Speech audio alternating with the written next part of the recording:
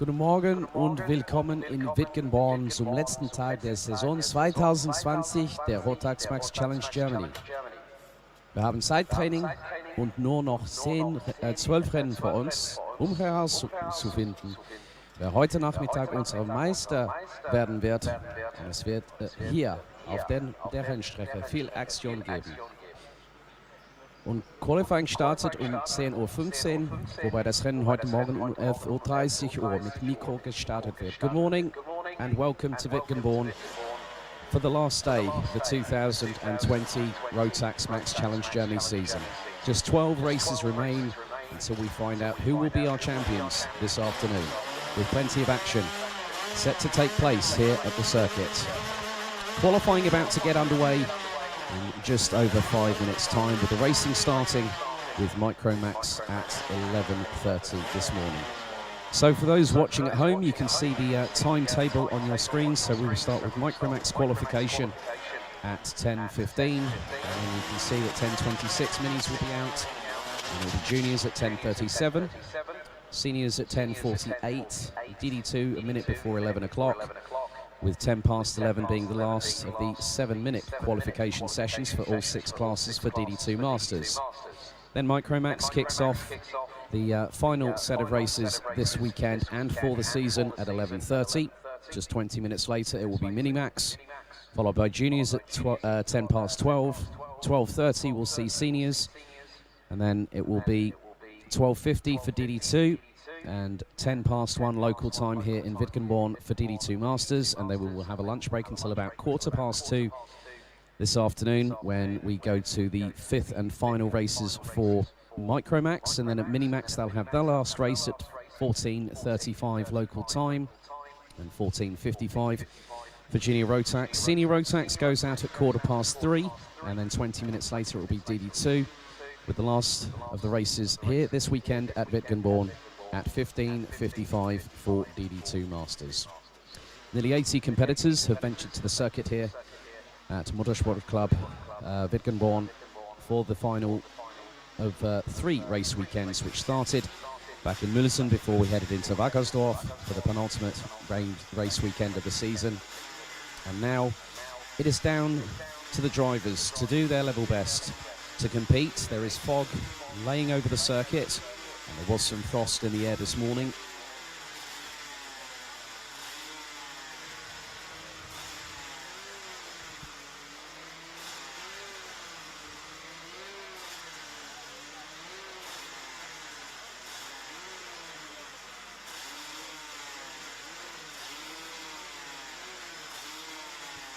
So the drivers have done their warm-up this morning, each class having a 7-minute session to gauge how the track is and how it evolved. Whilst walking the track this morning, I did notice a lot of rubber, as they are now starting to clear the pre-grid, as the Micromax drivers will get themselves ready for their qualification session.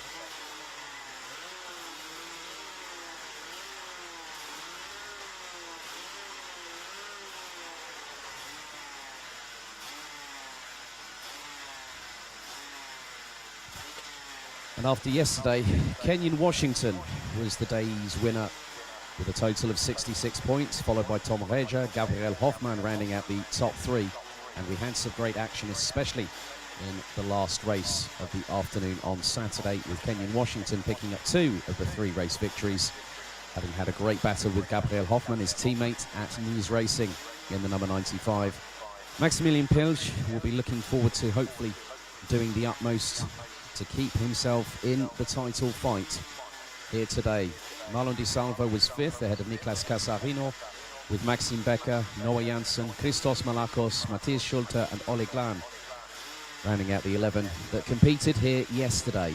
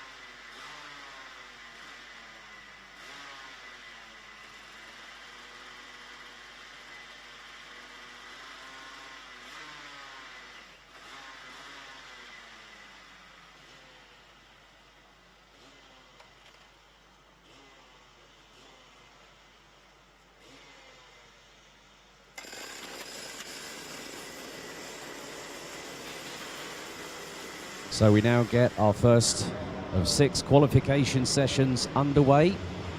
Some low-lying fog here at Wittgenborn as the Micromax drivers head out onto the 1,038-meter circuit here at Wittgenborn.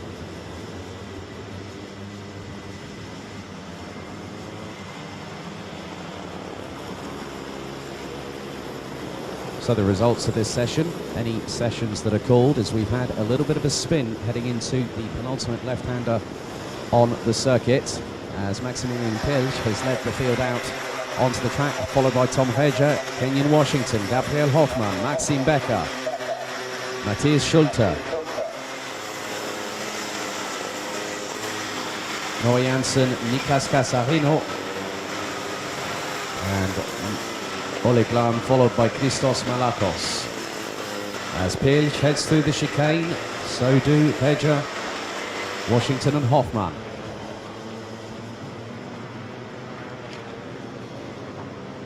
The time set in qualifying, all sessions are, when called by myself, are provisional pending any sporting and technical checks. We'll decide the grid for the first of the 2 races. The results from race 1 deciding the grid for the final race of the season.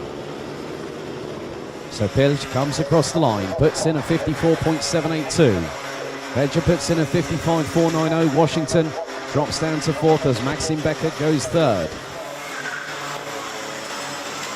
Casarino goes 4th with a 55.695 and then gets deposed down to 5th place as a result of Oleg Lana, the number 18, going in 4th position. So Pilch, even with the low-lying fog, is still putting in a pretty impressive lap time that is over 7/10 quicker than Tom Reger in the 88. Maxim Becker, Oleg Lana and Niklas Casarino all covered by just over 0.91 of a second. Follow that up with Kenyon Washington, make that the top 6, covered by just under 9.5 tenths in qualification so far. 4 minutes and 30 of the session still remains. And Gabriel Hoffmann now puts it on provisional pole with a 53.325. Marlon Di Salvo in second on a 53.346, 21 thousandths adrift. Further 24 thousandths is Maximilian Pilch in the number 11 from C4 Racing. Tom Reger rounds out the top 4, followed by Casarino and Washington. The times are starting to tumble, and with the top 8 under the 54-second marker, the track will evolve. I did see there's a lot of pickup on the outside of the racing lines, especially when they head through the right-hander going into the chicane, which Christos Malakos has just negotiated.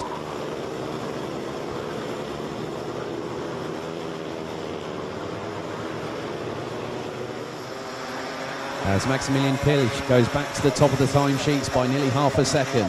But then Gabriel Hoffmann in the 95 from Nice Racing responds with a 52.658. Maxim Becker up to 3rd, Washington 4th, Di Salvo and Casarino round out the top 6 places, covered by just under 4/10 of a second.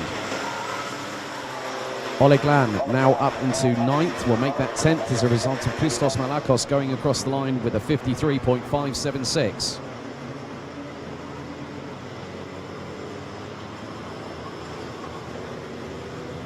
Hoffmann gets through on the hairpin past his teammate Washington. Looks like there's a bit of teamwork going on there between the 2 Nice Racing. Hoffmann was swapping places with his teammate for the lead several times during the encounter.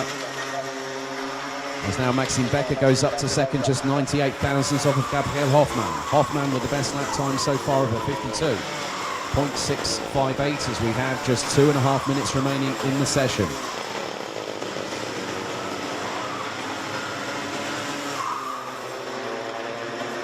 And all of the field covered by just over 9/10, with Christos Malakos in the 27, rounding out the 11-strong field at the minute.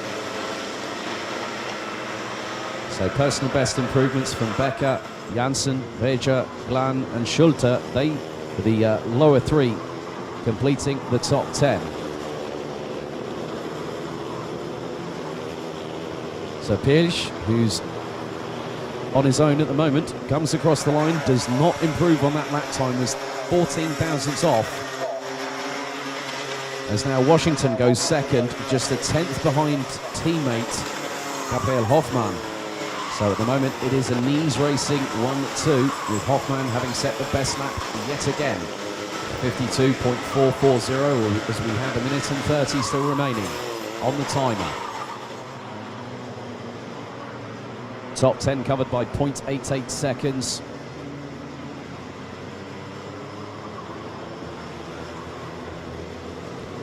So Maximilian Pilch, who will in about 3 corners time cross the line once again, currently fourth on a 52.837 that was set 2 laps ago. So the number 11 crosses the line, stays fourth, but does a personal best of a 52.783. Hoffmann, Washington and Becker stay in first, second and third respectively, as we fast approach the end of this first of 6 qualifying sessions here at Wittgenborn. So with the teamwork being displayed between Hoffmann and Washington, they're able to use the draft to gain that extra little bit of time to help themselves out, especially when it's going through some of the faster parts of the circuit, which also includes the start-finish straight and into the right, into the left-hander at turn number 1.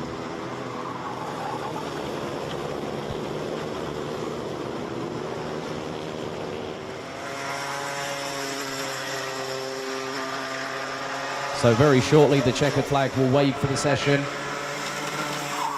and it does so now. The first driver to cross it will be Noah Janssen, and will be 6th provisionally. Schulte 9th, Casarino down in 8th place as now Ollie Glan crosses the line and does not improve and stays 10th. Malakos crosses the line and goes up to 9th provisionally on a 53.079. We still have another 6 drivers still to cross the line, the first of which will be Maximilian Pilch from C4 Racing in the number 11. Then it will be Hoffmann, Washington, Becher, and then Becker, followed by Marlon Di Salvo. So Pilch, let's see if the number 11 improves this time around. Goes P5. And Hoffmann and Washington don't change positions, neither does Di Salvo. So provisionally, Gabriel Hoffmann and Kenyon Washington make it a knees racing 1-2. Hoffmann with a 52.440, just over a tenth quicker than his teammate. Marlon Di Salvo in 3rd, Maxim Becker in 4th, ahead of Maximilian Pilch in the number 11. Noah Janssen in the 31 takes 6th, ahead of Tom Reja.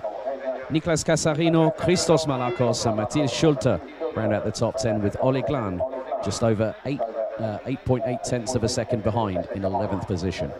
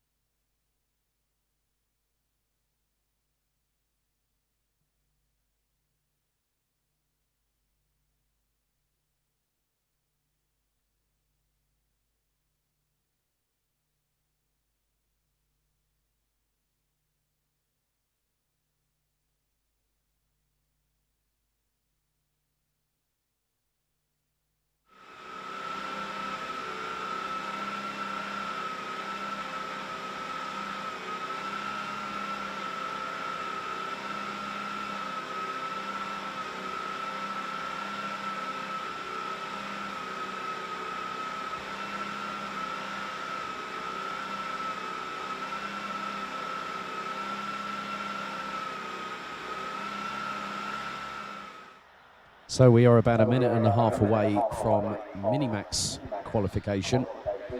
And yesterday, it was a clean sweep from Montego Marson in the 111. Austin Lee, who came into the championship lead into this round, was 2nd on 53 points. Miko from Couchpot Klim rounded out the top 3 positions on the podium, with Jonas Ungnade in the 158 and Tom Müller in the 122, completing the top 5.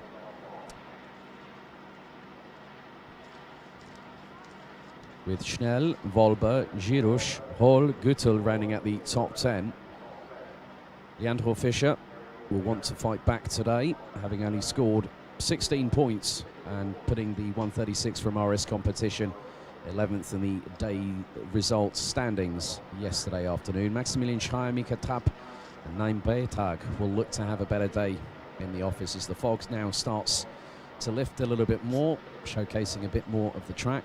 A very warm welcome to those watching at home via the dedicated Cam Company GmbH website, YouTube channel, and also for those that have clicked on the official Rotax Max Challenge Germany Facebook page, where there is also live timing available.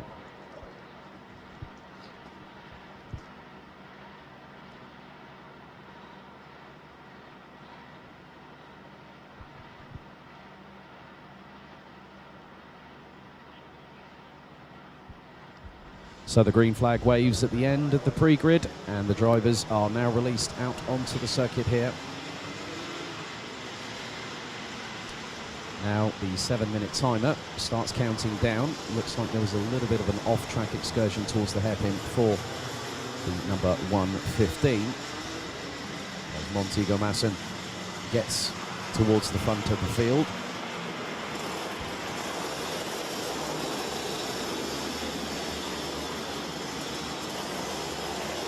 Looks a little bit greasy at the hairpin towards the far part of the circuit before the latter technical impart, as the drivers now start to build speed and go for qualification here at Wittgenborn for the final day of the season. So Montego Masson leads the way ahead of Moritz Wolber in the 115, Adrian Rohr in the 103, David Jürisch in the 121, Maximilian Schreier in the 166, followed by Leandro Fischer in the 136, Naim Breitag in the 119, and also Mikko Mikov.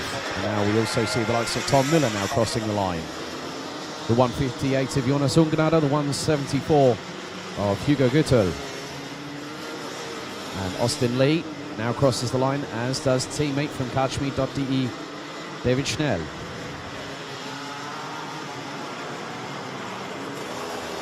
So we'll get our first couple of benchmarks coming in, as the top six will, the six that came out of the pre-grid first, now will cross the line. Montego Masson will set the initial benchmark, and that is of a 56.368. Wolber second, Rohr in third, Jürisch fourth, Schreier and then Fischer. Breitag goes across the line and takes what is now eighth, as Mika Trapp goes third on a 56.639, 0.271 seconds off of Montego Masson, who now exits the chicane. So Tom Müller, followed by Jonas Ungnade, will now both cross the line. And Müller goes seventh as Ungnade hits the top. A 54.877 from the 158 from Nice Racing, but then Austin Lee goes sub 54 on a 53.771. 4 minutes and 40 seconds still remaining in the session as the drivers filter their way around the circuit. Masson gets the head down, goes back up to the top step on the timesheets, a 51.361. Wolber 0.4 of a second behind, then it's a further 0.3 to Rohr. Jürisch now drops down to fifth as a result of Mika Trapp going up into fourth place on a 52.151. Mikko Mikov now crosses the line and goes second, just 90 thousandths behind Montego Masson. Next up, it will be Jonas Ungnade in the 158, followed by Hugo Gütel, then Tom Müller. Gütel goes seventh. Ungnade that time did not improve, as Schnell goes up into fifth place on the 112.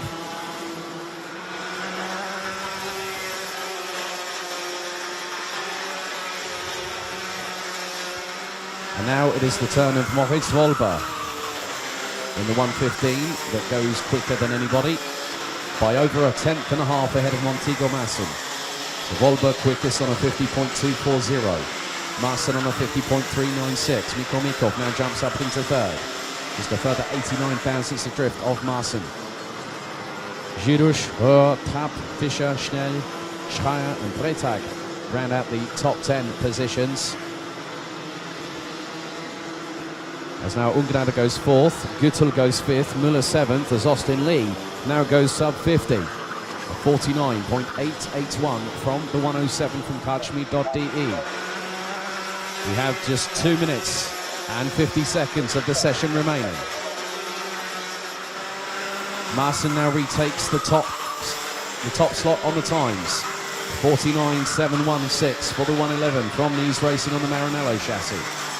Having done the clean sweep, took pole position yesterday. Looks to do the same here to exert his stamp on the final round of the season. And with the top 10 covered by 0.955 seconds, rounded out by Leandro Fischer on the 136 from RS Competition. Ungrada now goes up to fourth. Müller goes second on a 49.876. That's quickly changed because he drops to third as Austin Lee puts in a 49.640.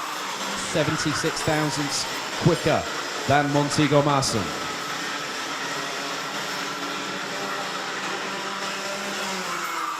But Maassen responds and goes over 0.3 of a second quicker with a 49.306.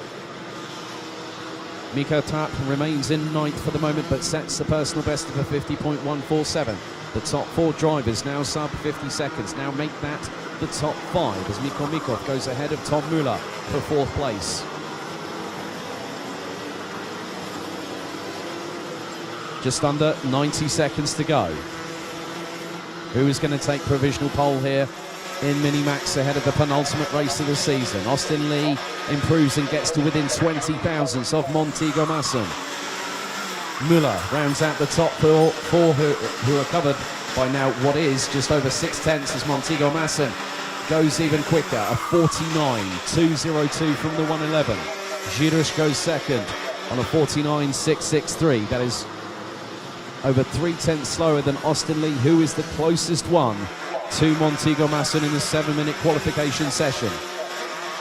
Mikov goes back up to fourth on a 49.676 ahead of Moritz Volber. And so with the top 12 out of the 14 drivers now covered by just 0.865 seconds, this is where things get a little bit closer. Austin Lee gets to within 70 thousandths of Montego Maassen. His teammate David Schnell goes up into third on a 49.610. So it is between Maassen and Lee. Maassen goes quicker still, a 49.136 from the 111. 15 seconds still to go on the clock. Maassen and Lee. That is the big telling point here, is who will have provisional pole for the first race for Minimax, which will take place at 11:50 this morning. Timer now hit zero. And it looks like that Jonas Ungnada will be the first to cross the line, followed by Hugo Gütel. So they now cross the line. Ungnada goes up to third. Hugo Gütel goes up to third. Austin Lee takes second. Montego Maassen now will cross the line for one final time and goes sub 49 seconds on the final lap in qualifying. A 48.992. So Montego Maassen provisionally takes pole position for the first race this morning. As the remainder of the field make their way across the line.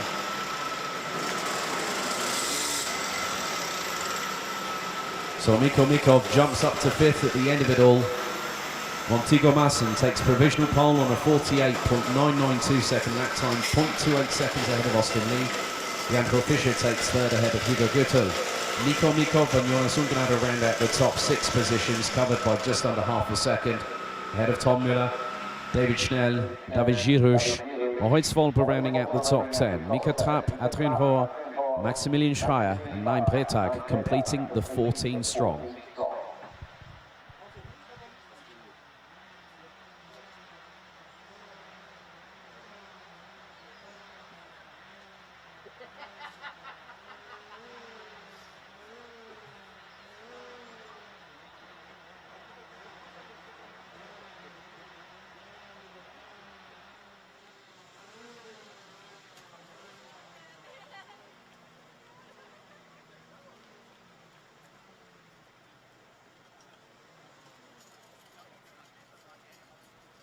So yesterday, for junior Rotax, who were set to get underway with their 7-minute qualification session, Farin Mega took the day result on Saturday with 70 points, just 9 ahead of Nikita Genza. Valentin Klus who has still an advantage to take the title this afternoon, rounded out the top 3 on 52 points, just 9 behind Genza.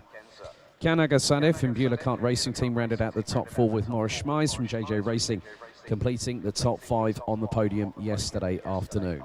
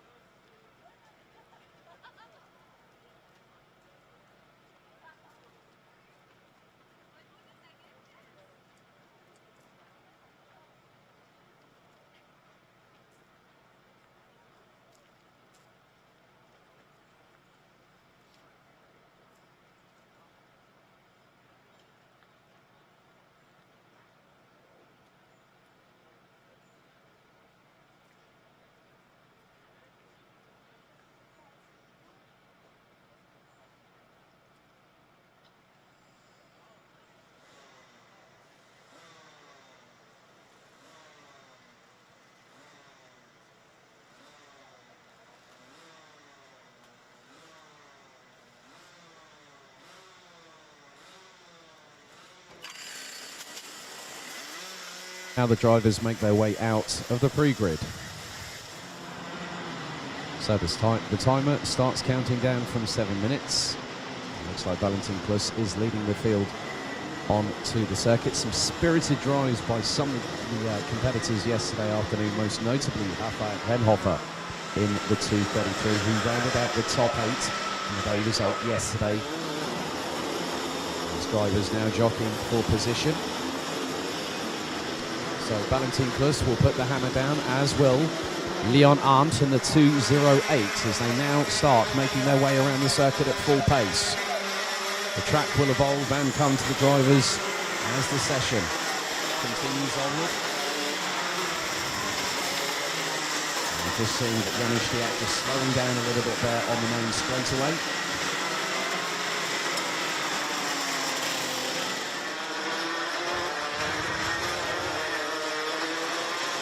So current air temperature, 3 degrees Celsius, fog in the air. It looks to be a cloudy day.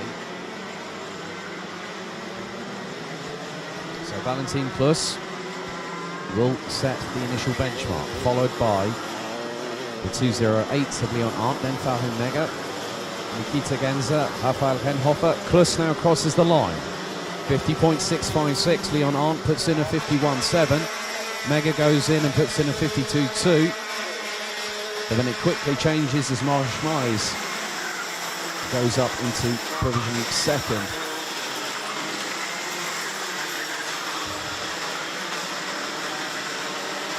So Detling crosses the line, as does Pedersen.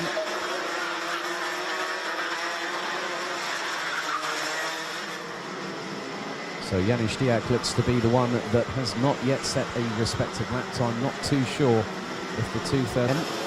Put in the benchmark for the others to beat. Puts in a 47.922. Leon Arndt a 48.4 flat.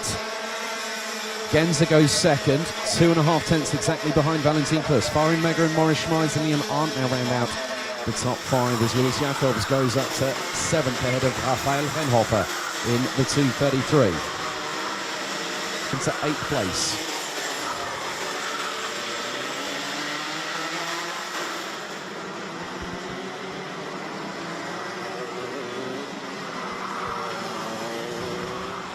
So the times once again set to tumble now as Plus crosses the line once more.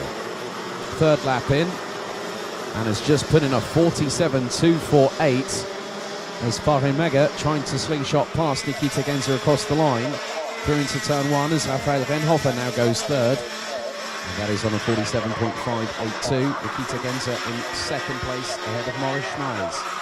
Kian Agassade, Farin Mega, Nevio Fischer, Louis Jacobs, Leon Arndt and Rafael Balzer did round out the top 10 positions until Pedersen decided to jump up into 8th place on a 47.846 second lap time.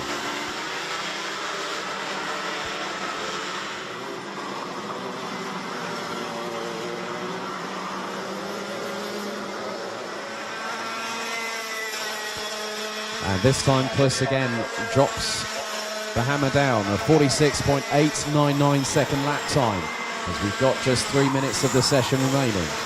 Renhofer now goes second on a 47.130. Nevio Fischer up into 3rd place on a 47.218, followed by Kian Agassade and Maurice Schneis completing the top 5 positions. 0.368 separate the top 5. Pedersen now goes up into 6th place on a 47.344, just over 0.43 of a second behind Kliss, who is setting the pace here in qualification.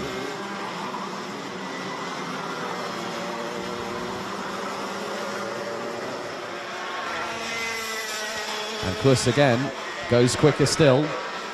Leon Arndt goes up to 7th. Mega goes 3rd, 2nd, then gets dropped quickly by the 2 Buehler Kart Racing Team teammates. Nikita Genzer now goes to within 86 thousandths of a second on Valentin Kliss. Kian Agassade a further 84 thousandths adrift. Farin Mega in 4th, a further 29 thousandths behind, with Rafael Renhofer making it the top 5, covered by just over 0.3 of a second.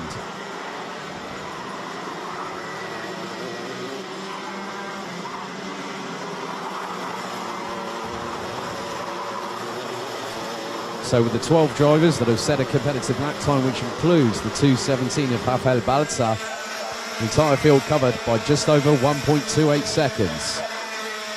Renhofer now goes up into 4th ahead of Kian Agassade.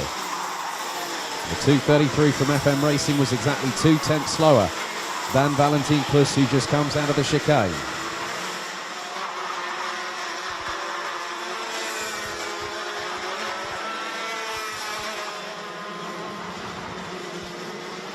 And now it's got even closer in the fight for pole position, because Nikita Genzer is 2 1,000ths off of Valentin Kliss, who's put in the 46.623, the 46.625 for Genzer. Farin Mega a further 84 thousandths off in 3rd place, so it's 86 thousandths that cover the top 3.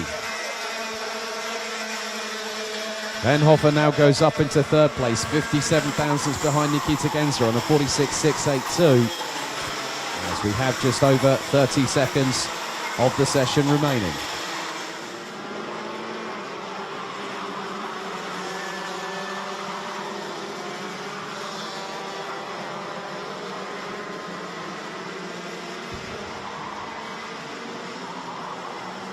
So Louis Dedling has now managed to get up into the top 10, rounding out the top 10, 0.647 seconds behind Valentin Kliss. Is now up the inside of the 2:08 of Leon Arndt. Now goes Nikita Genzer. So Farin Mega will be the first one to have qualification decided, goes 4th. Agassade 5th, Genzer 2nd, Renhofer 3rd. So Valentin Kliss could still put in another very quick lap, as now the 2:01 from RS competition exits the chicane down towards the far part of the circuit, as Pedersen goes across the line in 6th place. So Valentin Kliss will be the last one to see the checkered flag, having led out the pre-grid at the beginning of the session. So Valentin Kliss comes round the final left-hander, powers across the line. Let's see if the time improves. It doesn't on that particular occasion, but by 2 1,000ths of a second, Valentin Kliss takes pole position provisionally for Junior Rotax, ahead of Nikita Genzer by the narrowest of margins. Rafael Renhofer takes 3rd ahead of Farin Mega, Kian Agassade, with Magnus Pedersen rounding out the top 6. Completing the top 10, it is Nevio Fischer, Louis Jacobs, Maurice Schneis and Louis Dedling, all covered by just 0.647 seconds, with Leon Arndt and Rafael Balzer completing the top 12, with Janis Diak having all the work to do from the back part of the grid in the first race a little bit later on today.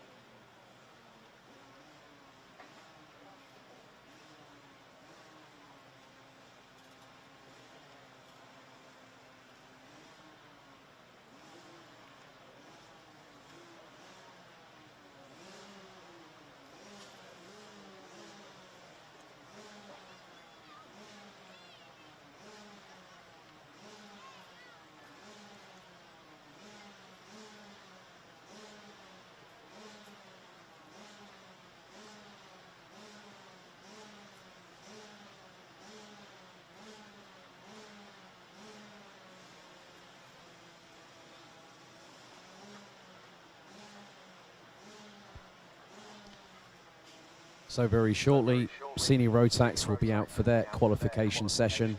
Yesterday, Linus Hensen in the 333 from Kachmi.de managed to do the clean sweep, taking 3 race victories. Tim Mika-Metz was the nearest driver to the 333, as the 303 from Bike Motorsport secured 45 points yesterday throughout the day's proceedings. Lucas Thompson rounded out a very good day in the office by taking second place in the 3rd race yesterday, which put him just a point behind Tim Mika-Metz in the overall day's standings. Luca Thiel, who suffered dramas in the final race, and I understand it was a piston ring problem that caused the 399 from JJ Racing to retire on lap number 10. Luca Costa rounded out the top 5 positions, having taken a total of 28 points, and based on countback, Bennett Ahrens rounded out the top 6. Fabian Vock, Lukas Hartmann, Jan Heinen and Lukas Vavajanak completed the top 10 overall in the overall day's result yesterday on Saturday. So Linus Hensen just has a couple more races to go to try and keep the consistency going, as Luca Thiel had 2 second places and took 2 points as a result of the race 3 results yesterday afternoon. But it is all down to what happens today. So the green flag waves at the end of the pre-grid as the drivers now make their way onto the 1,038 meter circuit here at Wittgenborn. And the timer starts counting down, and the driver leading the field out of the pre-grid is the number 303 from Bike Motorsport, which is Tim Mika-Metz, being followed by the 318, it looks like, of Fabian Bock. So the 2 teammates leading the way as everyone makes their way out onto the circuit.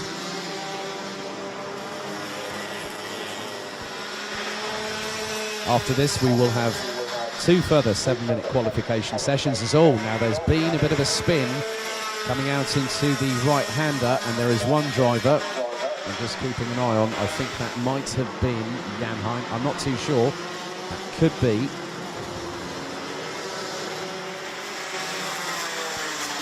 I'm just keeping an eye on what's going on out there. Drivers trying to push the car unassisted.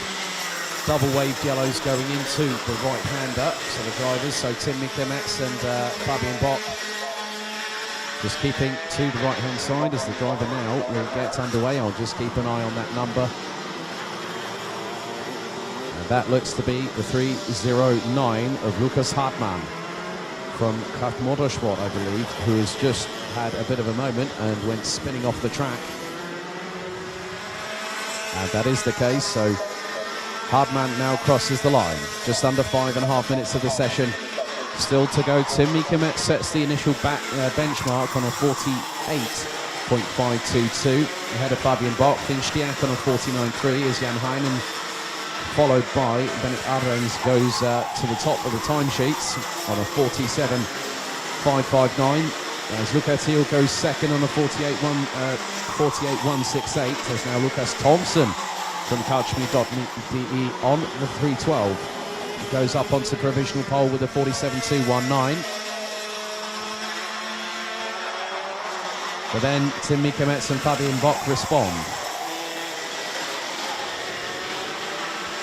And I don't see the 333 of Linus Hensen actually out there.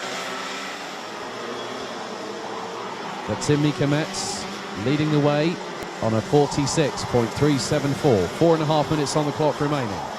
Jan Heinen goes to the top of the timesheets by over 0.3 of a second on a 46.066 second lap time. Then it's Metz. Well, now Luca Thiel puts in on his first qualifying lap, or second qualifying lap, a 45.874. And that is over 1.5 quicker than Luca Costa from Kraft Motorsport.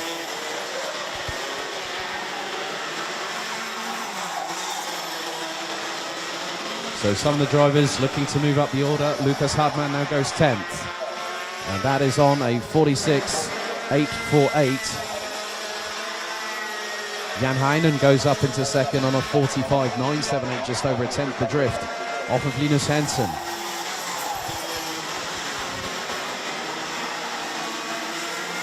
And Luca Thiel gets to within 21 thousandths in the 399.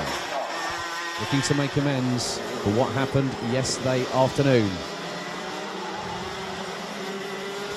So Fabian Bock and Tim Metz round out the top 7 positions, who are covered by just under 4/10 as we reach towards the last 3 minutes of this qualification session.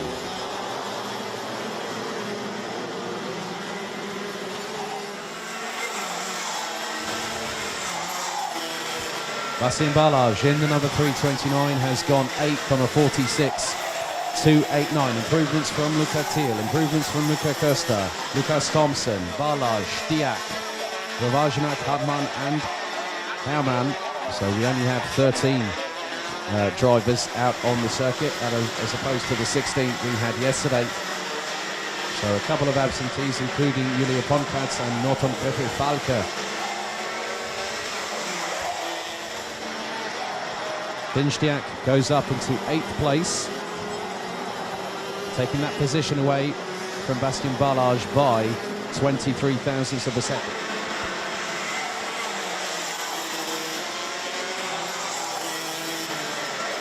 Some drivers improving, and that does include Linus Henson, who now goes on to a 45.510 and is absolutely flying around this circuit. And that was on the previous lap. Henson putting in the consistency through qualifying, holding back ever so slightly, but then starting to push when required. The last lap from Henson was a 45.645 as the 333 now goes towards the far part of the circuit. Luca Thiel just 0.167 seconds off in second position. Then it's Köster in 3rd, Heinen and Thompson rounding out the top 5.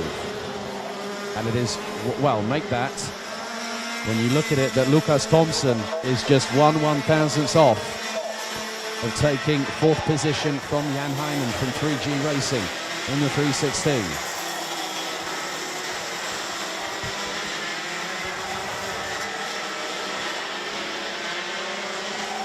So we have just under 60 seconds on the clock remaining.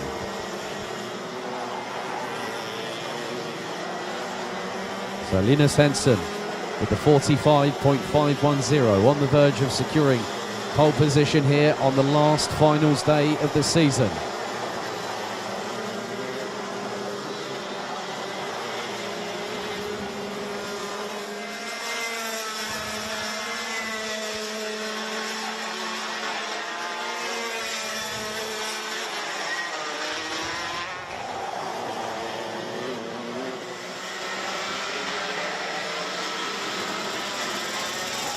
Time fast running out. 15 on the clock still to go, or less than that.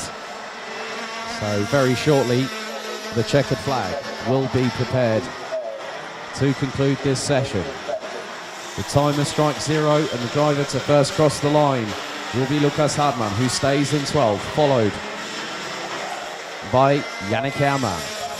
Then it is the 316 of Jan Heinen, who provisionally takes 4th. Bennett Ahrens at the dying moments of the qualifying session takes 8th. Rovajnak takes 10th. Some of the other drivers have decided to pull into the pits, having known that they've done the work. So it looks like Linus Henson from Kachmi.de on the 333 has taken provisional pole, 0.167 seconds ahead of the 399 of Luca Thiel. Luca Köster completes the top 3 places ahead of Jan Heinen, with Lukas Thompson rounding out the top 5, covered by just under half a second. Tim Metz takes 6th ahead of Fabian Bock, Bennett Ahrens in 8th ahead of Finstiak, and Lukas Rovajnak completing the top 10, who are covered by just 0.765 seconds. Bastian Balázs in 11th ahead of Lukas Hartmann, and Yannick Herrmann rounding out the 13 that took part in qualification.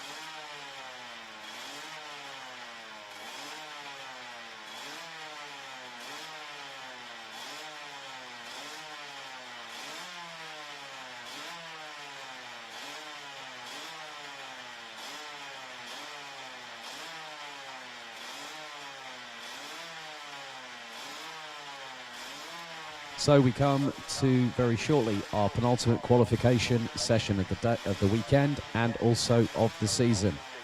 And in DD2, the number 433 of Nice Racing's Florian Breitenbach took a clean sweep yesterday after 3 race victories. Yannick Jacobs in the 4th 11 from Kraft Motorsport was also very close and could only take 2 second-place finishes, and it looks like a 4th as well. Marc Bartels from Dörr Motorsport rounded out the top 3 ahead of Niklas Krenz from 42 competition with Parallel in Deutschland's Jonas Wolscheid in the 420, completing the top 5 that stood on the podium yesterday afternoon.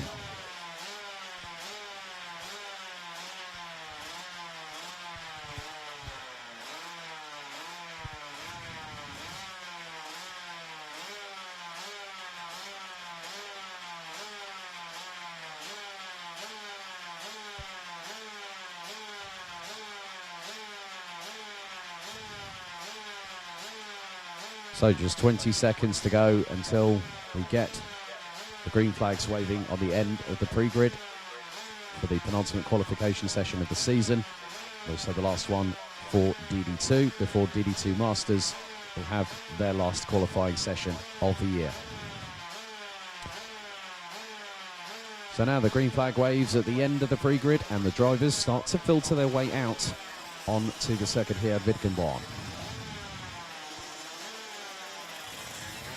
So a couple of the drivers looking to get out there very, very quickly indeed and have the track to themselves, which means that they'll get a good indication of how they can strategize their flying laps. Now the rest of the field, maybe 1 or 2 more, start to filter their way out. There's 30 seconds of the qualifying session in terms of the timer. As now it's Dennis Thiem that crosses the line first in the 404. Followed by the 409 of Tim Stender. And then Jonas Wolscheid. And it looks like Max Fleischmann in the 407. So going to be coming across the line very soon, as will Niklas Krenz and Marc Bartels. Then Ronnie Gettler, as the rest of the field make their way out onto the circuit, it looks like. So we will have hopefully what looks to be an ultra-competitive qualification session.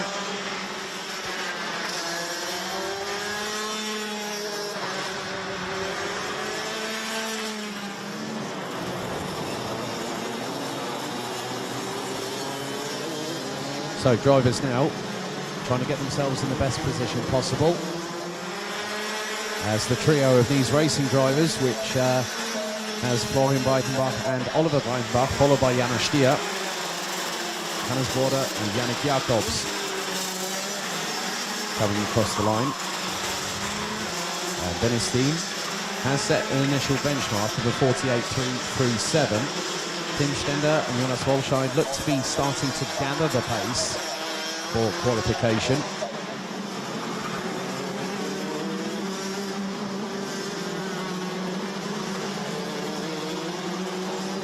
So just under 5 minutes of the session remaining.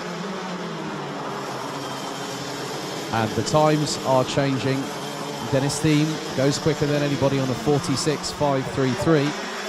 Marco Göttler in second, but that could very much change as Janos Stier goes up into 3rd place as Jonas Wolscheid goes provisional pole with just over 4.5 minutes on the clock remaining. A 46.276 from Berlin, Deutschland.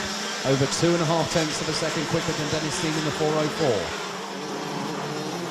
Tim Stender rounds out the top 3 ahead of Janos Stier. Hannes Border completing the top 5 with Jacobs and the 2 Breitenbachs. Florian leading Oliver at the moment as Niklas Krenz goes up into provisional pole by over 1/4 of a second.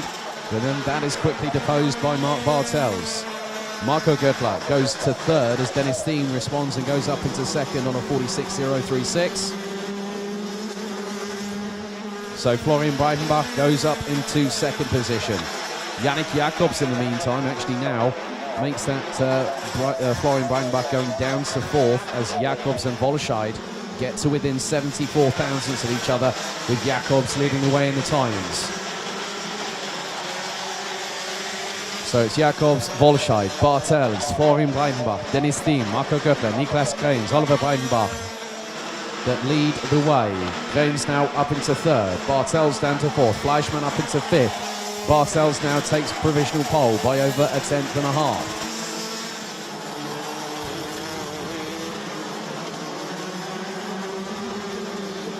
Dennis Thiem in seventh. Janis Stier goes second on a 45.626. Just 0.1707 seconds behind Mark Bartels. Volscheid goes to within 1/1000th of the 444 from Nies Racing and takes third at the minute. Florian Breitenbach completes the top four.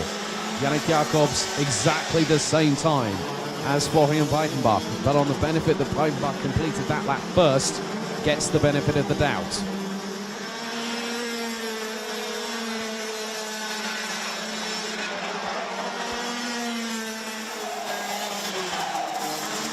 Two and a half minutes still to go in the session, and the top 12 covered by less than 6/10.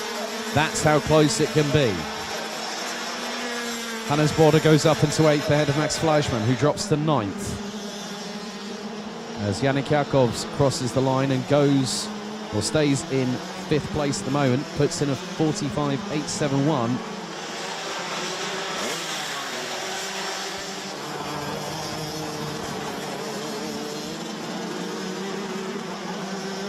So Mark Bartels, who continues to lead the session, crosses the line and puts in a 45.639, a little bit further, as if 0.12 seconds off of the best time set by the 488 from Del Motorsport.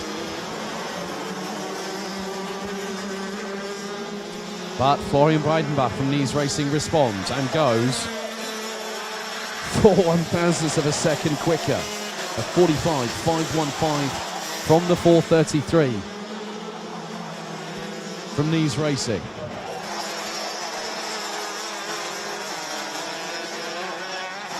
So again, another quick qualifying session with pole position being decided by a mere fraction. As Grens stays 6th, Bartels in 2nd. So very shortly we'll see how much Florian Breitenbach has responded on this particular lap. This time around doesn't improve. Stier stays in 3rd place. A great drive so far in this qualifying session by the 444 from Nies Racing.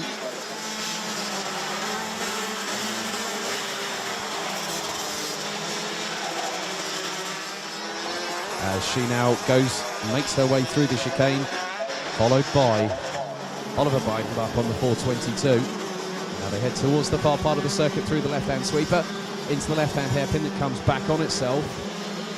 Then it's the next sweeping right that tightens before you've got the next right-hander which comes back on itself and then onto the left, which then brings you to the final left-hander and back onto the start-finish straight. So time is about to expire. The clock strikes 0, that is it, the session is concluded, and Tim Stender is the first one to cross the line, will take 13th, as some of the other drivers have, I think, decided to call it a day for qualifying, but Janis Stier, Oliver Breitenbach and Hannes Border still out on the circuit. Let's see if these drivers can improve on their final flying lap here in qualification.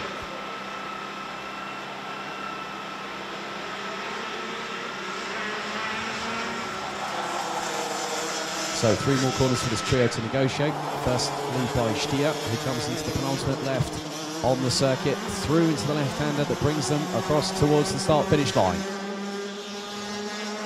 And on that particular occasion, Stier will stay in 3rd place, Oliver Breitenbach in 4th, but it is Florian Breitenbach by just 4/1000ths of a second in this DD2 qualification session that takes provisional pole. Ahead of Mark Bartels in the 488, Janis Stier makes it a 1-3 for Nies Racing in 3rd place, ahead of Jonas Volscheid. Yannick Jacobs rounding out the top 5, who were covered by 0.177 seconds. Niklas Grens in 6th, ahead of Oliver Breitenbach, with Hannes Border, Max Fleischmann and Dennis Thiem completing the top 10. Marco Göttler and Ronny Göttler round out the top 12 ahead of Tim Stender, who completed the 13 strong in qualification.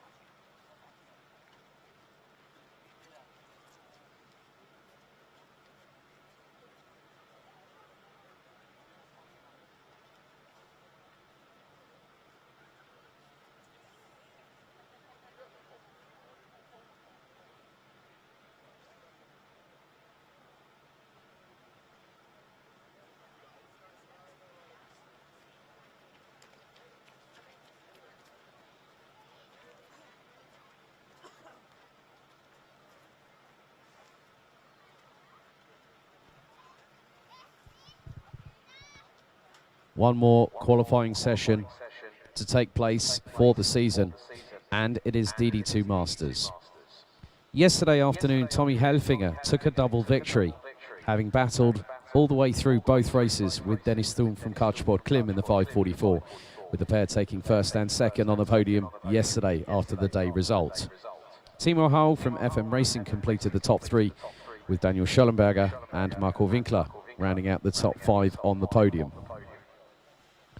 Tanju Yildiz in the 5:72 took a fifth place finish in the second race of the day, with Klaus Parnet and Stefan Krawal completing the top 8 in the day result.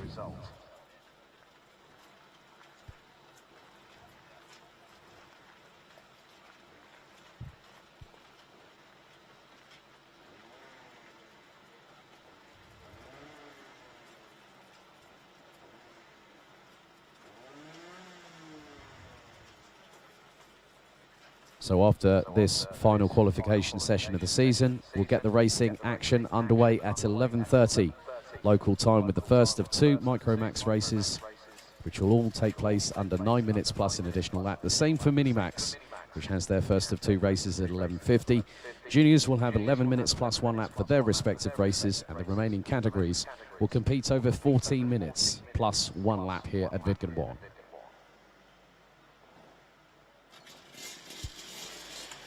So the green flag waves at the end of the pre-grid for the final qualification session of the season, as the DD2 Masters, well, 2 of them start making their way through, and now the rest of the field starts to make its presence known on the circuit. And looks like Tommy Helfinger from Buehler Kart Racing Team in the 5:06, yesterday's day result winner. Just ahead of Klaus Parnet, followed by Daniel Schollenberger, Stefan Krawal, and then looks like Marco Winkler.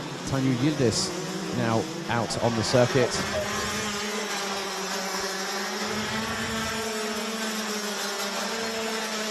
Timo Haug, and last but by no means least, Dennis Thum now come onto the track as we get the qualification session up to full speed.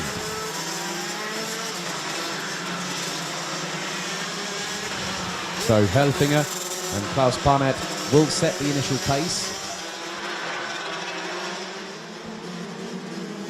with Schollenberger, Krawal and Winkler, with Dennis Thum weaving to the left and right, coming across the start-finish line to get some heat into the rear tyres and get some optimum purchase on the asphalt.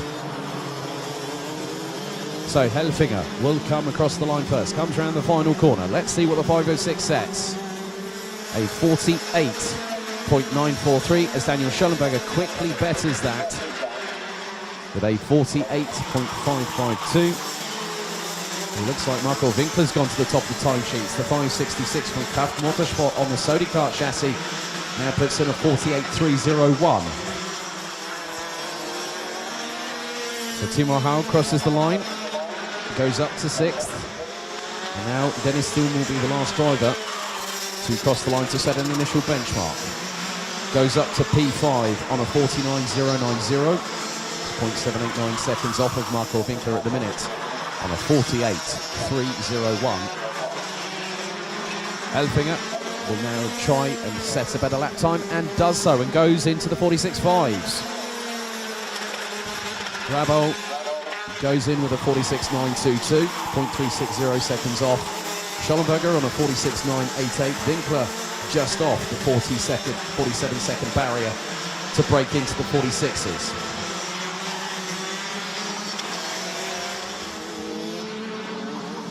Tanju Yildiz now in 7th place behind Klaus Parnet, with the top 6 covered by just over 0.97 seconds. As Dennis Thum goes in on the second lap that the 5:44 from Kartsport Klim has circulated now onto lap 3 of this session, goes in and puts in a 46.379. That's 0.183 seconds ahead of Tommy Helfinger.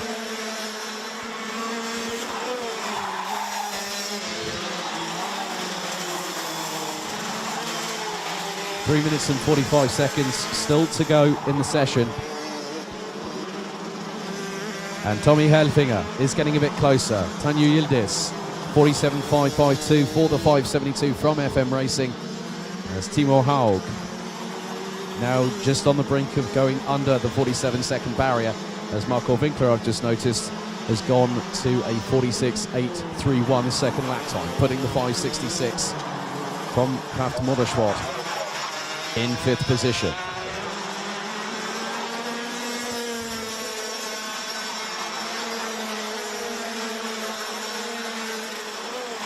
Air temperature here at the circuit climbing, but not by much. We're up to 4 degrees Celsius ambient air temperature here, so it is very, very cold indeed.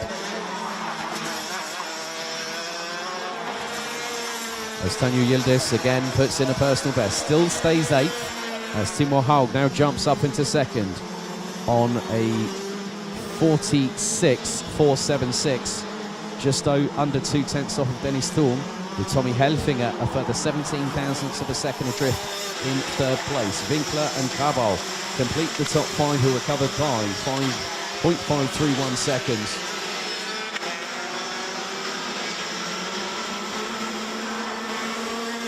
As they hurtle their way across the start-finish line once again, Tommy Helfinger now goes back up to 2nd place. And 46.287 that Dennis Thurm is putting in the hot laps. A 46.108 from the 544.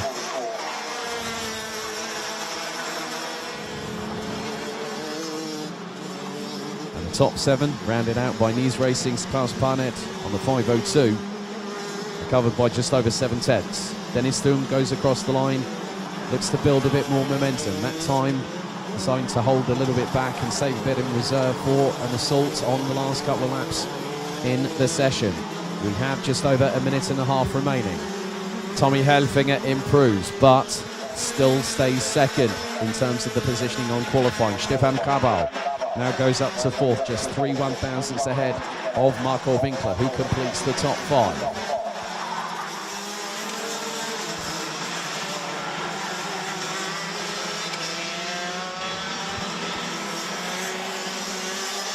And it looks like everyone apart from Thurm, Schollenberger and Parnet have improved on their lap times, as now Dennis Thurm comes across the line and puts in a 46.226 with just over 65 seconds on the clock remaining in qualifying.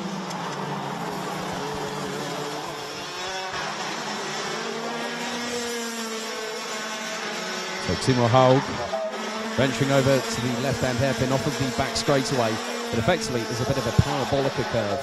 If you look at, like, say, tracks like Hockenheim, but the hairpin is actually the other way round. So Haug looking to improve.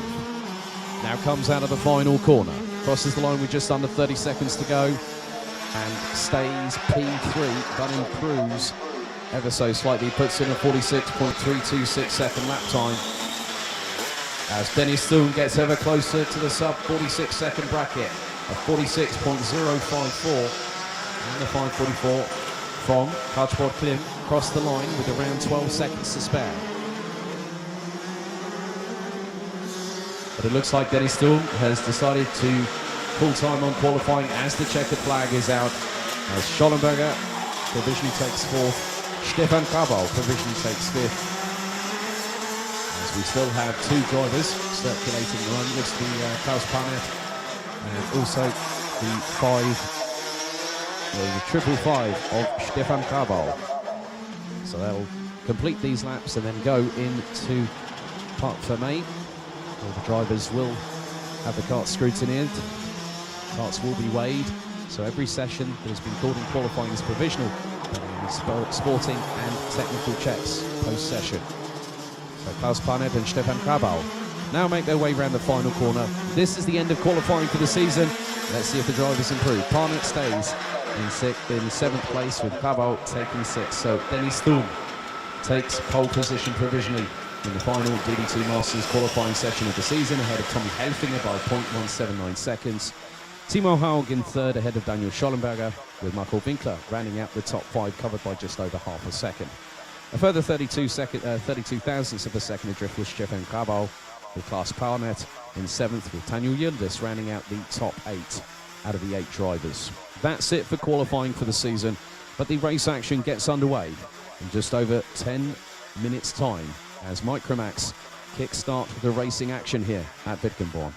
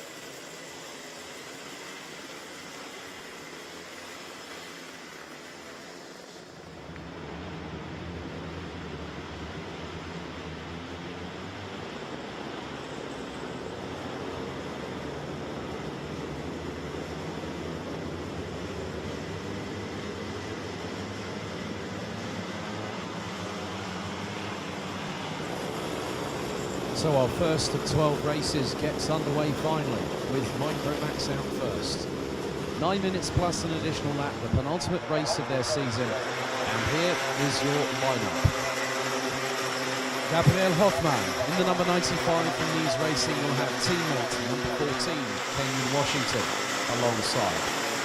Marlon Di Salvo in the 23 and Maxim Becker in the 55 make it an all C4 Racing second row. Follow that up with Maximilian Pilch in the number 11. We will start from 5th, and alongside we'll have the number 31 with Noor Janssen for company. Tom Reger in the 88 from Energy Corsa Germany will be starting from 7th, and we'll have alongside Niklas Casarino in the number 12. Christos Malakos in the 27, Matthias Schulte in the 50, and Oleg Lan in the number 18. Complete the 11 drivers that will race for the penultimate time this season.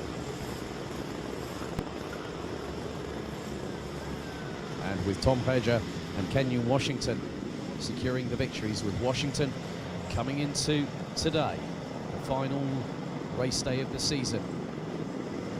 Washington has a bag full of confidence and was all smiles yesterday and this morning when I spoke to him and his family.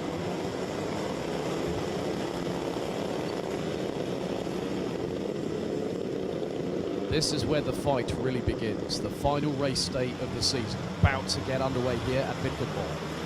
The drivers come round the final corner, into the tram lines they go, they push the accelerators hard to the floor, lights out, it's a clean start, and Kenyon Washington gets a great jump on his teammate Hoffmann around the outside of turn 1 through into the lead.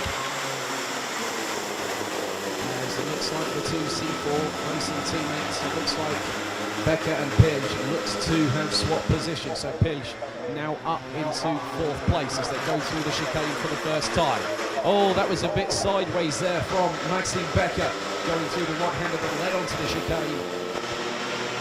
Now it is changing a bit more at the front of the field. Washington now in 1st place, but it looks like one of the C4 racing drivers has come into dramas off of the hairpin. Hoffmann still in 2nd place at the minute, and there's been that is drama, massive drama, big sideways moment, and off into the barriers goes Maxim Becker.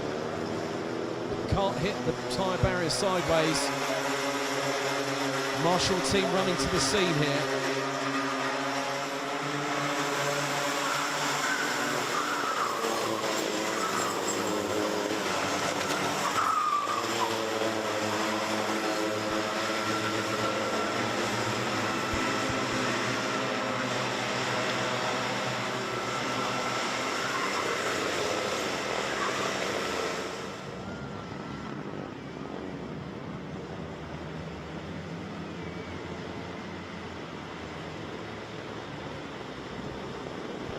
We do have a full course yellow here at the circuit. Drivers slow.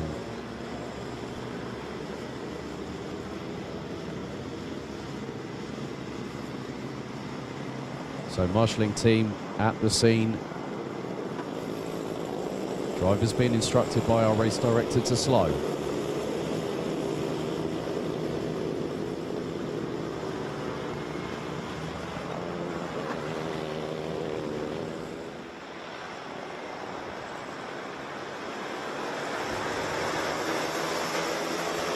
So a full course yellow has been activated here at Wittgenborn after dramas for Maxim Becker.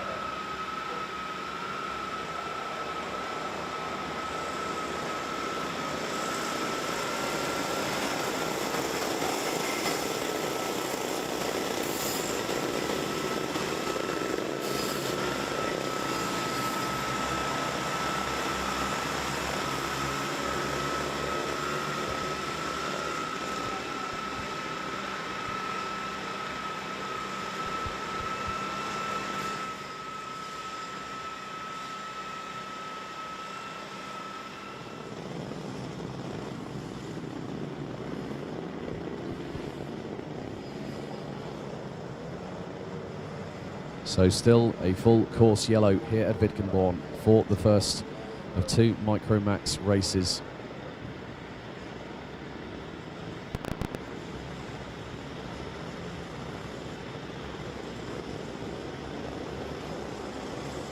Good to see Maxim Becker out of the cart being assisted and is walking under his own power. That's a really welcome sight to see.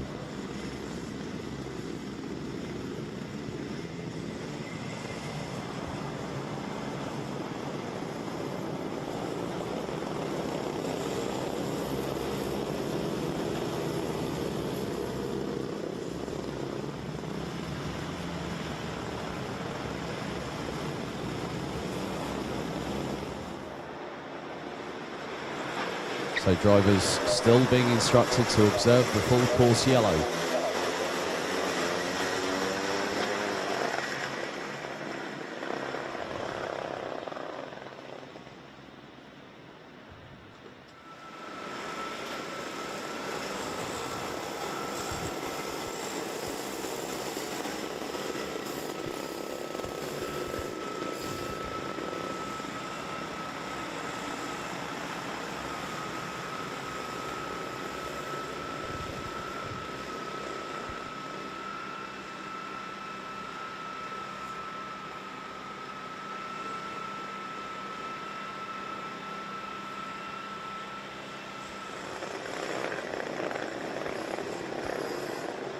So they come through the chicane, being led by Kenyon Washington. Gabriel Hoffmann in second. Marlon Di Salvo in third, with Nicolas Casarino now up into fourth position. And it looks like that we may be getting the racing back underway. The timer still ticking down. It will be a full-on sprint once the green flag drops and we go back to full throttle racing.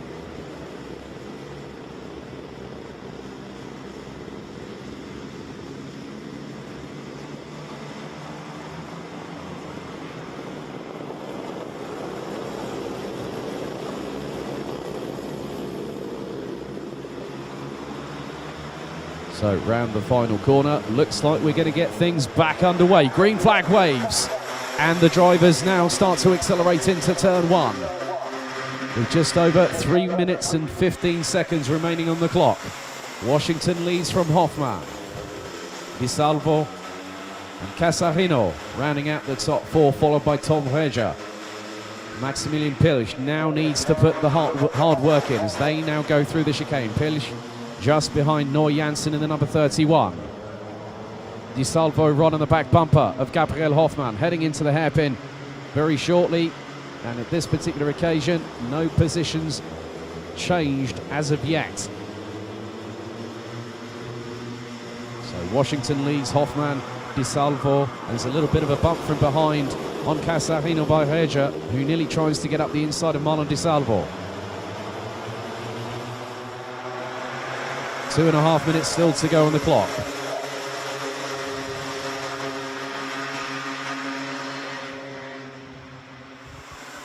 And Washington still controlling proceedings. Hoffmann, Di Salvo, Casarino, Reger, Glan, Schulte, Janssen, Pilch and Malakos. The drivers were covered by just over 2.15 seconds last time around, but the top three look to have broken away ever so slightly. So Washington, Hoffmann and Di Salvo battling away as it looks like Reger has got up the inside of Casarino for fourth place. As now there's an almighty tussle and Maximilian Pilch looks to try and seize the opportunity and filters through the inside of Matthias Schulte to get through, and that is for seventh position. Now gets the switch back on Olli Glan through the penultimate left-hander. Up the inside goes Maximilian Pilch. Now up into what is sixth position as the top three really breaking away, and they've got a second gap over Tom Reger at the minute. And now it is Gabriel Hoffmann who leads the way ahead of Kenyon Washington, who nearly has a moment coming out of the hairpin off of turn number 3. Now into the right-hander that puts them into the chicane. Di Salvo really pressurising Washington as they go towards the far part of the circuit. Hoffmann leads. Washington second. Di Salvo. That's the top three. Casarino behind Tom Reger. As now Maximilian Pilch is trying to push forward and has got Casarino in the crosshairs and has Olli Glan in the number 18 just behind for close company. But now Pilch trying to go up the inside of Casarino. That allows Olli Glan to go towards the outside. through into turn 1. But they stay as they were, 5th, 6th and 7th respectively.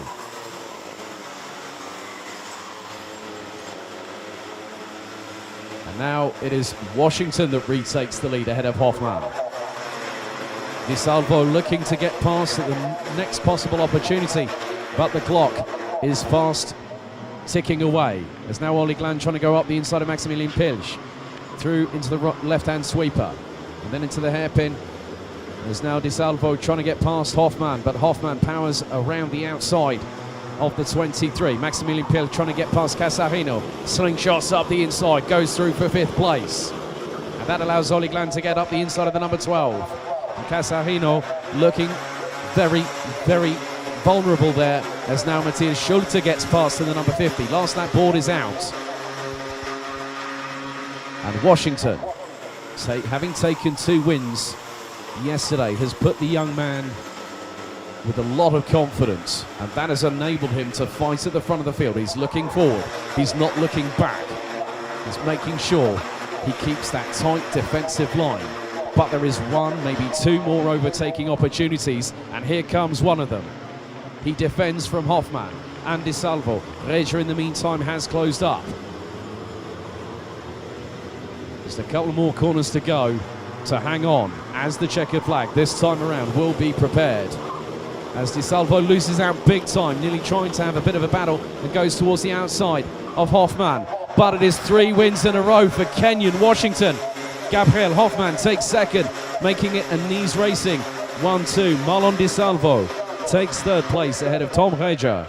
Maximilian Pilch recovers to take 5th place ahead of Olli Glan. Matthias Schulte, Noah Janssen taking 8th. Niklas Casarino would end up finishing 9th ahead of Christos Malakos, with Maxime Becker unfortunately retiring on the very first lap, towards the end of the first lap being completed.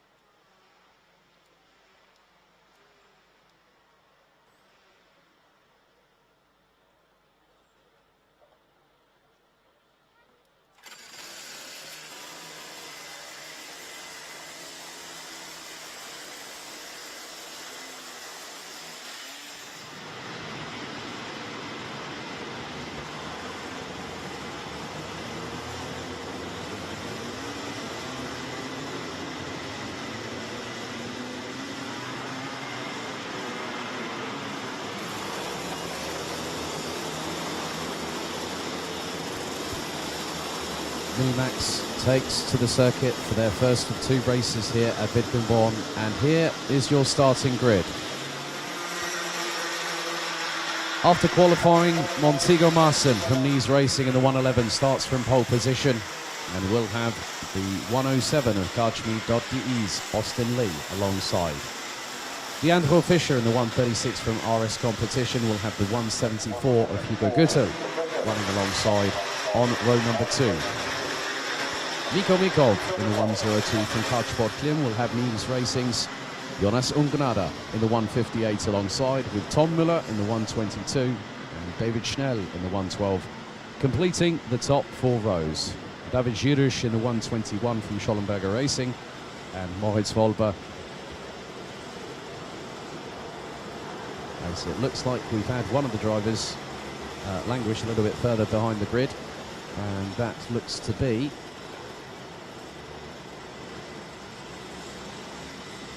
that is the 103 of Adrien Rohr, who would have started alongside Mika Trapp, as Moritz Wolber starts from 10th position. Maximilian Schreier, 9 Bretag complete the starting order. As now Adrien Rohr now exits the chicane over towards the far part of the circuit. 9 minutes on the clock, plus 1 lap. They split, go into the tram lines, they push the accelerators hard to the floor, and it is lights out. We are off and away. And Fischer gets the jump on Austin Lee going through into turn 1, but Lee keeps it pinned around the outside. As a couple of cars get compromised going through the next left-hander.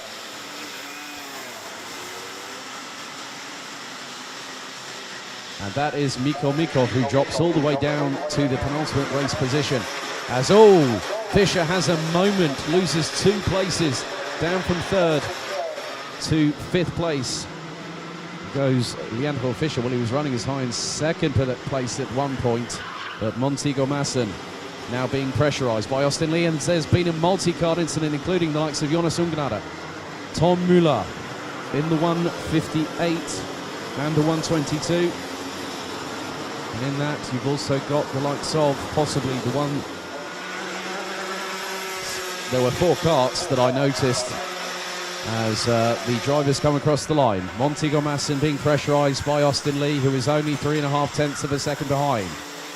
David Schnell now being pressurised by Moritz Wolber in the 115 for 3rd place. Mika Trapp, David Girush, Hugo Guttel, Jonas Ungnada, Maximilian Schreier and 9 Bretag round out the top 10. Tom Müller now in 11th, Miko Mikov in 12th, Leandro Fischer in 13th, with Adrien Rohr a considerable few corners behind. So the 2 leaders have got a breakaway of over 1.8 seconds, as David Schnell still being pressurised by the 115 of Moritz Wolber. But Lee is not letting Marcin out of the line of sight. They come around the final corner to complete lap 2. Austin Lee sets the fastest lap of the race with a 50.3 dead.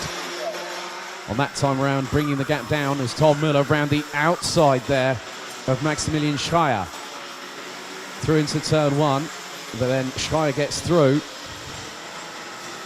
As now the 2 leaders, plus now what is going to be the top 7, rounded out by Hugo Guttel, as Jonas Ungnada has now got a 5-second pushing penalty that will be added to his race time post-race. So the top 2 battling away, and Austin Lee, I think, definitely wants to break the winning streak that Montego Marcin has so far, who picked up all 3 race victories yesterday. And it's about consistency when it goes for a title, as there is an absolute hive of activity a bit further down towards the back part of the order. And that is being led by the 166 of Maximilian Schreier. Tom Müller now down in 11th behind Miko Mikov. So Mikov in the 102, being pressurised by the 122. As the leaders make their way to the far part of the circuit. Austin Lee looks to close. The gap has been truncated by about 1/10 of a second over the last couple of laps. David Schnell still keeping Moritz Wolber at bay. Mika Trapp keeping ahead of David Girush and Hugo Guttel, with Hugo Guttel trying to get past the 121. The gap looks a lot closer this time, about a kart length and a half. And that's 0.166, that's nearly a tenth taken out of Montego Massen's lead by Austin Lee, who again sets the fastest lap of the race. A 49.247 on that particular occasion. Now they go in towards the right-hander, towards the chicane here at Wittgenborn. Both bumping over the curbs on the left and the right-hand side, respectively. As Leandro Fischer trying to close up a little bit further towards those in front. He's got past Mikko Mikov, and then has Maximilian Schreier just up ahead, with Tom Miller now starting to break away from the quartet behind.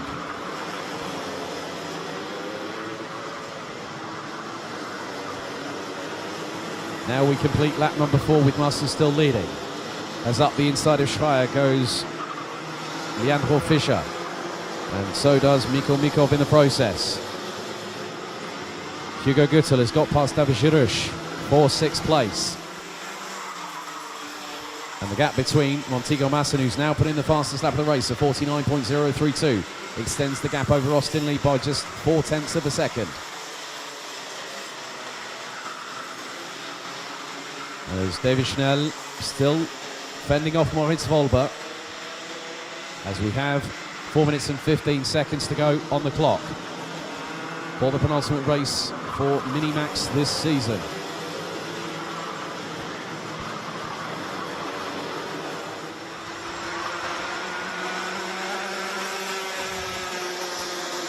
Gap between the two leaders jumps to just under 0.4 as Austin Lee goes 6 thousandths quicker on that last lap time in comparison with Montego Massen.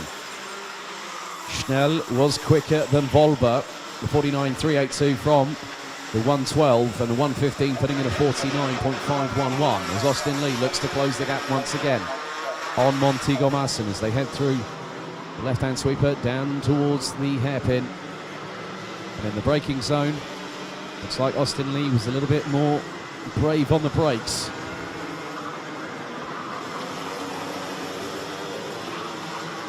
Three minutes and 17 still left on the clock, plus one additional lap. The two leaders cross the line to complete lap number 7. Montego Massen takes a quick glance over the left shoulder. Austin Lee goes over a tenth quicker, 0.131 seconds to be precise. As Schnell looks to try and bridge the gap to Volber, who sets a personal best and is within 0.3 of the 112 from Kutschmi.de. They now make their way through the chicane. So Mika Trapp leading Hugo Guttel and Jonas Ungenader, with the latter will receive a 5-second time penalty for pushing post-race. As up the inside of David Schnell goes Moritz Volber, who takes a quick look over the right shoulder. Mika Trapp still holding on for 5th place, but not for much longer as Jonas Ungenader goes up the inside. That allows Hugo Guttel to go towards the switchback opportunity, but through the penultimate corner, not enough of a momentum carry for the 174. But David Girouche definitely fancying an opportunity as Guttel looked towards the outside of Mika Trapp going through turn 1. Not really enough of an opportunity to get round there, as the leaders now make their way through towards the far part of the circuit again. As Mika Trapp still looking behind, Hugo Guttel waiting to have that opportunity, looks towards the outside of the 118. Now goes towards the outside once again to get the cut back through. And this time, looks like David Girouche tried to make the move through, but didn't get the run out of the corner. Hugo Guttel had a good turn of speed going through the next right-hander and could have got up the inside of Mika Trapp. But on that particular occasion, that did not happen. Austin Lee was just under 0.2 behind Montego Massen and set the fastest lap of a 48.783. Through into the chicane once again. Time is fast running out, just over 60 seconds on the clock remaining.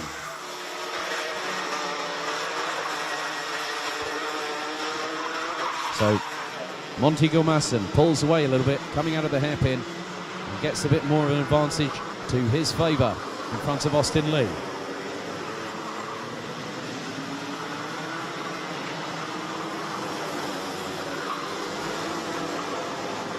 So with over double figures completed in terms of laps, the gap between first and second now is just over 4/10. Montego Masson puts in a 48.812 as Hugo Gürtel was looking very, very close to the back bumper of Mika Trapp in the 118, the 111, no sorry, the 121 of David Girouche. Still battling away, Ungrada trying to get some headway at the moment and has a 2.3 second advantage over Mika Trapp at the minute. But this could drop at the moment. If the race was to finish right now, it would drop Ungrada down to 9th place as the time now expires. Last lap board for Montego Masson. 1 lap away from a 4th successive victory after also having taken pole position this morning. But Austin Lee really has that great chance, as that is an absolutely brave and that was a brilliant overtake there from Hugo Gürtel. I nearly ran out of breath there. Round the outside of Mika Trapp, through into turn 1, kept it pinned to the outside and got through before turn 2.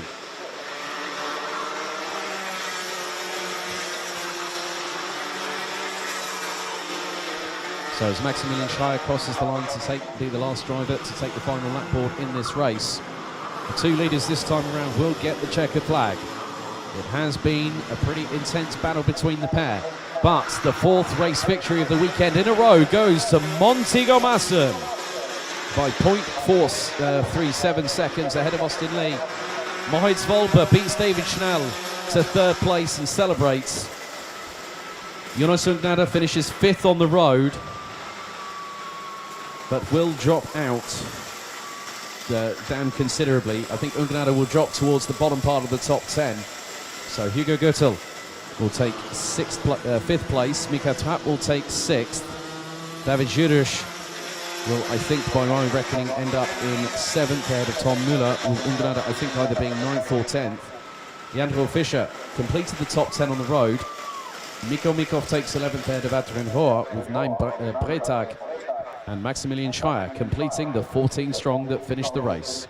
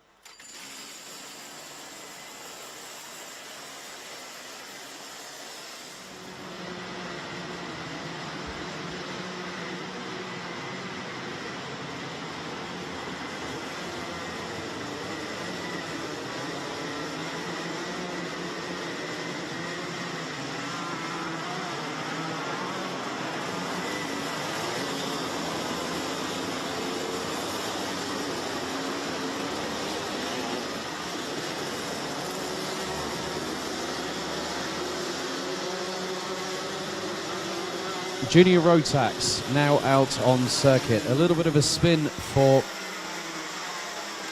Pedersen in the 247.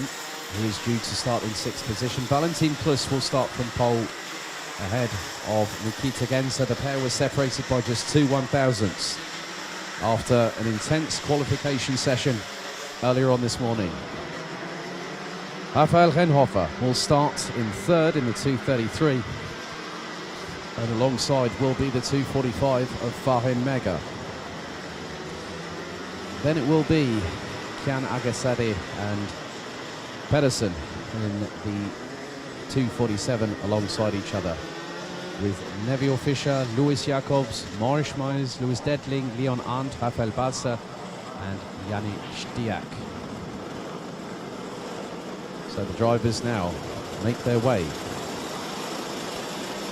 towards the final part of the start.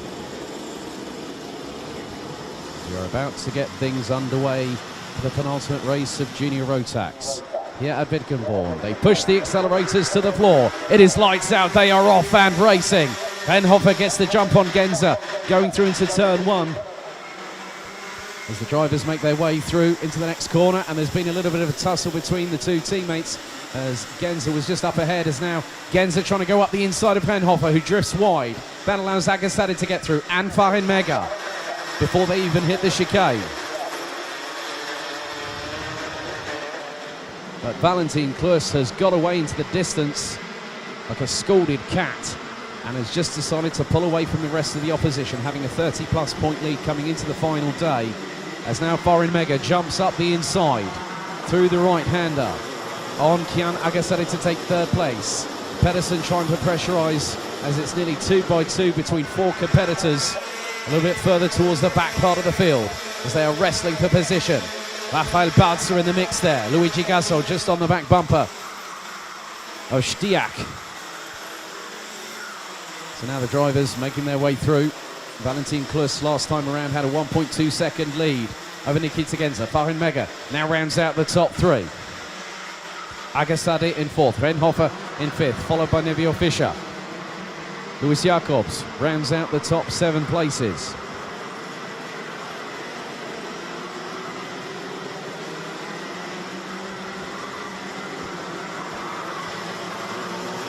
So now it's getting a bit hot under the collar here at Wittgenborn, because the drivers from 5th downwards, which has the likes of Rafael Renhofer leading the way.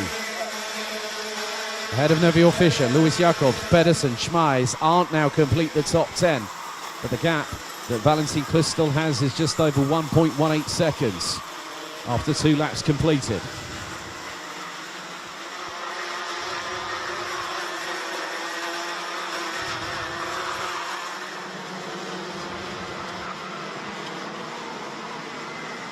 And it is still plenty much undecided who is going to finish where in this race. But Valentin Klus has managed to get away early and broken the opposition's possibility of a momentum carry in their favour. But Farin Mega is closing on Nikita Genza. The gap between the pair was just under 0.4 of a second last time around.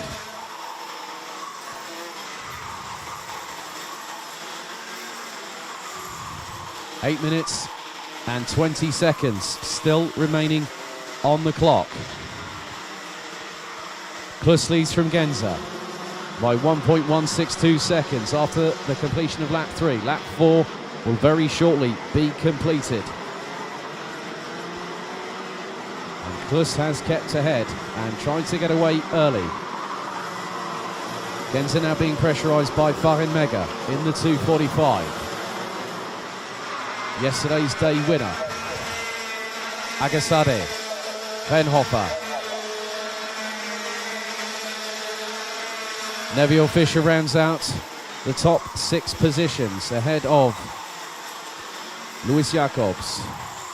And then also Magnus Pedersen in the 247 from Denmark.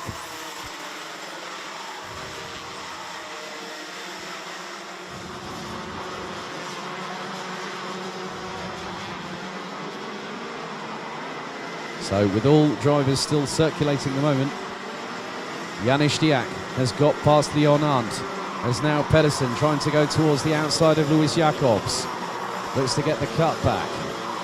Sorry, that was Fischer trying to get the cut back on Louis Jacobs, but Magnus Pedersen now closing. So that is a three-way scrap for that position. Now the two teammates line astern as Fischer takes a look over the left shoulder to see where Pedersen is.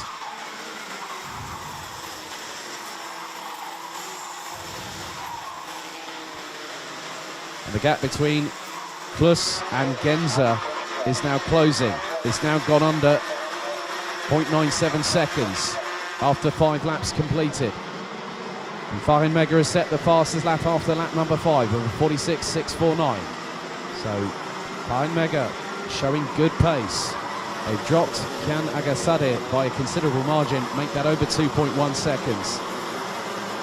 Penhofer still circulating and is a bit lonesome in 5th place. Louis Jacobs still ahead of Neville Fischer and Magnus Pedersen. Maurice Schmeis in 9th. Janis Stiak in 10th, ahead of Leon Arndt and Rafael Balza, rounding out the top 12 positions. Detling Agazzo still running.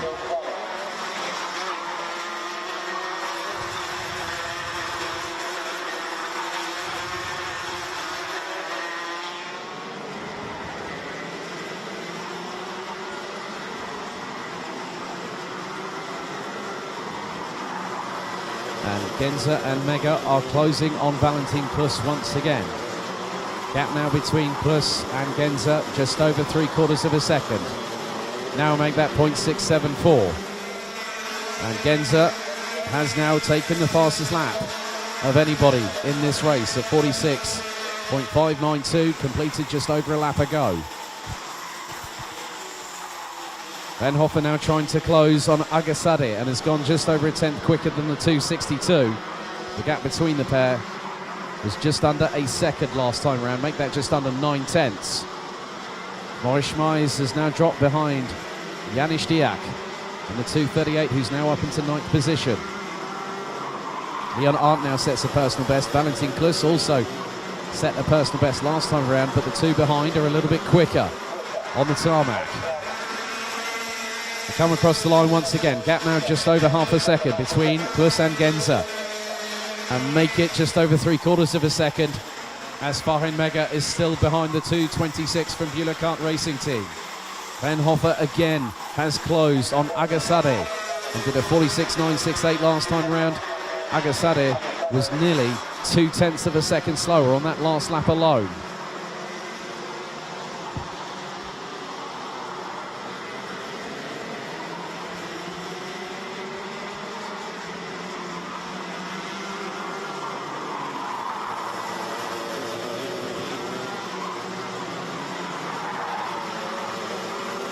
So with the way that the race is going at the moment, the gap has closed. The top 3 covered by just under 6.5 tenths. And as they say, unpredictability is a part of racing, especially in the karting world. Klus managed to get away, but I think maybe has just taken a little bit too much out of the Mojo tyres over the first few laps, and that has allowed the pure pace of Genzer and Mega to start closing on the 201 from RS competition. They go through the hairpin.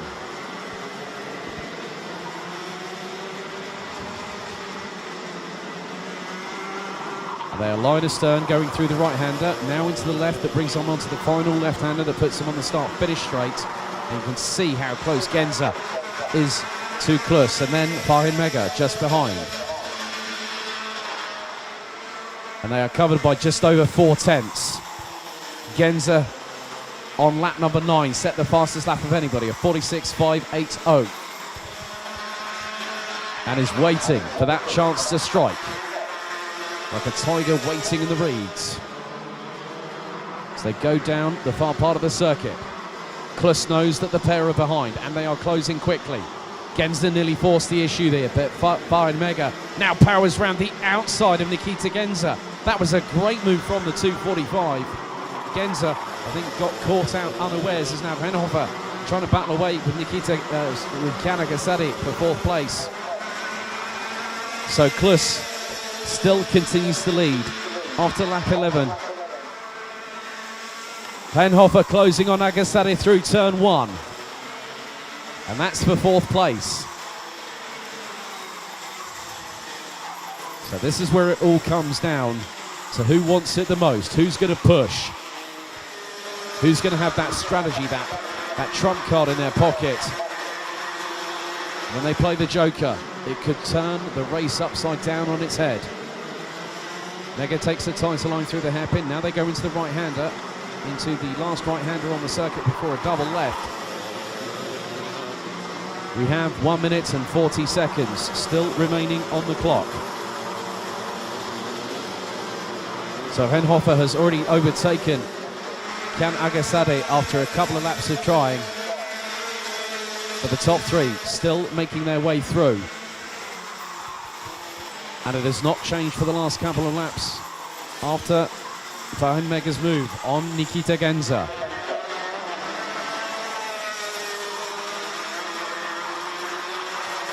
As Magnus Pedersen still keeping in touching distance with teammate Neville Fischer.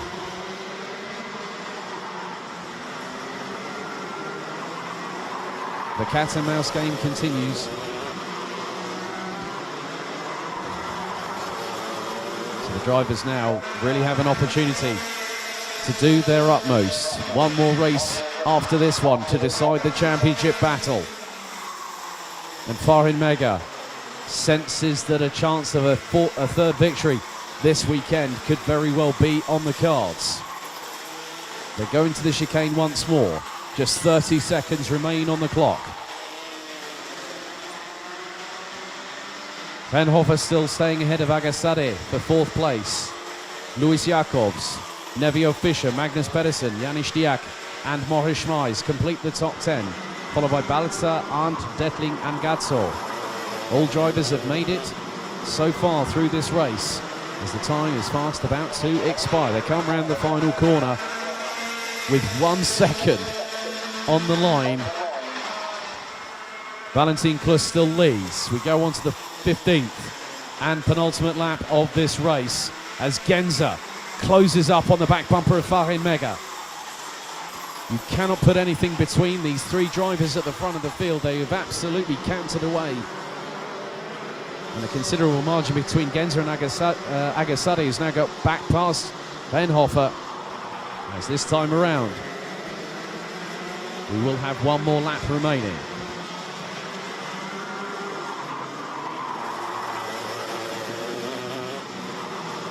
So this time the last lap board comes out. This gives Valentin Klus the signal.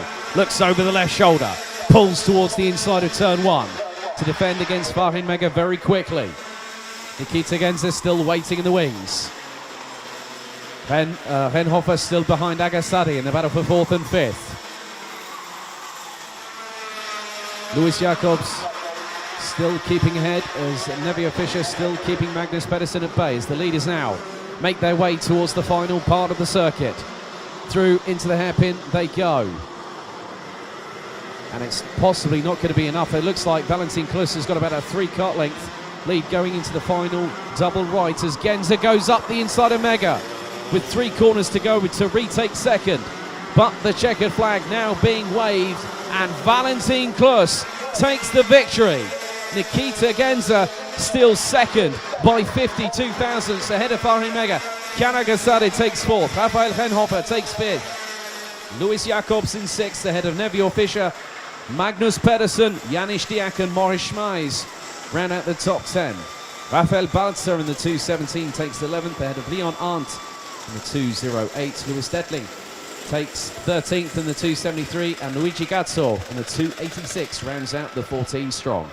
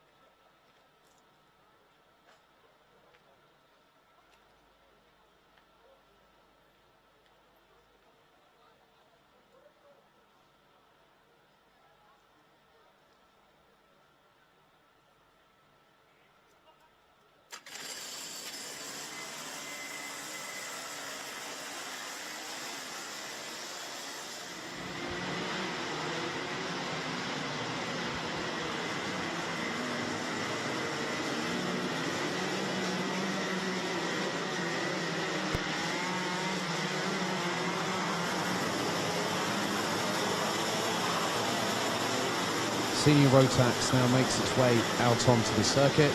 And here is your grid for the penultimate race of their season. Starting from pole will be the 333 of Linus Hensen from Karchmi.de.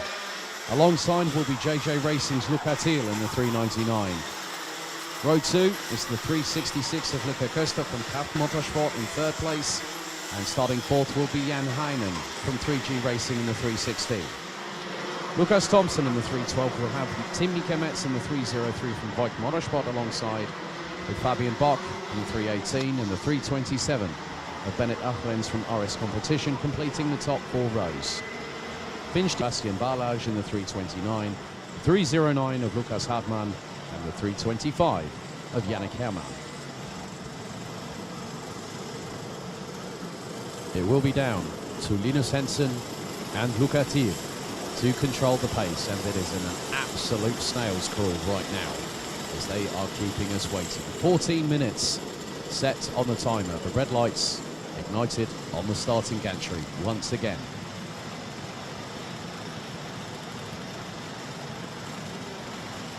The drivers now slowly come round the final corner. They split and go into the tram lines. The revs rise as they bury the accelerators to the floor. Lights out, and they are off and racing. And that was a great start there by Luca Köster to get the jump on Luca Thiel, going into turn 1 for the first time to take second place.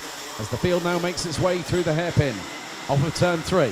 Hensen has got the initial advantage and has got a few kart lengths, probably about 5 or 6 ahead of Luca Köster. Thiel in third. Thompson past Heinen up into 4th place. Drivers now make their way through as Luca Köster loses 2 positions, maybe nearly make that 3, as both Luca Thiel and Lukas Thompson get past him for 2nd and 3rd position. Oh, bit of a tussle a little bit further back. Looked like there was a bit of contact for Bennett Achrens in the 327 from RS Competition, who now drops a little bit further back. I think that was part... So Bennett Achrens, Lukas Vavagenac dropped to 11th and 12th respectively. Linus Hensen looking to keep dominating proceedings here at Wittgenborn, having taken a clean sweep yesterday and a maximum score of 75 points. They hurtle their way through the chicane, and now the chase is well and truly on. Luca Thiel trying to close. He's got a gap of about 6/10 to close up in terms of being up close and personal with Linus Hensen. Lukas Thompson from Karchmi.de rounds out the top 3 ahead of Köster, Bock, Tim Mikametz, Heinen, Diak, Barlage and Hartmann, who ran at the top 10. Leaders cross the line, and it's half a second between Linus Hensen and Luca Thiel. Lukas Thompson still in 3rd place, and they've got a gap around 3/4 of a second between Thompson and Köster in the 366 from Kraft Motorsport.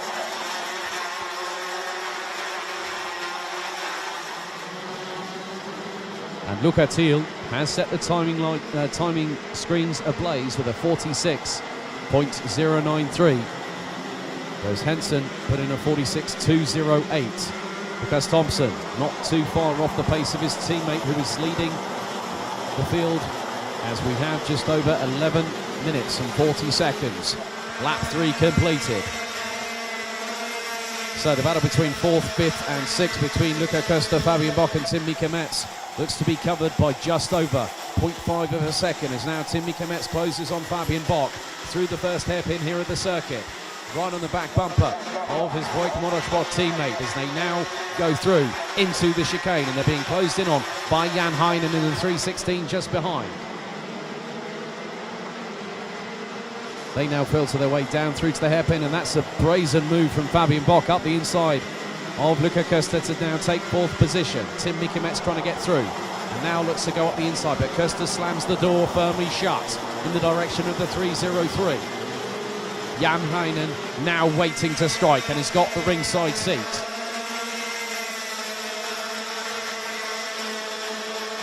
So at the moment, it is still all to play for who is going to get 4th position. Tim Mikametz trying to wrestle with the 303 kart behind Luca Köster to try and get past for 5th position. Jan Heinen still right on the back bumper of the 303 as they go through the chicane once again at an absolutely relentless pace.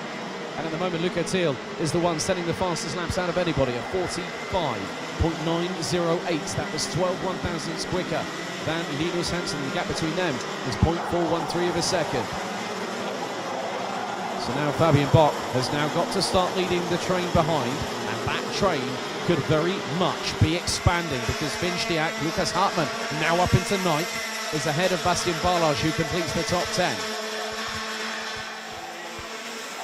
Some really great dueling between this quartet battling over 4th position.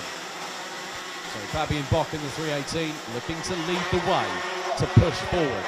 And the gap between Fabian Bock and Lucas Thompson is just over 1.8 seconds.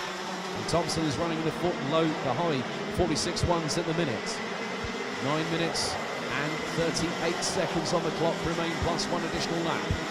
Luca Thiel will fight to the dying moments of the season. After what happened in race 3 yesterday, so you can just see, well, looks like Luca Kostas has missed out on another place as Tim Mika-Metz has just got past the 5th place. Yannick Herrmann, unfortunately, looks to have parked the 325. So Luca Costa now down into 6th, and Jan Heinen now is closing. And then Lucas Hartmann, Finchdiak, Bastian Barlage, 329, just in 10th place. Bennett Ahrens looking to move up the order, having been at the sharp end of the field when the race began, well over 5 minutes ago. And now Kirsta trying to mount a counter-offensive on Tim Mika-Metz, but has that decision of, do I attack or do I defend? And that provides a quandary for every single driver, because if you go for the overtake and it doesn't work, you can leave yourself exposed to the driver behind, who will find that opportunity to get past. And Luca Costa looking to keep in single file formation, as we've seen over the last 3 or 4 laps. And Fabian Bock trying to pull away now from Tim Mika-Metz, and he's got a gap of nearly well over half a second at the minute, 0.583 after the completion of lap number 7. So this is where the strategy call comes in. This is when drivers really, Leon, as it looks like, the 325, the 329, and Bastian Barlage had Bennett Ahrens steam rolling up the inside, and the 327 takes now 10th position. As Jan Heinen trying to still close on Luca Costa. Lucas Hartmann from Kraft Motorsport just behind in the 309. This is where it gets interesting. But now Tim Mika-Metz looks to have upped the pace and has gone nearly 2 tenths quicker than his teammate. And the gap now drops to just under 4 tenths between 4th and 5th.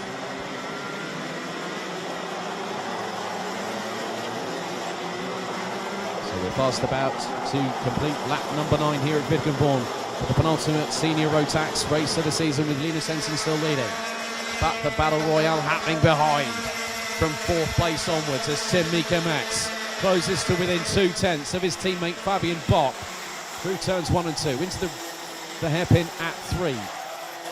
Tim Mika-Metz looks to be closing ever more. Through the chicane they will go very shortly after negotiating with right-hander. Both bumping over the curves on the left and the right. The right not getting so much action as the left as you go through into the first part of the chicane.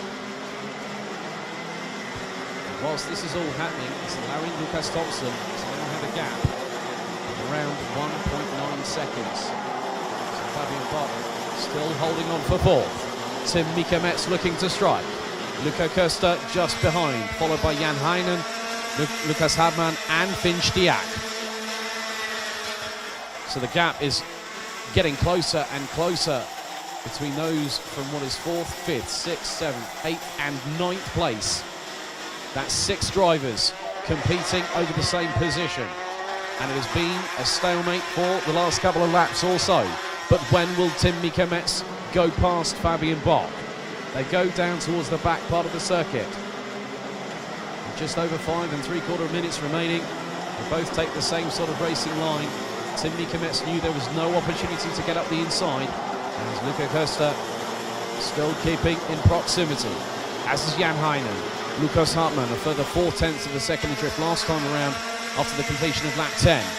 And now on to lap number 12 with 11 laps completed. Tim Mika-Metz not letting Fabian Bock breathe, even though they are teammates above all else. And one of the biggest rules is you never take out your teammate, but you can race them hard, fast and fair. And that is what Fabian Bock and Tim Mika-Metz, they have a lot of respect for each other, and that is what teammates do. They work together, they look to move forward. And if they can get an opportunity at another position, maybe even say a top 3, and you get to a couple of laps remaining, what can happen is that the gloves will be off, and it will be elbows out, and the drivers will think of themselves rather than their teammate and themselves at the same time. So there is always a bit of a quandary towards the end part of any race. We've seen that in Micromax all the way through this weekend, particularly between Kenyon Washington and also Gabriel Hoffmann, who have respect for each other, great teammates, but also fair racers. Gap between Linus Hansen and Luca Thiel now extends to just over 1.3 seconds. As Hansen is shortly going to complete lap number 13 of this race, as we have just over 4 minutes on the clock remaining. And Fabian Bock still holding on to 4th. Tim Mika-Metz in 5th. Luca Costa still in 6th position and was just under a quarter of a second behind.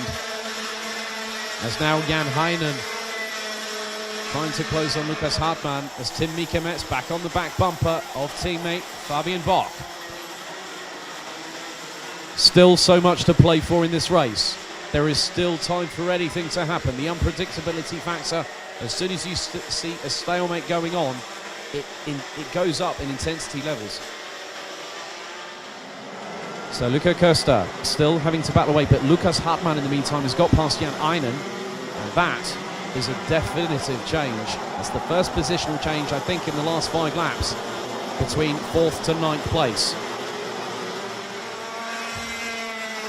So Hartmann looking to close on Costa. And last time around the pair were just under 0.4 of a second adrift. As that looks to be, has there been a change? No, Fabian Bock managed to keep the better of Tim Mika-Metz. This is where Fabian Bock is the cork in the bottle. The minute that happens and he gets past, the floodgates, I guarantee you, will start to open. So when Tim Mika-Metz has that opportunity, the thing is that with the timer counting down at the rapidity it is, as there we go, Tim Mika-Metz up the inside for 4th now, finally past Fabian Bock. And now Lukas Hartmann looks up the inside of Luca Costa, but there was not enough room to get through.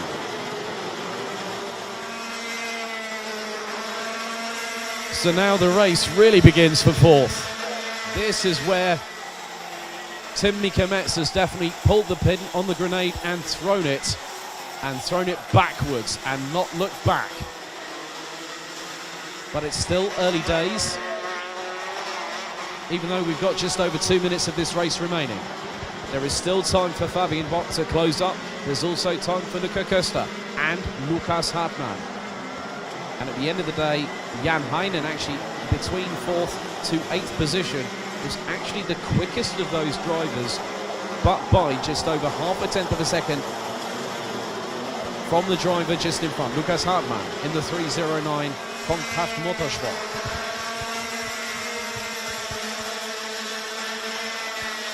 "90 seconds to go, plus an additional lap.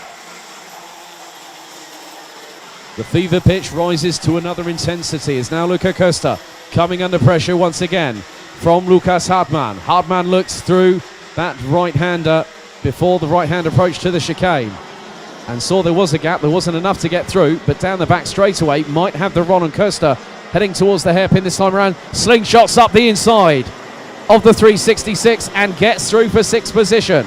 Nice work there by Lukas Hartmann. But then Luca Costa nearly had an opportunity to strike back up the inside through the last right-hand corner on the circuit. But Lukas Hartmann said, no, sorry, you're not getting in. You're not coming through. 45 seconds on the clock, plus 1 lap still to go. Linus Hansen has a 1.5 second lead over Luca Thiel, who rounds out the top 2. A further 4.4 seconds adrift is Lucas Thompson. in the 3:12. Tim Mika-Metz has started getting away ever so slightly, but it's not by much, by about 0.3 of a second ahead of teammate Fabian Bock. Lukas Hartmann, a further nearly half a second adrift, but that is closing when they get into the braking zones, especially on the left-hand sweeper at the far side of the circuit, heading into the hairpin. Timer about to expire here in the penultimate senior Rotax race of the season. So 0 is struck on the clock. That is it. After this, one more lap to go. And still, it's like a pack of school children battling over the swing in the playground. So very shortly, that is going to be decided whether Lukas Hartmann will close on Fabian Bock, as Yannick Herrmann unfortunately has retired. So this time, last lap board shown to Linus Henson in the 333. 3 victories yesterday, 1 lap away from securing a 4th in succession. Luca Thiel a further 1.8 seconds adrift. Lukas Thompson rounding out the top 3 and is a further 4.9 seconds off of Luca Thiel. But Tim Mika-Metz has closed the gap to around 1.5 seconds over the last 3 or 4 laps since he got past Fabian Bock. So Bock still rounds out the top 5, as Lukas Hartmann has only 2 more overtaking opportunities to try and get past, as Linus Henson comes into the double right for the final time. Bock shuts the door on Hartmann, but round the final corner, Linus Henson from Catchme.de makes it 4 in a row here at Wittgenborn. Luca Thiel takes second. Lukas Thompson makes it 2 Catchme.de drivers in the top 3, ahead of Tim Mika-Metz, Fabian Bock, Lukas Hartmann. Luca Köster rounds out the top 7, followed by Jan Heinen, Vinstiak, with Bennett Ahrens rounding out the top 10. Bastian Barlage finished in 11th place ahead of Lukas Vavajanak, who was the 12th and last classified finisher, completing 20 laps of racing after Yannick Herrmann unfortunately retired on lap number 4.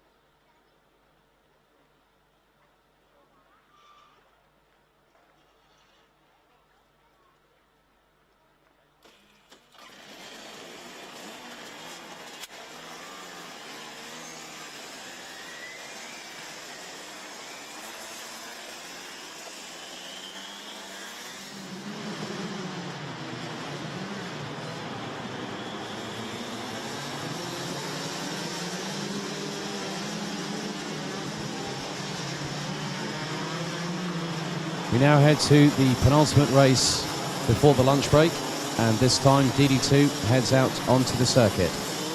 So your grid is as follows. Starting on pole position will be the number 433 of Florian Breidenbach.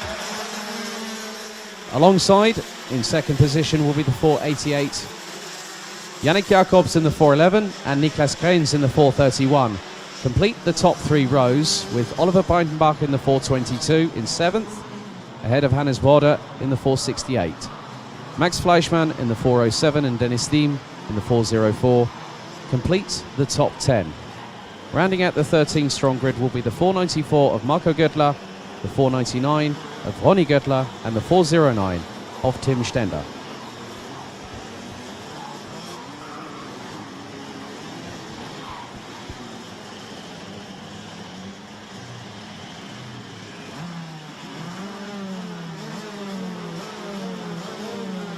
So the drivers now get themselves primed and ready for 14 minutes plus one additional lap of racing. Their penultimate race of the season.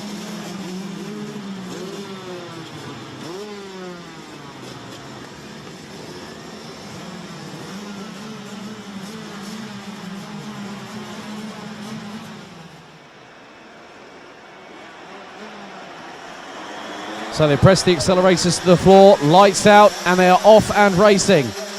As it's nearly three abreast through turn one, Janos Stier gets collected, and also one of the other drivers towards the outside of turn number one. Niklas Krens looks to maybe have some troubles. That could be Martin Bartels, I think, that has also had dramas. So those two at the back part of the field. But Janos Stier keeping pace with the field up front. So at the moment, looks like Yannick Jacobs, I believe, has gotten up into second position behind Florian Breidenbach. The drivers now make their way through to quickly complete lap number one.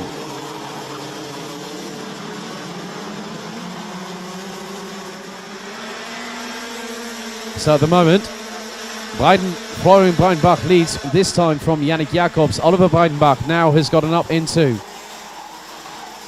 third place. Hannes Bode in fourth, Dennis Thiem in fifth. Marco Göttler and Ronny Göttler ran out the top 7 positions ahead of Tim Stender. Jonas Volscheid in 9th ahead of Janos Stier. Niklas Krens now down in 11th position. Mark Bartels and Max Fleischmann round out the 13 strong. As Yannick Jacobs trying to pressurise Florian Breidenbach for the lead of the race in the early goings, as we are fast approaching the completion of lap number 2, and with the top 7 very closely packed.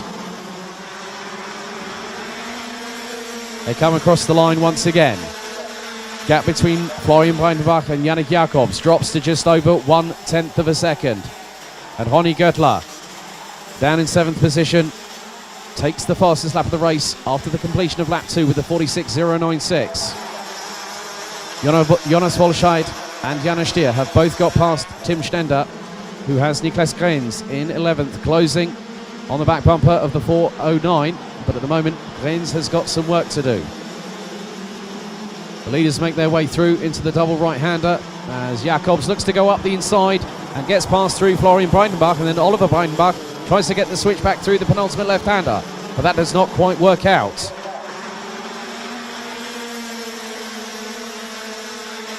Top 5 covered by just over 0.8 of a second from front to rear bumper.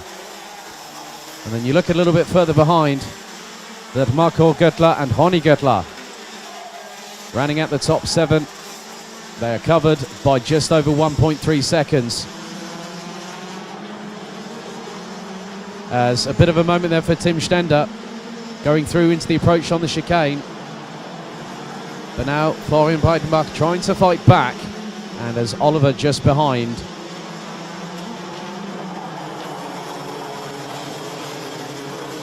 So the drivers now making their way through. Looks like Ronny Göttler has got past Marco Göttler for 6th place, and Marco Göttler has Jonas Volscheid just behind.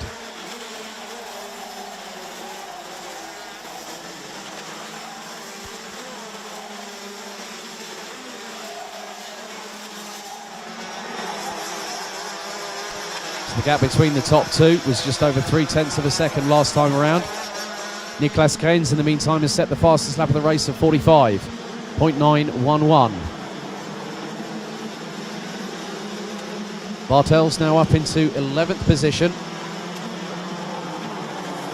After that moment earlier on in the race, where drivers were compromised, Janis Stier trying to close up on Jonas Volscheid, but the gap is nearly 2 seconds between the pair as the drivers come across the line to complete lap number 5.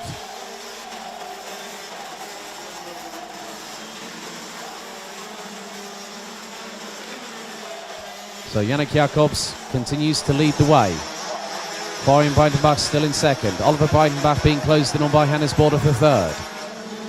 Dennis Thiem now has Ronnie Göttler closing towards the hairpin at the far side of the circuit. And Ronnie Göttler decides not to go for it just quite yet. Might have another lap or two before the opportunity presents itself.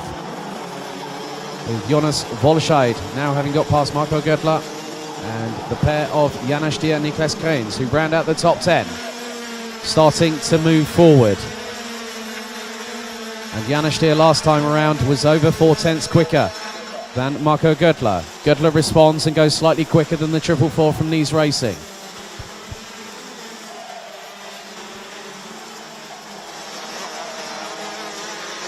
But the two leaders trying to keep out in front, as there's been a 5-second penalty given to Yannick Jacobs, who leads the race for pushing, as decided by race control. As Jonas Volscheid has now managed to get past Dennis Thiem, and that is effectively for what is 6th position on the road. So Ronnie Göttler now up into 5th place. Yannick Jacobs leads Florian Breitenbach by just over 2/10, but Florian Breitenbach, who convincingly made sure that it was a good day behind the wheel, is looking to get another victory.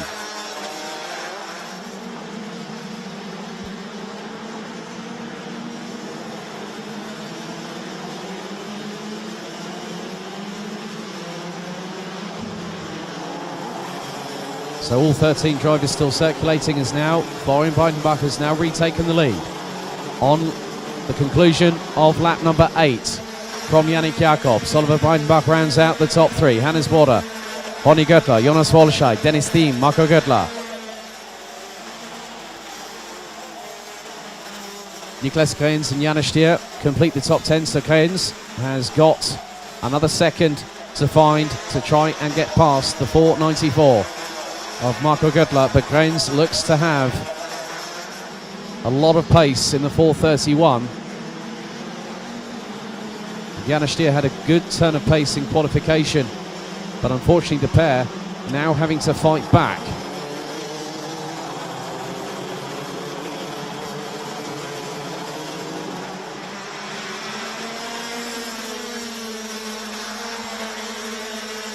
Seven minutes still to go. We're halfway through the race at the minute. And now Florian Breitenbach has got a lead of just over half a second in front of Yannick Jacobs, who will have 5 seconds added post-race for a pushing penalty. Jacobs is just under 1.5 seconds behind, just in front of Oliver Breitenbach. Hannes Border and Ronnie Göttler ran out the top 5, and 3rd, 4th and 5th at the moment are currently separated by just under 7.5 of a second, as Niklas Kraens has caught up to the back bumper of Marco Göttler, and Dennis Thiem just up ahead. So the battle for 3rd, 4th and 5th is being led by Oliver Breitenbach. Hannes Border in the 468 in 4th. Ronnie Göttler trying to close, and the gap between them is just under 1/4 of a second. But Göttler closing on the back bumper of Border once again through the chicane, looking to get the run of momentum through down towards the hairpin. Will Göttler go for it? He does, up the inside, nice and cleanly done on the 468 of Hannes Border. And now they have to try and push and try and get past Oliver Breitenbach. Jonas Volscheid in the 420, as there's a little bit of a tussle behind Niklas Kraens. Gets up the inside of Marco Göttler, who runs wide. That allows Dennis Thiem to get past, but then Marco Göttler goes back up the inside of the 404. There was a little bit of contact, I think, between them.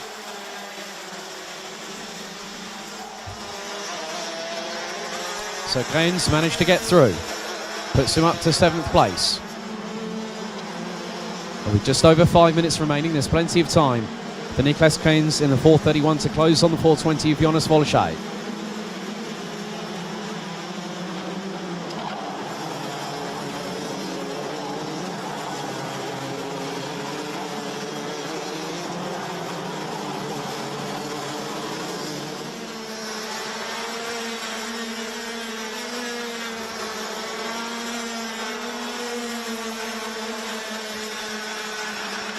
But Dennis Thiem is now behind Marco Göttler.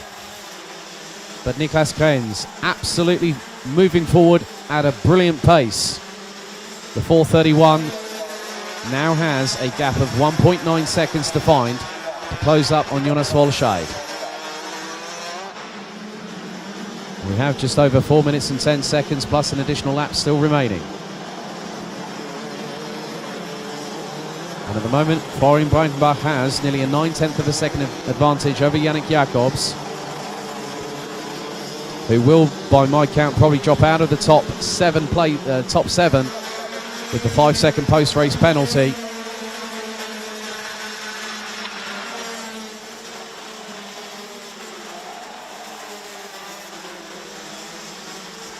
So the leader now comes through the chicane, but it's getting ever closer. Because now the likes of Mark Bartels, who's closing on the back bumper of Jonas Stier, those two are 11th and 10th respectively. They are closing on Dennis Thiem and Marco Göttler. That is for 8th and 9th. So the drivers really pushing. Temperature's still rather cold as now. Up the inside of Jonas Stier goes Mark Bartels. And that was through the last right-hander on the circuit. Up into 10th goes the 488.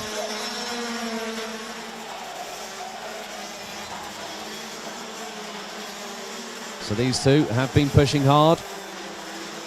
Jonas Stier gets a little bit sideways coming out of the left-hander at turn 2, but still keeps the foot planted to the floor, manages to correct the steering as they now go through the chicane.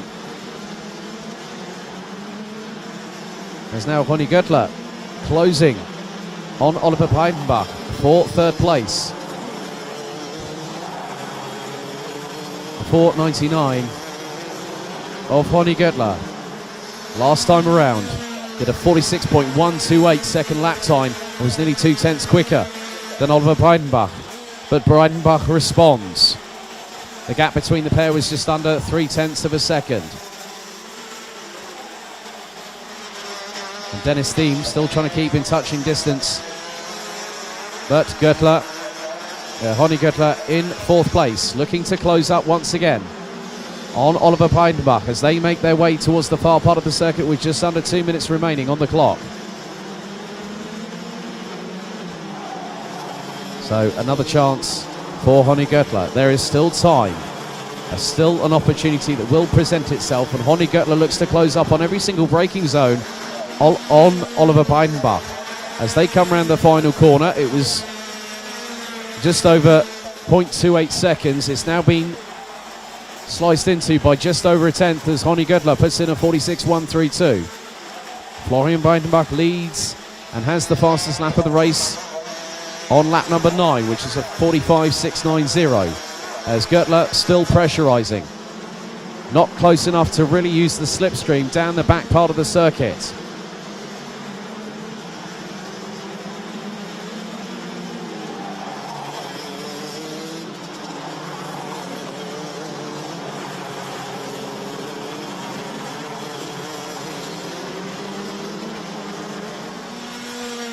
So just under 60 seconds to go. The battle for 3rd place well and truly on. As Göttler still trying to keep pace. And the pair literally running in the 46.4s with Oliver Breitenbach running a little bit quicker by about 20 thousandths or so on that last lap. So Göttler fast running out of time.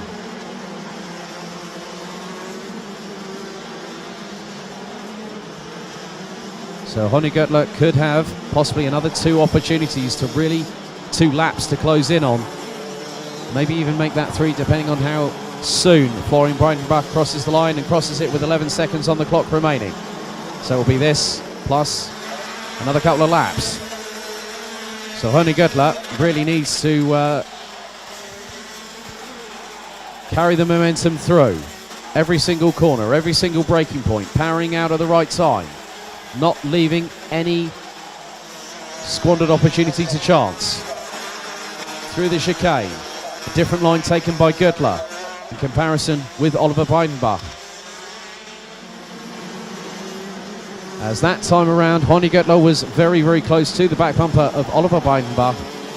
And at the end of the day, it is dependent on who is going to put the cart in the right place at the right time. At the moment, it is Oliver Breitenbach. As now, there's been another change as Mark Bartels gets past Marco Göttler for what his 7th position. Looks like Niklas Kreins has decided to park the kart as we go on to the final lap of the race, with Oliver Breitenbach having nearly a 3.3 second lead over Yannick Jacobs, who in turn has 2.6 second advantage over the driver behind Oliver Breitenbach, with Honigutler still trying to do the best to try and get past, but it doesn't look like it's going to be enough. Hannes Border has been closing in the meantime, as the leaders now make their way through towards the double right-hander for the final time. On this particular occasion, it has been another commanding performance from the 433 of Florian Breitenbach, who will take the checkered flag. But Göttler running out of corners, running out of time. Jacobs takes 2nd on the road, and Oliver Breitenbach takes 3rd place, ahead of Honigutler by just under 0.3 of a second at the flag. Hannes Border rounds out the top 5 positions ahead of Jonas Wolscheid.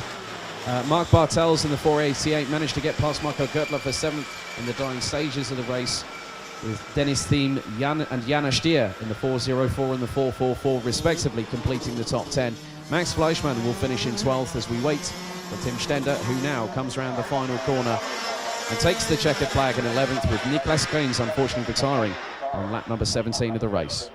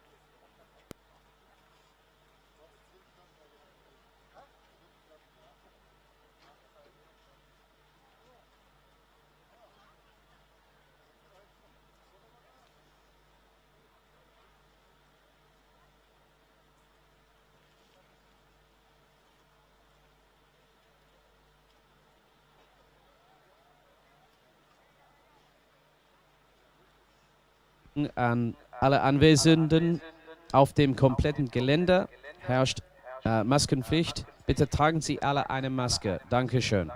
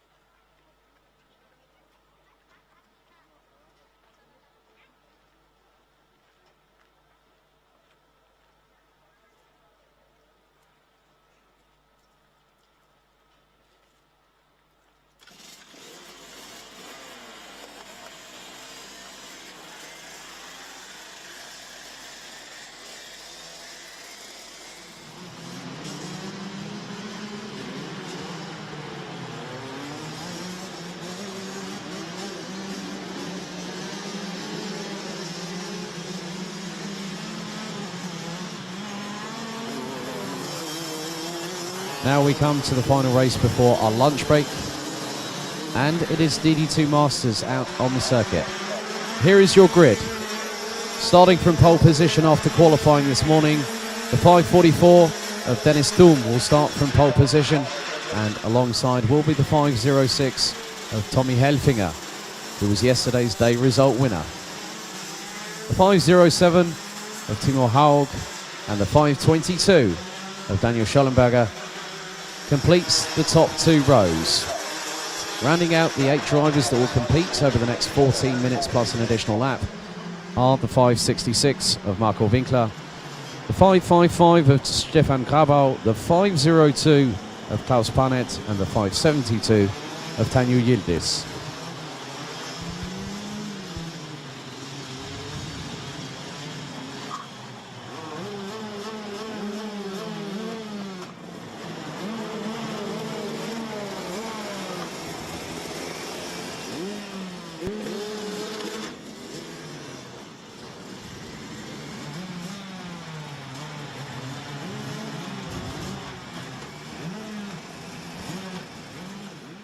So the drivers come round the final corner. They split, go into the tram lines, the revs rise, they push the accelerators to the floor, and it is a clean start. We are off and away through into turn 1 for the first time, as Dennis Thum looks to have gotten the initial advantage over Tommy Helfinger. Timo Haug looks like Daniel Schollenberger keeping 4th place for the moment, as Marco Winkler in the 566 being pressurised in the early goings by Stefan Grabau. Tanju Yildiz has got past Klaus Panet for 7th position as they make their way towards the hairpin for the first time at the far part of the circuit.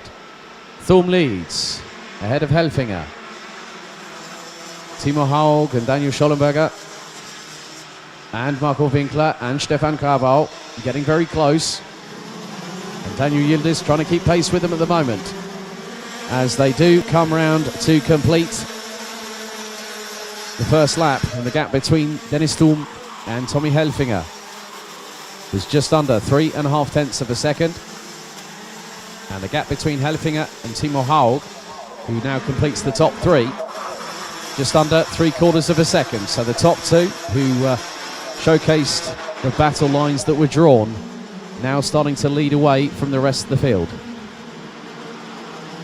So Haug, Schollenberger and Winkler very, very close. Stefan Grabau in the 555, not too far behind either. They are starting to break away from Tanju Yildiz and Klaus Panet in the 572 and the 502 respectively. They'll come across the line very shortly to complete the second lap of the race, with just under 12.5 minutes remaining. Thum now sets another fastest lap of a 46.643, and that is nearly a half-second advantage over Tommy Helfinger. But at the moment, Timo Haug still keeping Daniel Schollenberger at bay, and was the quickest out of 3rd, 4th, 5th and 6th. Marco Winkler running in the low 47, high 47 zeros, and it's the mid to high 47 ones for Stefan Grabau. But Schollenberger looking to close once again on Timo Haug, and does so through the hairpin. Now they come through into the right-hand kink, into the double right-hander.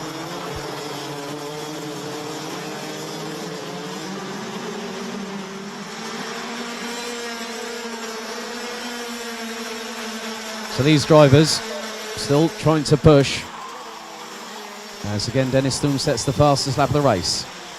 Timo Haug now extends the gap between himself and Daniel Schollenberger to just over 2.5 tenths of a second. Now trying to break away from Marco Winkler. All bar 2 drivers have gone sub 47 seconds, and that's all the way down the top 6.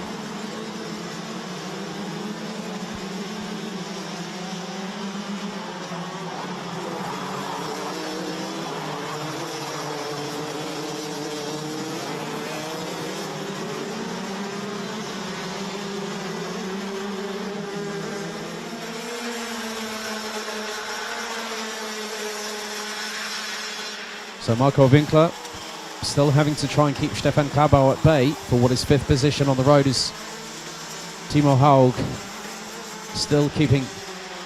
So what we'll do is we'll now switch our attentions to Tanju Yildiz and Klaus Panet, who are in 7th and 8th respectively.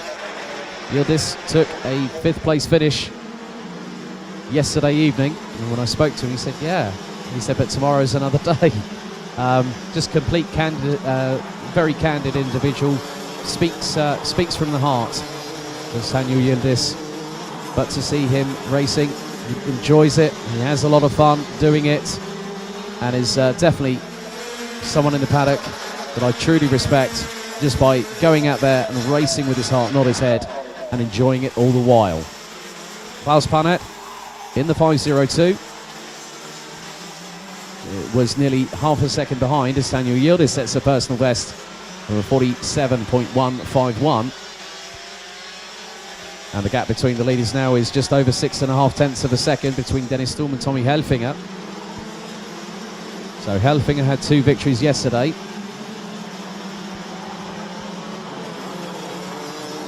So Winkler and Cabal separated by just over a quarter of a second.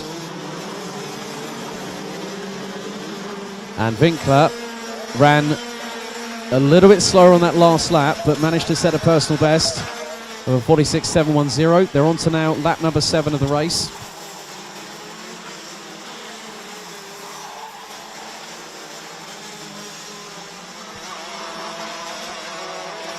So Thum sets another fastest lap, as Winkler this time around was quicker by over 2 tenths of a second over Stefan Cabal, and extended the gap to nearly half a second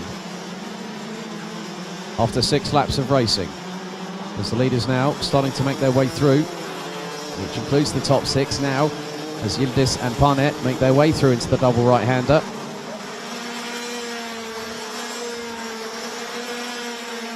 So Winkler, he said, well, it wasn't the greatest day in the office yesterday, and he said, I'm hoping for better luck.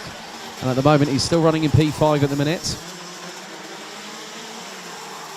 And the gap between him and Stefan Cabal now extends to nearly 4.5 tenths of a second. But they are starting to catch, I think, a little bit. Or are they? No, it was 1.162 seconds between Winkler and Schollenberger just up ahead. As Timo Haug did a 46.807 second lap time. Daniel Schollenberger just set a personal best of a 46.575. So those two, it's getting closer between them. Just over 3 tenths of a second last time around as they go on to lap number 9. And the gap now extends between Haug and Schollenberger as Haug responds. Goes nearly a tenth quicker than the 5:22. So 0.421 separates 3rd and 4th position. And at the moment, Marco Winkler just put in a 46.850. So he is closing. The gap was just over a second between him and Schollenberger. The gap now is just over 3/4 of a second. So Marco Winkler looks to be moving forward, and trying to catch up to the 2 in front.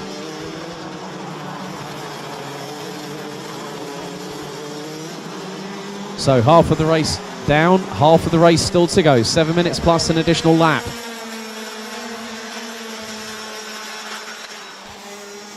As Haug and Schollenberger now are 2.5 tenths of a second adrift of each other. And Schollenberger was quicker by 0.171 seconds. A 46.642 from the 5:22, and Haug set a 46.813.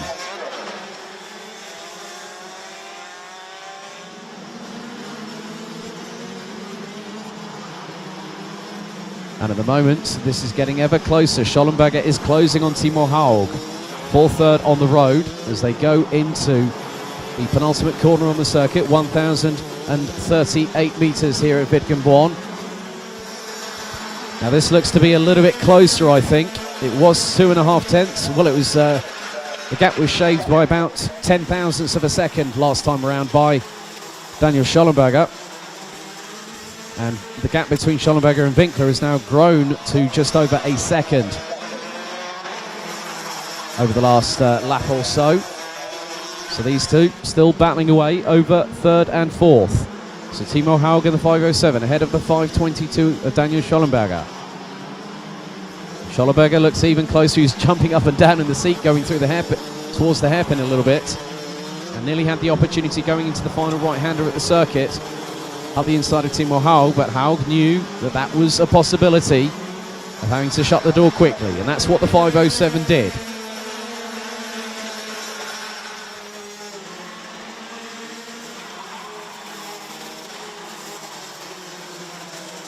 And when they came through the hairpin, again Schollenberger looking a bit closer to Timo Haug. But Haug is defending well, making sure that the kart is put on the right racing line, not making any unforced errors, and it is down to Schollenberger to put the hard work in. And once again, Schollenberger takes a little bit of a wide line on the approach into the hairpin, just off of the back straight away. And still, whilst they're battling, the gap was just 2.5 tenths. The gap between Schollenberger and Winkler is now closed to just over 9 tenths by about 5 1/1000ths. And again, Schollenberger looks to try and close. And it goes down to 0.235 seconds between the pair, but are still battling away over third and fourth place. Gap between Schollenberger and Winkler now extends to 1.282 seconds.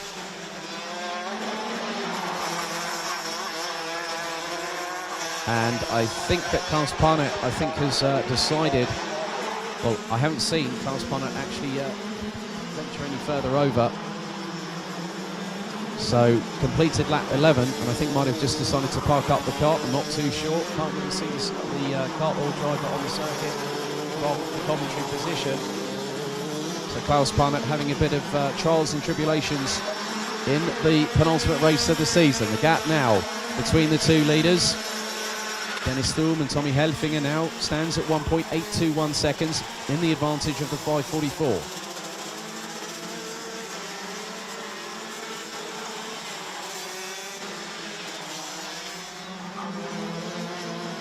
Just 3.5 minutes on the clock to go.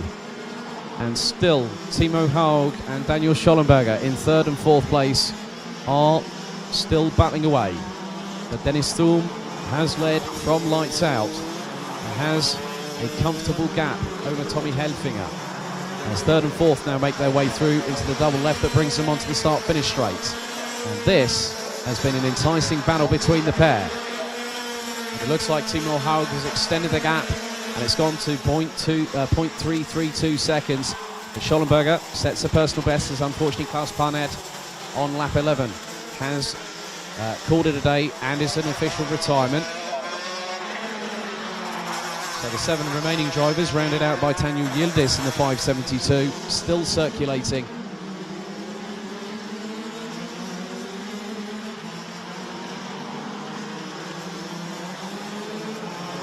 But Schollenberger not giving up yet.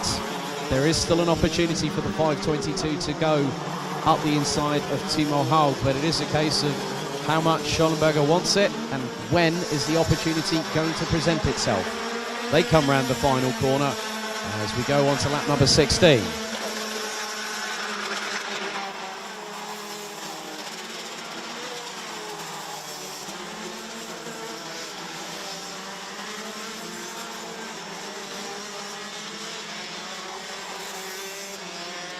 And still it is even Stevens between the pair. It hasn't really changed that much over the last few laps as the time fast runs out here in the penultimate round, penultimate race of their season.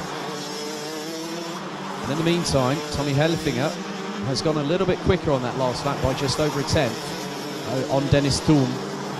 The gap now was just over 1.85 seconds last time around. It now extends to 2.1 seconds as Dennis Thum puts in a 46.331.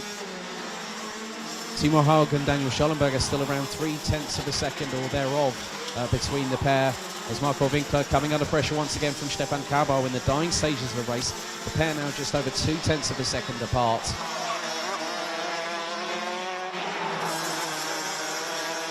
So Winkler has been holding on to fifth for the majority of this race. Stefan Kabau in the 555 looks to close. Down towards the hairpin this time. Winkler takes the tighter line, rotates the kart in. But Kabau looks to close once again. Through into the last right-hander, into the left.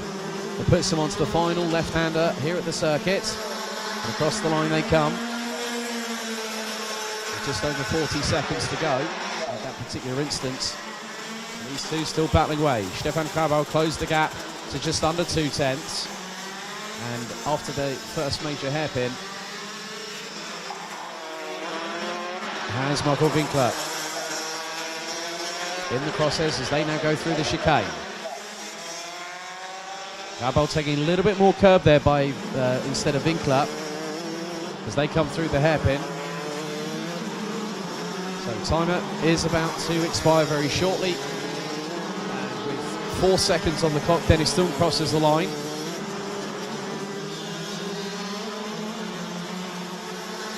Has a lead of nearly 2.5 seconds over Tommy Helfinger.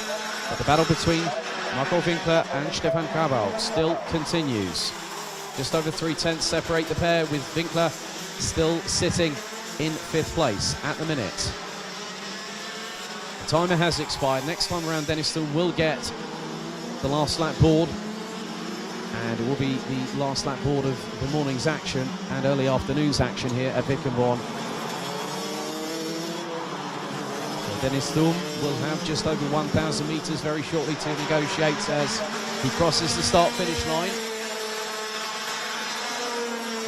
And there's a gap of, what is it now, 2.5 seconds between him and Tommy Helfinger in the 5:06. Timo Haug has gotten away by nearly 9/10 of a second ahead of Daniel Schollenberger, whereas Marco Winkler still being pressurised up until the final lap of the race by Stefan Cabal, who did have a mechanical black flag yesterday afternoon on the 555. Yildiz still rounds out the top 7 as now Cabal really close to the back bumper of Winkler as now Dennis Thum comes through and will now take a victory on the penultimate race of the season here. The 5:44 of Dennis Thum crosses the line and after 20 laps takes the win. Tommy Helfinger finishes 2.765 seconds behind. Timo Haug completes the top 3, 1.283 seconds ahead of Daniel Schollenberger. Marco Winkler did not hold on to 5th place at the end of it because Stefan Cabal managed to secure it and took an advantage of just over 3/10 of a second at the flag, with Daniel Yildiz being the last of the 7 drivers that completed the full 20 laps race distance, with Klaus Parnett unfortunately retiring on lap number 11.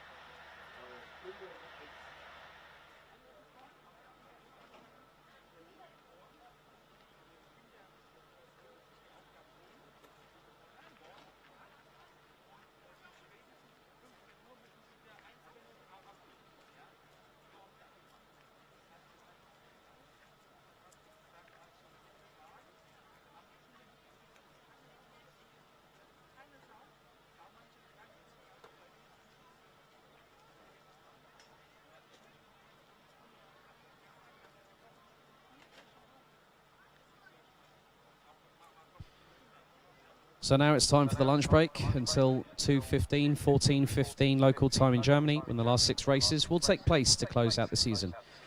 Nun ist es jetzt Zeit für die Mittagspause bis um 14:15 Uhr, in der die letzten 6 Rennen zum Saisonabschluss stattfinden werden.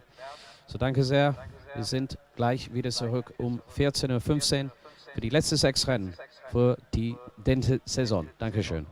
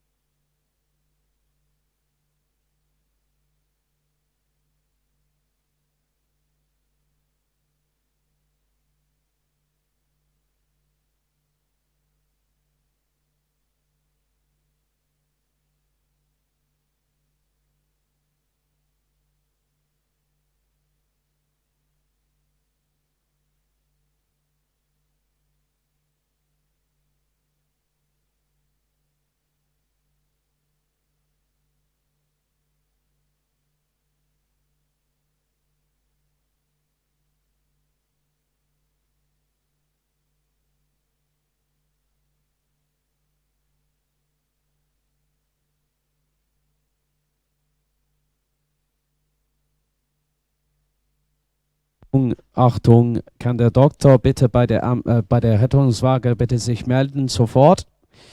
Den Doktor bei den Rettungswagen bitte sich melden, sofort. Achtung an alle Anwesenden. Auf dem kompletten Gelände mussten jede Leute Maskenpflicht tragen. Bitte tragen Sie alle eine Maske. Dankeschön.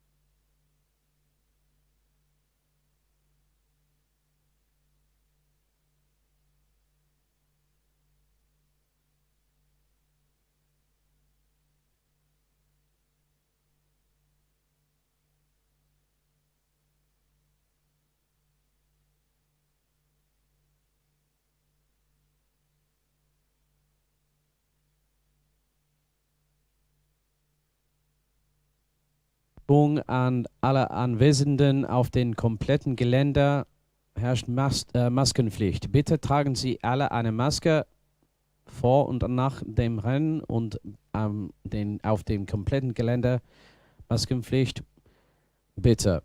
Und auch die Lizenzen werden nach den Rennen an dem Wagen ausgegeben, nicht in Rennbüros. So, Achtung Fahrerlager, Achtung Fahrerlager. Die Lizenzen werden nach dem Rennen an der Waage ausgegeben, nicht in Rennbüro. Dankeschön.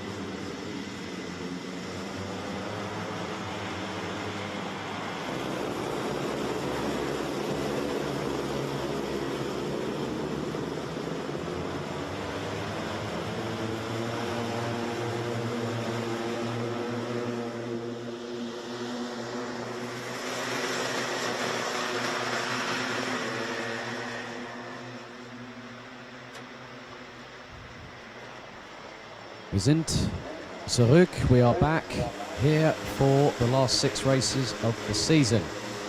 First up, it is the last race for Micromax this year. And here is your grid.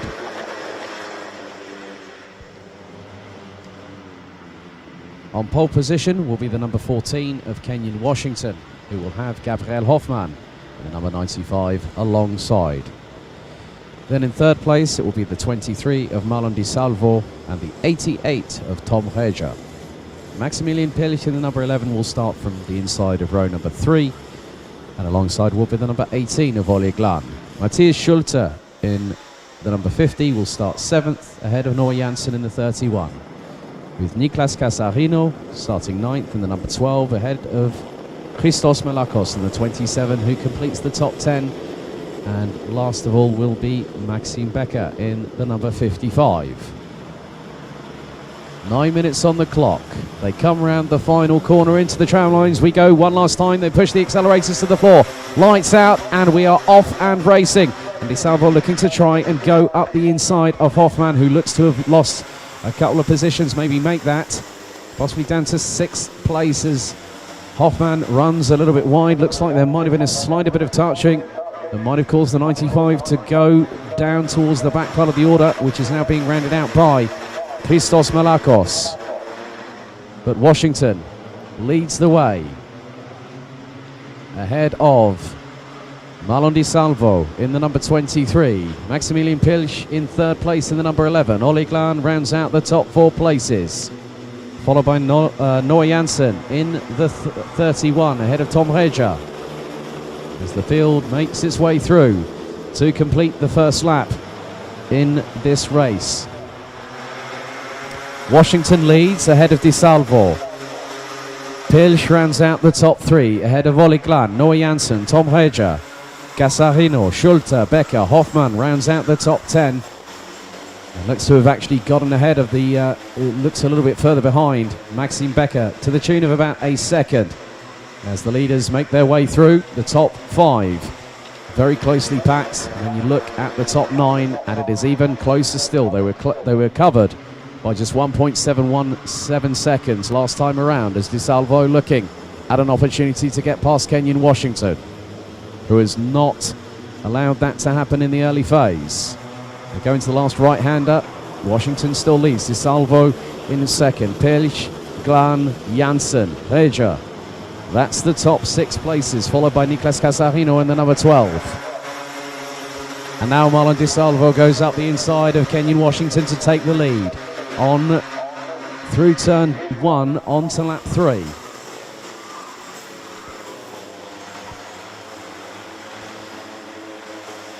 So the top 5 very closely bunched together. So Di Salvo leads the way ahead of Washington. Pilch looking at an opportunity, will be in the slipstream going down towards the far part of the circuit. There's a little bit of a run wide there. Out of the left-hander going through the chicane is now Pilch, tries to go up the inside of Washington, who drifts a little bit wide. Pilch up the inside is now Noah Janssen, tries to go up the inside of Olle Glan into the final right-hander on the circuit. Olle Glan keeps to the inside for the next corner and keeps 4th place. And Marlon Di Salvo in the meantime leads the way ahead of Maximilian Pilch.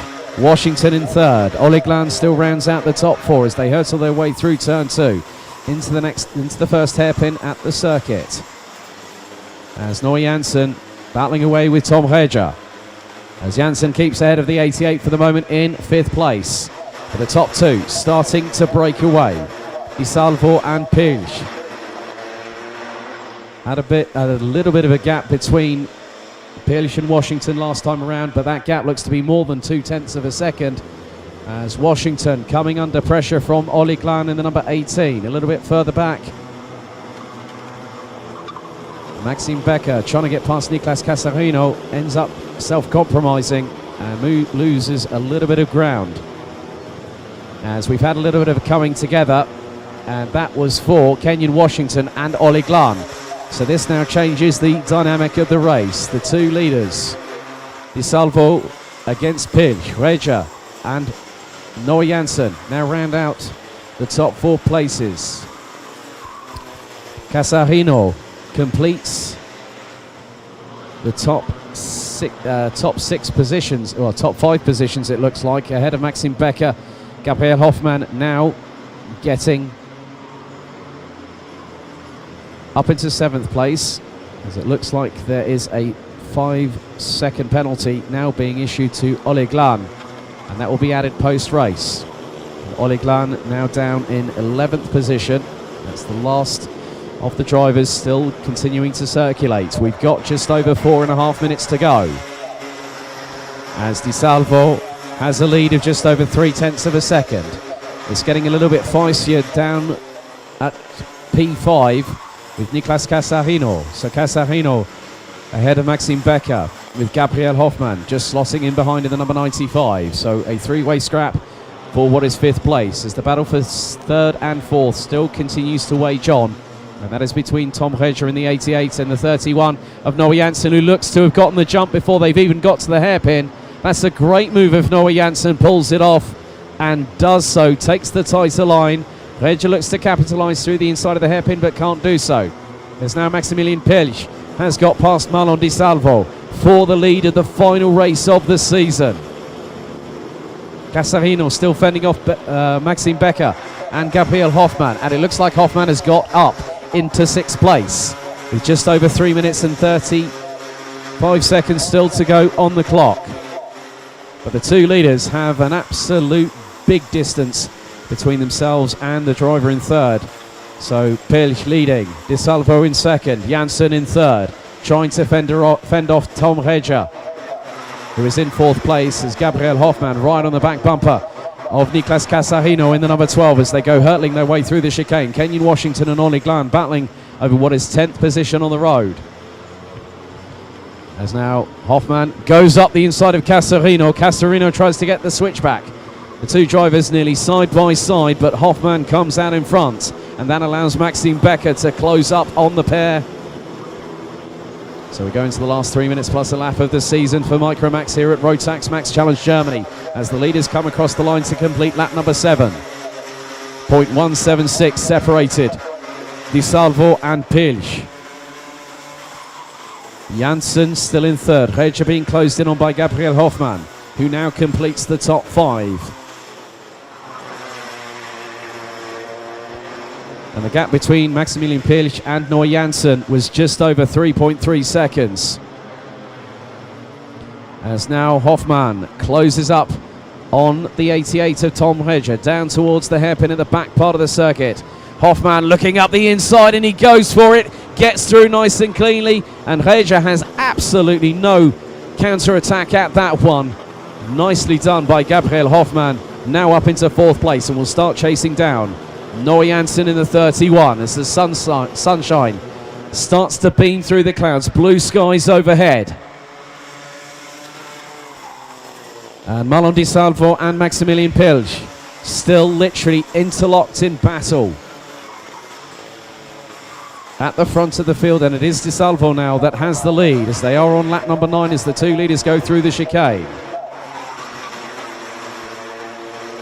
Now towards the back part of the circuit once again. Pilch could have an opportunity to go up the inside, but it's not close enough to strike yet, with just under 1 minute and 30 remaining on the clock plus 1 additional lap. It is a battle between Pilch in 2nd, Di Salvo in 1st, and just behind Gabriel Hoffmann, now making sure that 3rd place stays in the clutches of the 95. As Pilch right on the back bumper going through turn 1 on Di Salvo.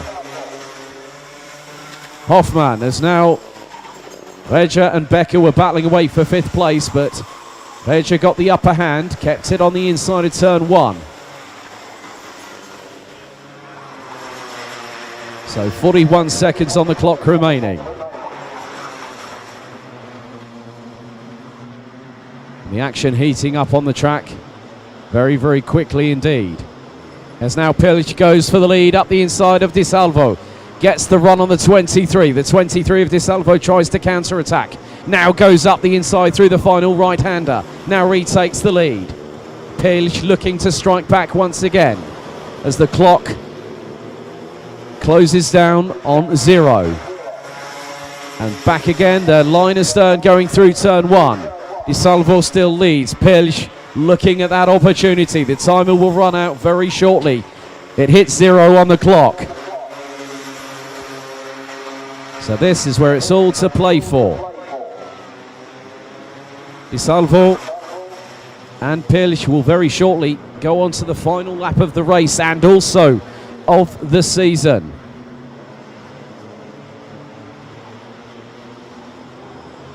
And Pilch looks up again, up the inside, retakes the lead on the penultimate lap of the race and the season. Looks behind, sees Di Salvo right behind on the back bumper. So the final lap board of the Micromax season gets shown, and Pilch has the advantage. Di Salvo, Hoffman, Janssen right on the back bumper of the 95, going through the first couple of corners. Reja, Becker, Casarino, Oliglan and Kenyon Washington nearly side by side through turn 1 for 10th place, as just a few more corners remain. Down the back straightaway go the two leaders for the final time in the season here at Wittgenborn. Through the hairpin, and Pilch drifts wide, and that allows Di Salvo to get through. So the first checkered flag of the final part of the season is about to be waved. And round the final corner comes the 23 of Marlon Di Salvo, who takes the last race victory of the season. And Maximilian Pilch celebrating, I think pretty much by that estimation he might have secured the title this season, takes second ahead of Gabriel Hoffmann. Noah Janssen takes fourth ahead of Tom Reja. Maxime Becker in sixth ahead of Niklas Casarino. Matthias Schulte with Christos Malakos finishing in ninth ahead of Oliglan. And Kenyon Washington rounding out the 11 strong that finished all 12 laps.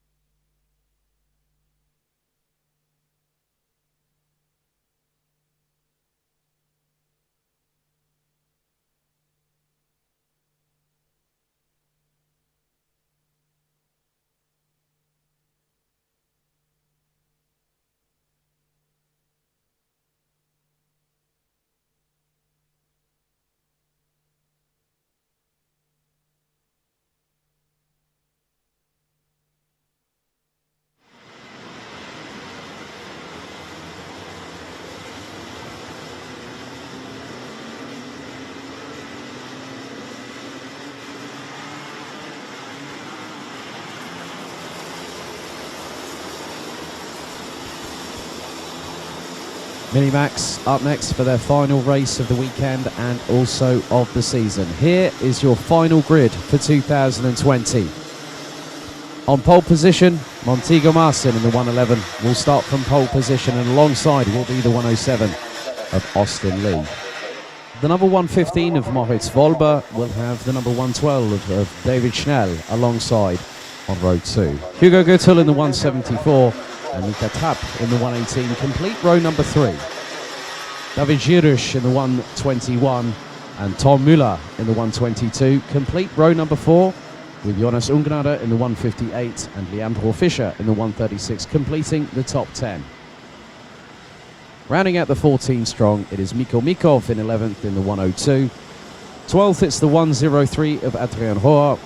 13th it's the 166 of Maximilian Schreier, with Naim Bretag in the 191 bringing up the rear of the 14 strong grid.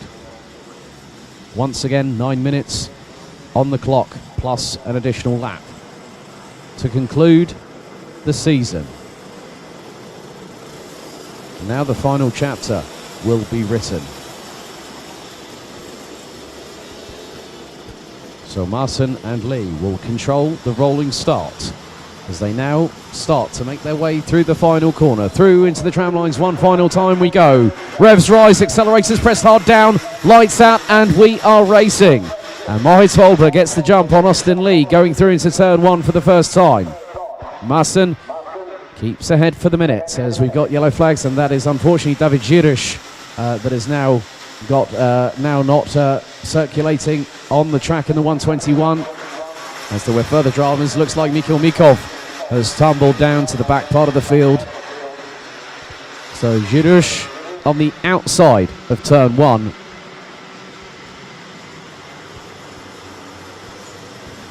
But it looks like Girush is trying to fire up the cart once again as the leaders make their way through to the latter part of the circuit. And Girush is trying unassisted to push the cart onto the racing line. Leaders about to cross the stripe, and they do so with Marcin. So double waved yellows. Girush asked to move to one side, and looks like the cart is being pulled back from the outside of turn number 1. And in the meantime, Montego Marcin has a lead of just over 7/10 of a second ahead of Moritz Wolber, who looks over the right shoulder to see where Austin Lee is. And it's Mika Trapp, Jonas Ungnade, Hugo Gürtel, Maximilian Schreier, Tom Müller, David Schnell, Leandro Fischer, Adrian Rohr, Naim Bretag and Miko Mikov. 13 drivers still circulating as now Austin Lee looks to try and get past Moritz Wolber for second place and then try and chase down Montego Marcin, who has really put the rubber stamp this weekend. So Marcin continues to lead. Wolber goes defensive on Lee through turn 1. So Girush will very much be confirmed as a retirement. The cart now out of the racing line and also away from the circuit. And unfortunately, David Girush now having to watch by the sidelines. As now Austin Lee closes on Moritz Wolber. The gap just last time around was just over 0.18 seconds as Lee gets close on the back bumper of Wolber, but this is allowing Jonas Ungnade in the 158 to close up. Hugo Gürtel looked up the inside briefly on the 118 of Mika Trapp, but Trapp did shut the door. Did not let the 174 of Gürtel get past. Gap between first and second now extends to just over a second between Marcin and Wolber. As now Maximilian Schreier goes defensive on the inside of turn 1 on Leandro Fischer in the 136 and stays ahead for the minute, and that is currently for 8th position. Austin Lee in 3rd and Moritz Wolber in 2nd, now joined by Jonas Ungnade. There's a little bit of an off-track excursion there for Maximilian Schreier, who goes grass cutting on the first part of the chicane in the middle part of the track. And now Ungnade has got past Austin Lee for 3rd place. And it's about keeping a calm and composed head on the shoulders, because now Austin Lee has 2 targets in the crosshairs, both Jonas Ungnade and also Moritz Wolber. And there is a little bit of a train starting to emerge from 9th position downwards And that's being led by Leandro Fischer in the 136, followed by David Schnell, and then also Adrien Rohr and Naim Breitag in the 191. Miko Mikov now in 12th as a result of Maximilian Schreier's unfortunate off-track excursion. And Montego Masson has set the fastest lap of the race on lap number 4, just 1/1000th quicker than the fastest lap of Tom Müller in 7th. As now Gütel up the inside of Mika Trapp, and then Tom Müller was looking at another opportunity on this particular occasion as Gütel goes defensive on Trapp. This could open the door for Müller. And that is the battle for 5th, 6th and 7th place, as we've got just over 4 3/4 minutes remaining plus 1 lap.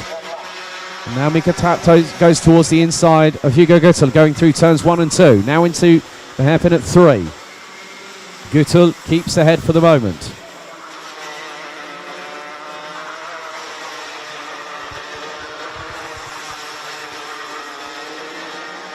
So this battle will wage on, but then we have to keep a close eye on 2nd, 3rd and 4th, as Ungnade, Volber and Lee were covered by just over 0.6 of a second. And that is really heating up as Tom Müller looks up the inside of Mika Trapp through the penultimate right-hander, and again goes through, or tries to go through on the next corner.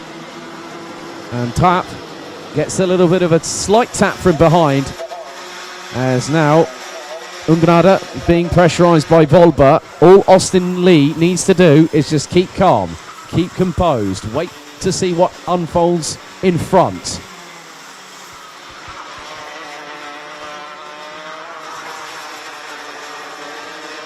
So they've now made their way through the chicane once again. 3.5 minutes of the season still to go, plus 1 lap.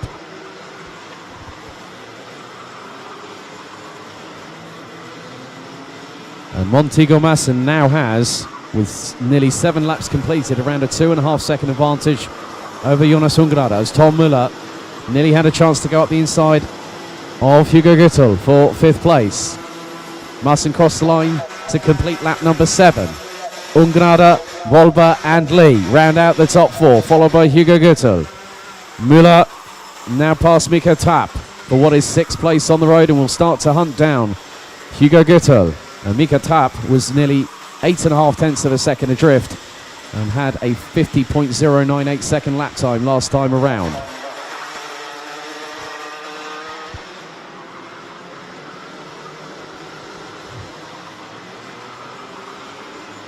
So Masson still controlling the pace. Tom Müller in the meantime in 6th has set the fastest lap of the race at 49.255 from the 122. Looking to close and get past Hugo Gütel as Masson completes lap number 8. 2.779 seconds ahead of Jonas Ungnade. Volber, Lee, Gütel, Müller, Trapp, Fischer, Schnell and Rohr round out the top 10 positions. But the battle for 2nd, 3rd and 4th, I sense, is not quite yet done and dusted. Because Austin Lee now closing on Moritz Volber, heading towards the hairpin at the back part of the circuit. And it looked like that Volber went a little bit wide, but looked to capitalise and take the tighter defensive line on the next right-hander, and did so, didn't give Austin Lee an opportunity to get past.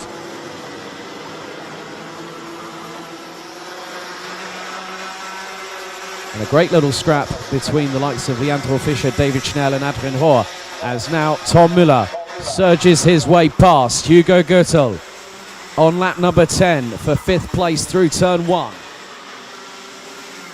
Nicely done there by Müller.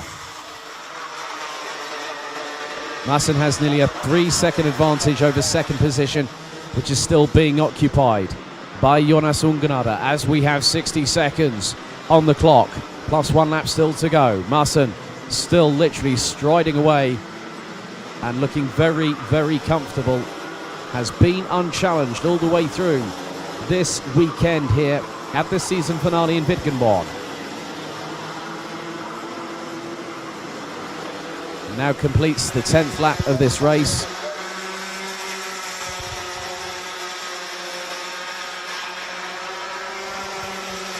And looking back to 8th, 9th and 10th, it looks like Maximilian Schreier has decided to unfortunately call it a day, and that is the 166 season completed, unfortunately, on lap number 8 of this race. 15 seconds remain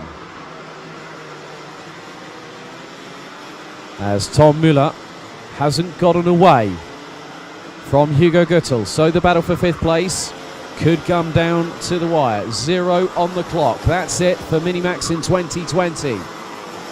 Last lap board being shown to Montego Masson in the 111, who hurtles his way through turn number 1. Ungnada, Volber, Austin Lee, Tom Müller, Hugo Guttel, Mika Trapp, Leandro Fischer, David Schnell, Adrian Rohr, Miko Mikov and Naim Bretag, rounding out the 12 drivers that are still circulating. But after 12 laps, it will be euphoria for one particular driver amongst others, and that is the one that has dominated the race weekend from yesterday in qualifying. 3 wins yesterday, pole position this morning, and now here on the final Sunday afternoon of the season, Montego Masson takes the checkered flag for the Grand Coup d'Etat, as they say. Great job by Jonas Ungrada, and I think Austin Lee knows that he's done the job. Looks like that Austin Lee may be confirmed as our 2020 champion later on this afternoon. Moritz Volber takes 3rd place. Tom Müller comes back to finish in 5th ahead of Hugo Guttel, with Mika Trapp, Leandro Fischer, David Schnell and Adrian Rohr completing the top 10 positions after 12 laps of racing here in Minimax. Miko Mikov finished in 11th ahead of Naim Bretag, with Maximilian Schreier retiring on lap number 8 and David Giroux unfortunately not making it even past turn number 1 on the very first lap.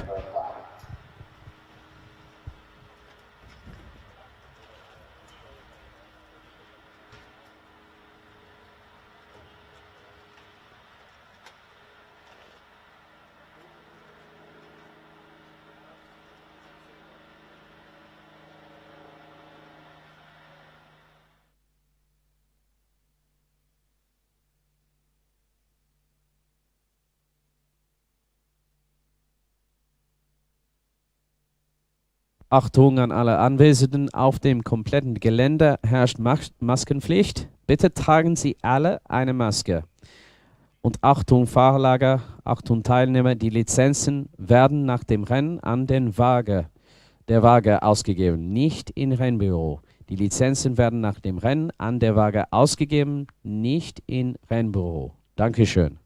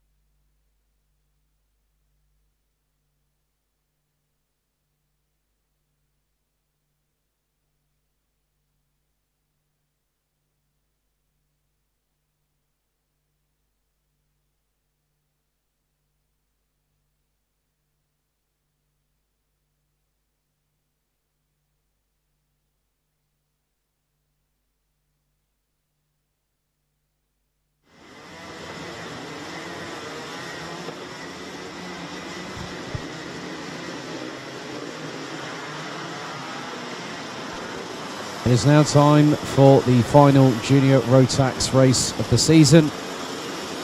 11-minute set on the timer, and here is your grid. Valentin Klus in the 201 starts from pole position, and alongside will be the 226 of Nikita Genza. Farin Mega in the 245 and the 262 of Kian Agasade complete the top two rows, followed by Rafael Renhofer in the 233 on fifth position, and alongside will be the 228 of Luis Jacobs. Janis Diak in the 238 and Rafael Balza round out the top four rows, with Nevio Fischer and Magnus Pedersen completing the top 10. Leon Arndt, Louis Detling, Maurice Schmeis and also Luigi Gazzo round out the complete grid. 14 drivers, 7 rows of competitors, and 11 minutes plus 1 lap of racing still to go this season. It will be down to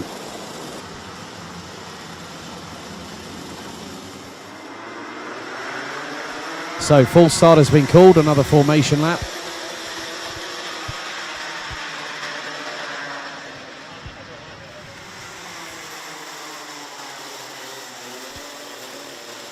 It looks like Nevio Fischer and Leon Arndt haven't crossed the timing beam.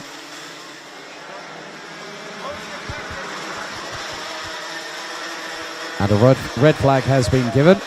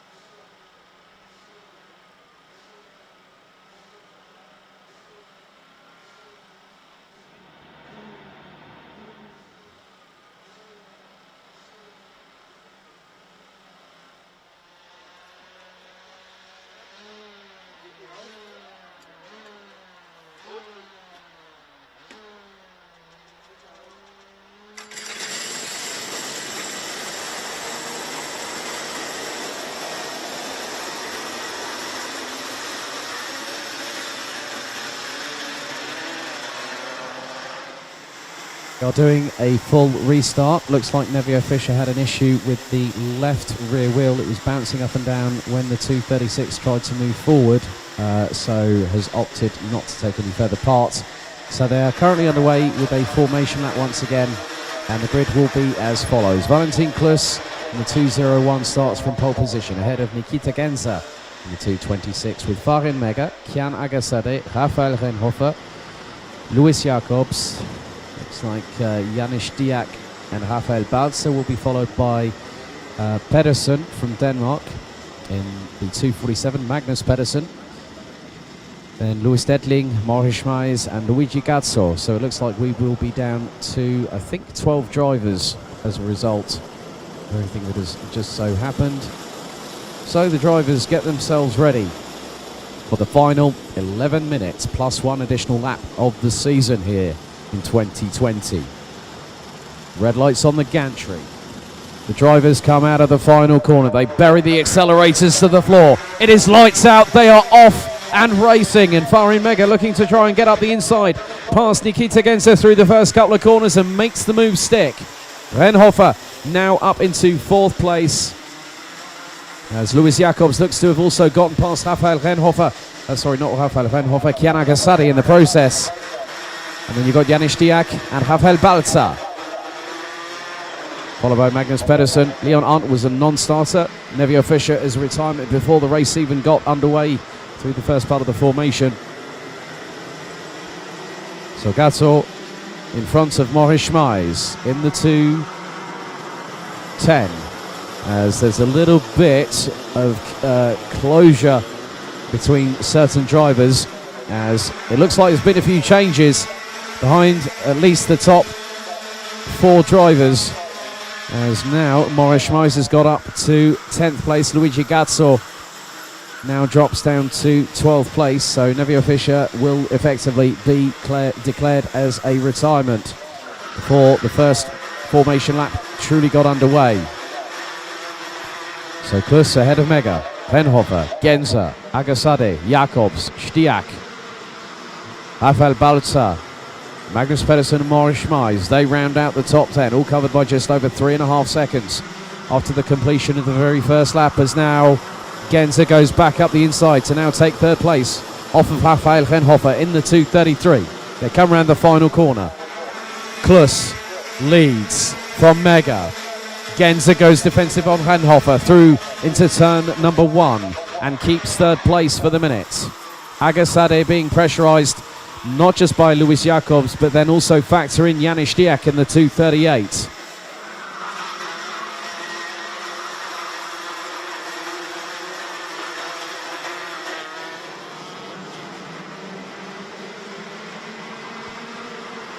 As Luigi Gazzo now makes it through, as now Renhofer back up the inside of Genza, but Genza not giving up, and then all of a sudden Agassade looks to the outside, then looks to the inside.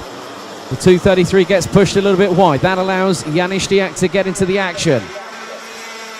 And it is all kicking off outside of the top 5 positions, as now Luis Jacobs gets past Kian Agassade for 4th place. Rafael Balzer showing a very good account, the youngster in the 217, just behind the 233 of Rafael Renhofer.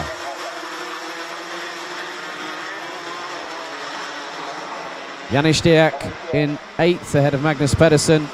Maurice Schmeis still rounds out the top 10 who are covered, as now up the inside on Luis Jacobs goes Kian Agassade in the 262. Another change for 4th place, as now Stiak I think was a little bit far behind Renhofer, but managed to get past, as Renhofer pushed a little bit wide there, coming out of the penultimate left-hander. As Renhofer goes surging back up the inside, looks like Janis Diak has just been passed by the 233. We'll just keep an eye. That's not Janis Diak, that might be Louis Detling, I believe. But Valentin Klus has nearly an 0.8 of a second advantage over Farin Mega. The pair are literally to the decimal point on the same lap times by 1/1000th of a second. Farin Mega just puts in the fastest lap of a 47.280, and Valentin Klus A further 1/1000th slower on that last lap after 4 laps completed.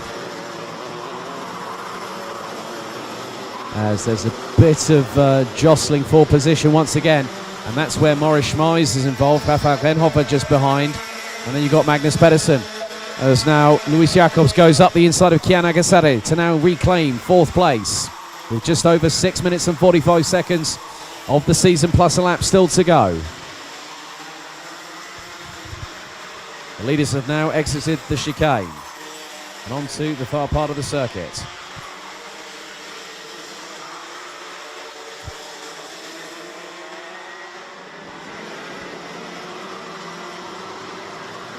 So whilst Klus, Mega and Genza are getting away like they have been doing, Kian Agassade now has Rafael Balza for company in the 217. And just behind, Luis Jacobs battling away with Janis Stiak in the 238. And Stiak looked to the inside, but Jacobs quick to close the door very, very abruptly. Now Balza, this is the highest the number 217 has run so far this weekend. Now, with the fact that the fog lifted quite a few hours ago, it has meant that pure 2020 visibility is available to all the drivers. And that's why the lap times have really come down. Nikita Genza sets the fastest lap of the race on a 47.004. It's now Raphael Renhofer trying to get away from Maurice Schmeis and Magnus Pedersen as Renhofer rounds out the top 8 places.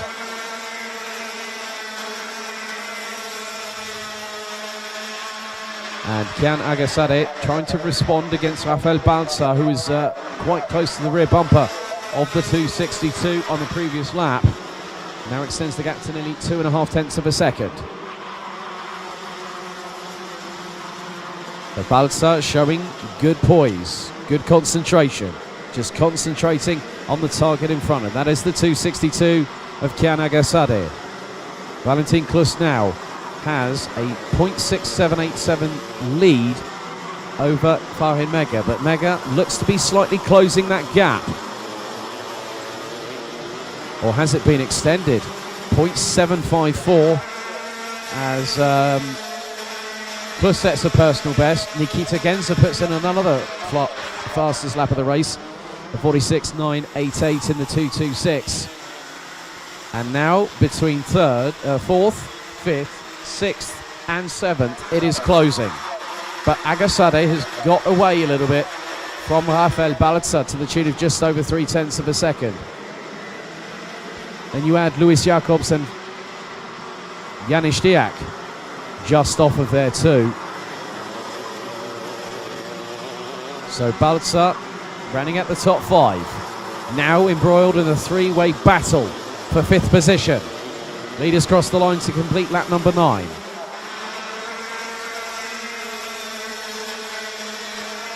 As now Jacobs trying to go up the inside of Balza through turn 1 and makes the move for 5th place. Balza, having held on for as long as possible, now has the opportunity to fight back and retake the place. It's a very bumpy, twisty circuit here at Wittgenborn, and it does test the drivers. Braking, rotating the kart, powering out of the corners at the correct points on the circuits. Farin Mega, last time around, set the fastest lap of the race of 46.943. On the completion of lap 9, we're about to go into double figures as Valentin Klus crosses the line once again. The gap now is just 0.65. Balza still trying to hold on for 6th position. Magnus Pedersen has got past Maurice Schmeis for 9th place, a little bit further down the order. Now you can add Raphael Renhofer to the back of that 5-kart train being led by Kian Agassade, who still holds 4th with 2 minutes and 38 seconds still remaining in the season.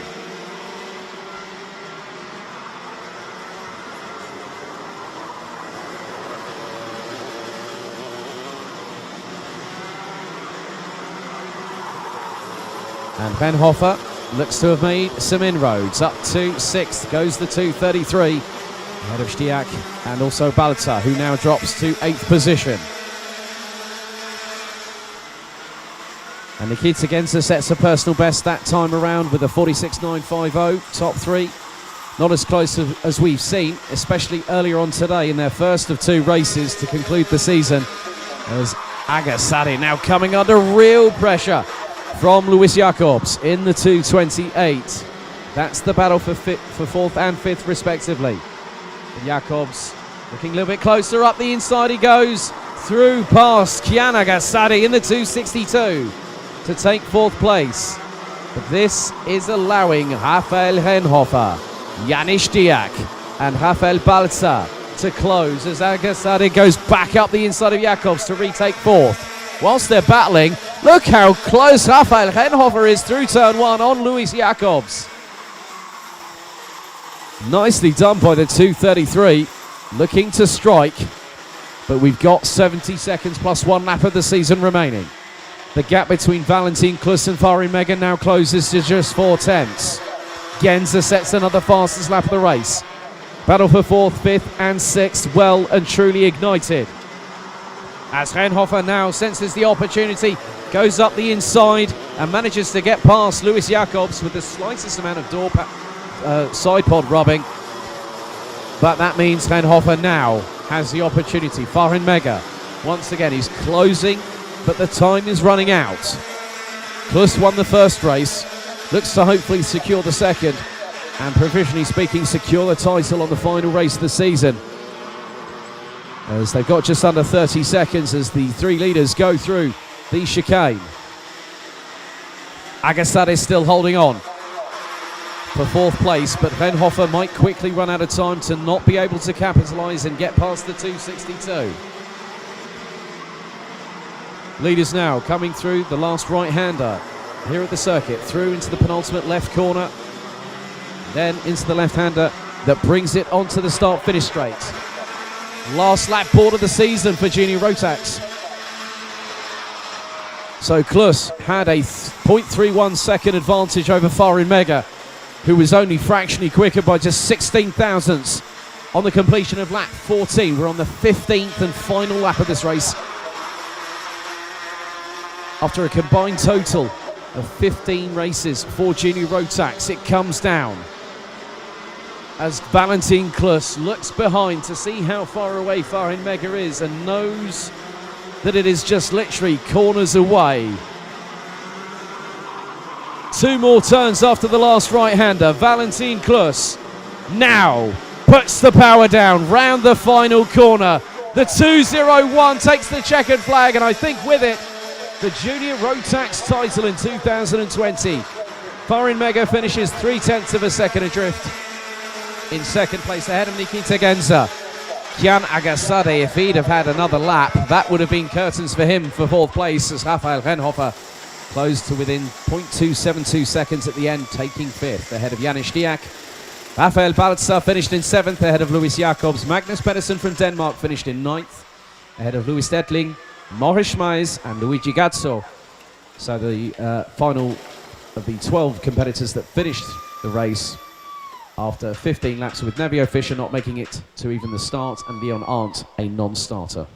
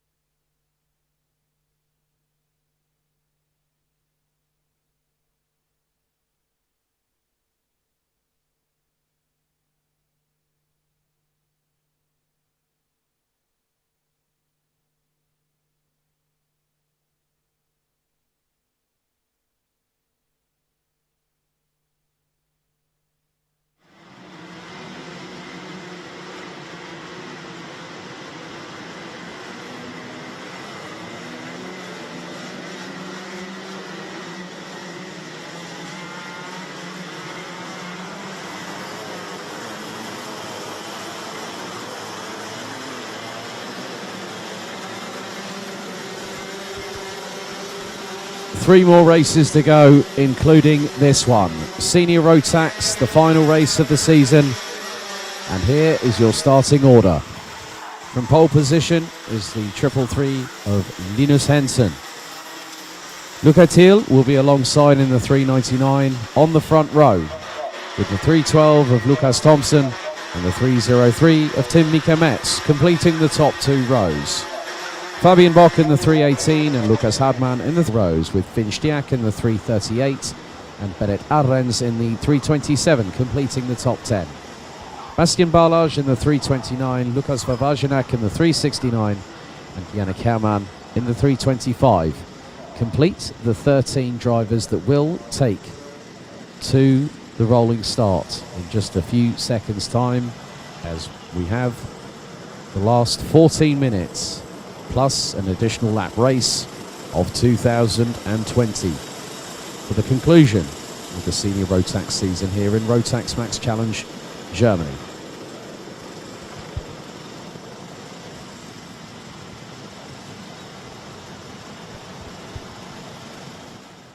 The drivers now make their way round the final corner. They split, they head into the tram lines for one last time.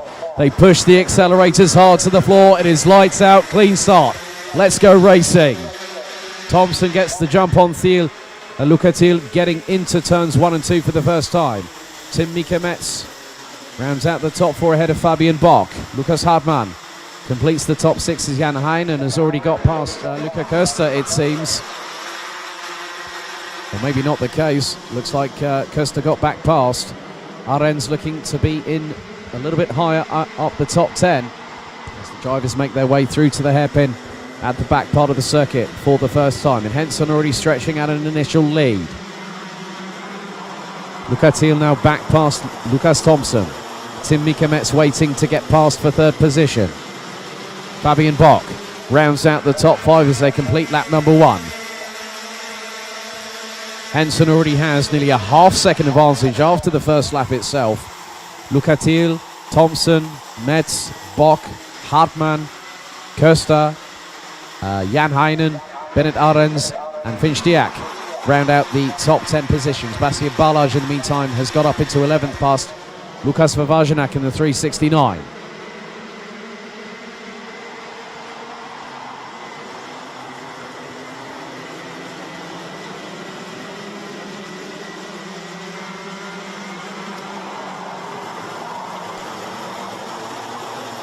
So from 2nd onwards, it looks like the train of karts are pretty much in the first half of it thereof.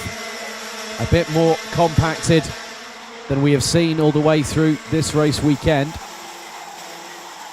As Lukas Thompson takes a look, briefly going into the hairpin, I think, over the left shoulder to see where Tim Mika-Metz in the 303 is, and just going through the chicane. The 303 is now closing on the 312 for 3rd position once again. Looks like a little bit of a tighter line there, taken by Tim Mika-Metz. So now they go into the hairpin. But Tim Mika-Metz on this occasion not close enough to get past the 312 of Lukas Thompson. Bastian Barlage in the meantime has now got past Finn Stiak in the 338 to take 10th place. But Luca Thiel doesn't want to settle for 2nd best this time around, and sets the fastest lap of the race of 46.237 after the completion of lap number 3. The gap now between him and Linus Hansen, now 0.457 seconds, as we're halfway through lap number 4.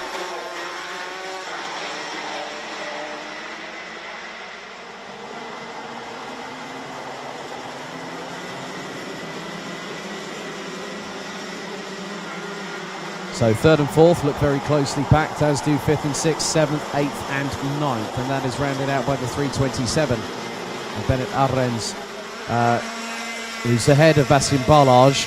And Barlage is trying to close and was a little bit quicker by about just over half a tenth last time around.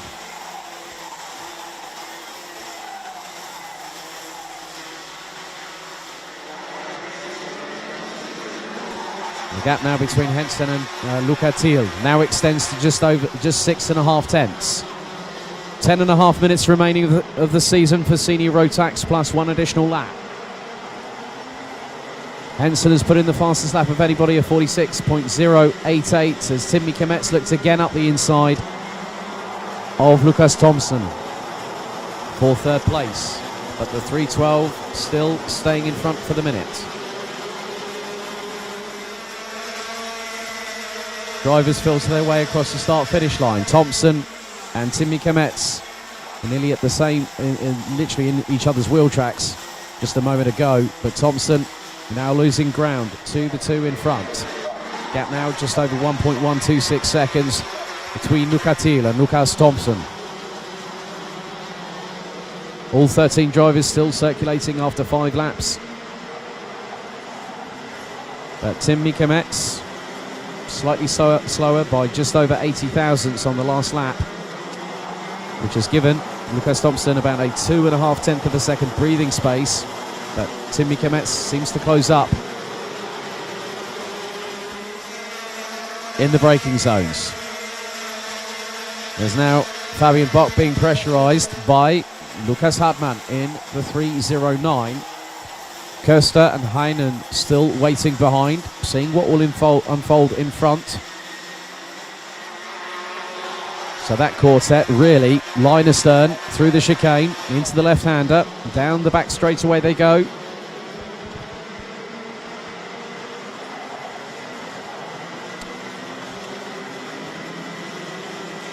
I think I just spotted a little bit of a move a little bit further back, and I think Bastien Barlage has just got past Bennett Arends in the 327. That's for 9th place on the road, but the battle royale really happening now is not between the top two, let alone 3rd or 4th. It's between 5th, 6th, 7th and 8th, and they are literally separated by nothing. It's about 7 tenths of a second covering the quartet from Bock to Hartmann to Köster to Heinen. But Lucas Thompson, who is actually defending, and I've just noticed by the lap times that Thompson did a 46.529, Timmy Kometz of 46.480. Linus Henson's running in the high 46 zeros at the minute, which is incredible pace over the last couple of laps.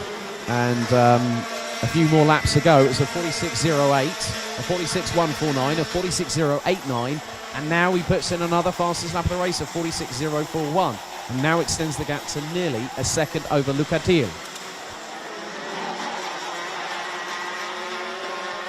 And now Luca Thiel has an advantage of nearly 1.9 seconds over Lucas Thompson. Timmy Kometz just 0.237 seconds adrift of the 312. Hartmann, having got past Fabian Bock now, will look to charge forward and wasn't quicker that time around in comparison with Timmy Kometz. However, the gap between the pair is now just over 8 tenths of a second, as it looks like there was a move just completed a little bit further down the order. So some nice switchbacks as the field, and that was Bastien Barlage on Jan Heinen in the 316. Lucas Thompson sets a personal best of a 46.378 second lap time on that particular occasion.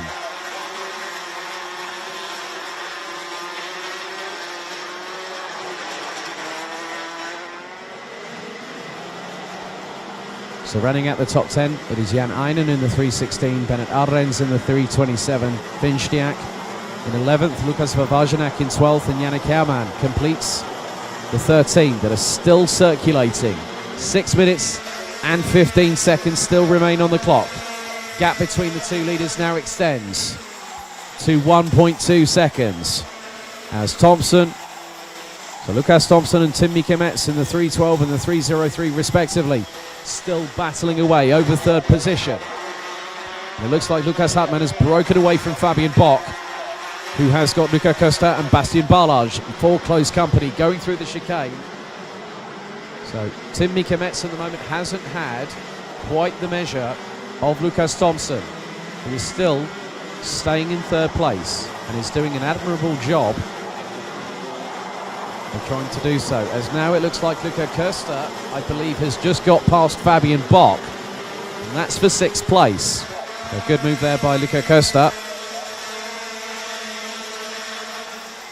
So Köster trying to close in on Lukas Hartmann, who is about a second up the road at the minute.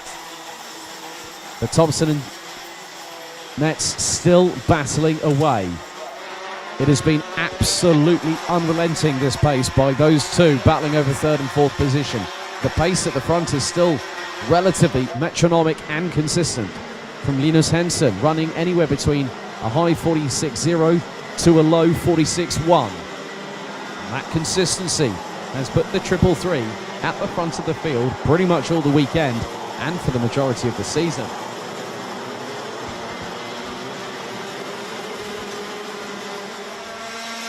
And again, the gap extends between first and second position. But between Lukas Thompson, who is now 2.651 seconds behind Luca Thiel, you've now got to watch out not just for Tim Mika-Metz, you've also got to watch out for the 3:09 of Lukas Hartmann, who's just put in a 46.288 and was well over a tenth and a half quicker than the two in front. It was Thompson by 1/100th of a second that was quicker than Tim Mika-Metz. So Hartmann looking to really go for it. And a little bit further down the order, Bastien Barrage is not too far behind Fabian Bock in the 3:18. And with them is coming Jan Heinen in the 3:16.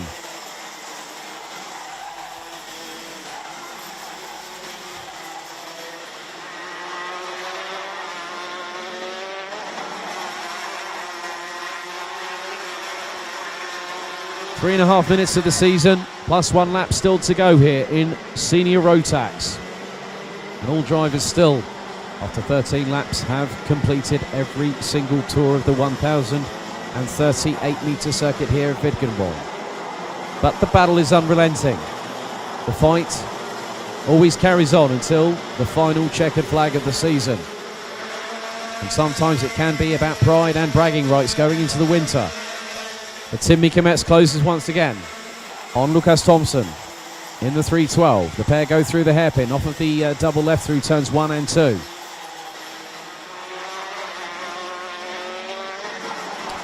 Through the chicane, Tim Mika-Metz took a little bit of a different line to what Lukas Thompson is doing. So Tim Mika-Metz is trying to react to what Thompson does and then be instinctive as a direct consequence. Not that that's a bad thing at all for Tim Mika-Metz, but it would be for Lukas Thompson. Lukas Hartmann now gets up close and personal with the two in front. We've got just 2 minutes and 20 seconds still to go. The unpredictability factor is the key point on any race. You don't know when it's going to happen, where, why, what and how. But Thompson really has done a great job battling away with Tim Mika-Metz, and that has allowed Lukas Hartmann to close up. Luca Köster is a further 3/4 of a second behind. So using some of the rumble strip on the outside, coming through the left-hander to gain the momentum carry. And it looks like that, yes, there has been a change for position. And what has happened is that a little bit further down the order, Lukas Thompson has gotten away. Tim Mika-Metz now is in front of Luca Köster, who got in front of Lukas Hartmann that time around.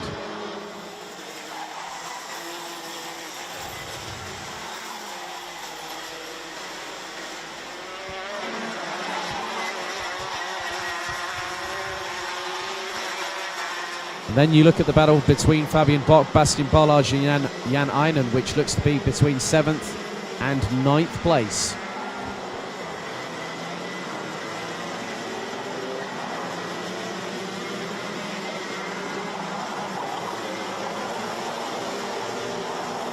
So for Linus Hensen, it has been clean sailing at the front of the field and also throughout the weekend. Luca Thiel looking to finish strong. Despite the dramas that befell the 399 yesterday afternoon, a 5-second penalty has been given to Tim Mika-Metz. With just a handful of time remaining on the clock, but it looks like it's instantly retracted. I'll keep an eye on the timing screens. Excuse me, as we've got 30 seconds of the season still to go. And after this, two So a 5-second penalty for Tim Mikametz has just been confirmed by race control for unfair driving or pushing. As the clock finally counts down, the sands of time very quickly will run out as we go on to the penultimate lap of the race of the weekend and of the 2020 season in Senior Rotax, and it has been nothing but spectacular performances from Linus Hansen, who has really come of age this season in this class. But still, Tim Mikametz, who will not really end up fourth, that will end up being in the hands of Luca Köster, with Lukas Hartmann finishing in 5th place post-race. But it is an opportunity for Köster, who we saw some great driving from back at Mulden at the season opener, especially when he took that race victory on the Saturday in race 2, with both left Mojo tyre sidewalls hitting the barriers as he came across the line in wet conditions.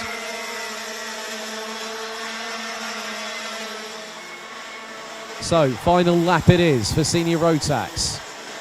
Double waved yellows going through a little bit further, as it looks like one of the carts, that's Finchtiak, that I think has just pulled up, and his weight is watching by the sides. Vavajanak drops to 12th place. And I'm not too sure whether Vavajanak will take any further participation. Looks like Finchtiak has. But the checkered flag will wave, and I think it's champion-elect for Linus Hansen, who punches the air with the left hand. A quite muted celebration there, but obviously a great job by Linus Hansen. That was a clean sweep of the weekend once again. Luca Thiel finishes 2.171 seconds behind. Lucas Thompson takes third ahead of Tim Mikametz, Luca Köster, Lukas Hartmann. But it will change because Tim Mikametz gets a 5-second post-race penalty, which will now has been adjusted and puts the 303 ninth. So Köster takes 4th ahead of Hartmann, Fabian Bock, Bastian Balaj, Jan Heinen. Tim Mikametz now shown as finishing in 9th place ahead of Bennett Arends, Yannick Herrmann rounding out the 11 strong that finished the race. Finchtiak retired on lap number 17, with Lukas Vavajanak having his race abruptly ended on lap 18.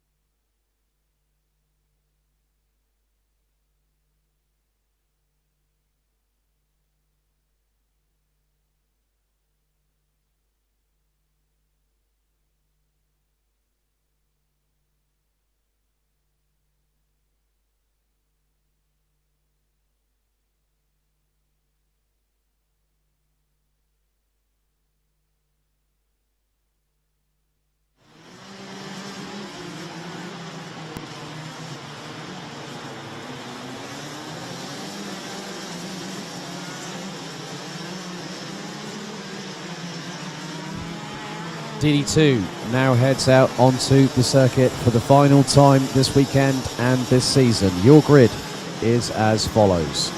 On the front row, starting from pole position, it is the 433 of Florian Breidenbach, with the 422 of Oliver Breidenbach just alongside.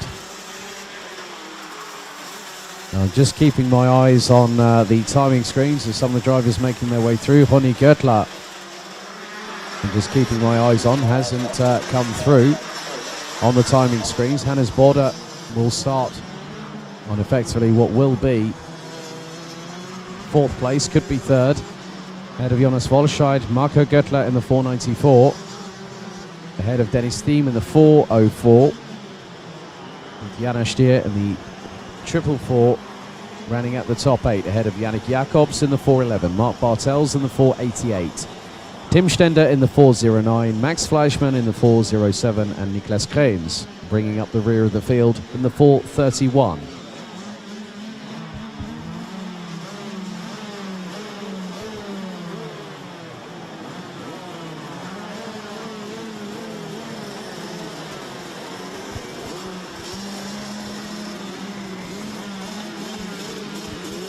So the drivers get themselves ready for one final time this year at Rotax Max Challenge Germany. DD2 about to go into battle for the next 14 minutes plus an additional lap. They split, they go into the tram lines. The revs rise as they press the accelerators hard to the floor, lights out, and they are racing. As there was a bit of a skirmish going into turn 1, a little bit towards the back part of the order.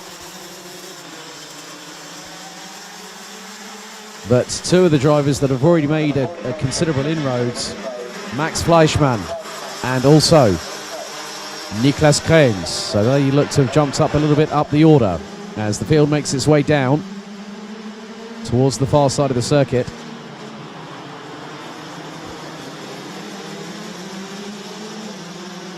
Startnummer 303, Timika Metz zur Waage. Startnummer 303, Timika Metz, sofort zur Waage. Danke. So with just over 13 and a quarter minutes still to go in this final DD2 race of the season, everyone streaming their way across the line. Jonas Wolscheid, unfortunately, down at the back part of the field as there was a bit of a skirmish going through turn 1 for the first time. But at the moment, it is Florian Breidenbach leading Oliver Breidenbach, Hannes Border up into third, Dennis Thiem up into fourth, Max Fleischmann and Niklas Kreens now up into 5th and 6th respectively, ahead of the 488 of Mark Bartels. Marco Göttler in 8th, Yannick Jacobs in 9th, and that was where I think the trouble sort of started a little bit. So Tim Stender rounds out the top 10 ahead of Jana Stier in the 444, Jonas Wolscheid trying to close up in the 420. I think might have been released out of the pre-grid. But Florian Breidenbach already has a lead of 0.693 seconds over Oliver Breidenbach, who is being pressurised by Hannes Border, who looks to finish on a high note.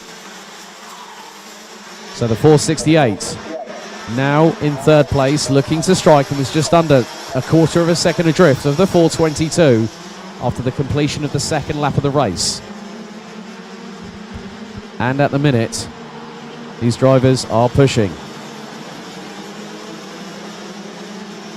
And they will do so right up until the end of the season.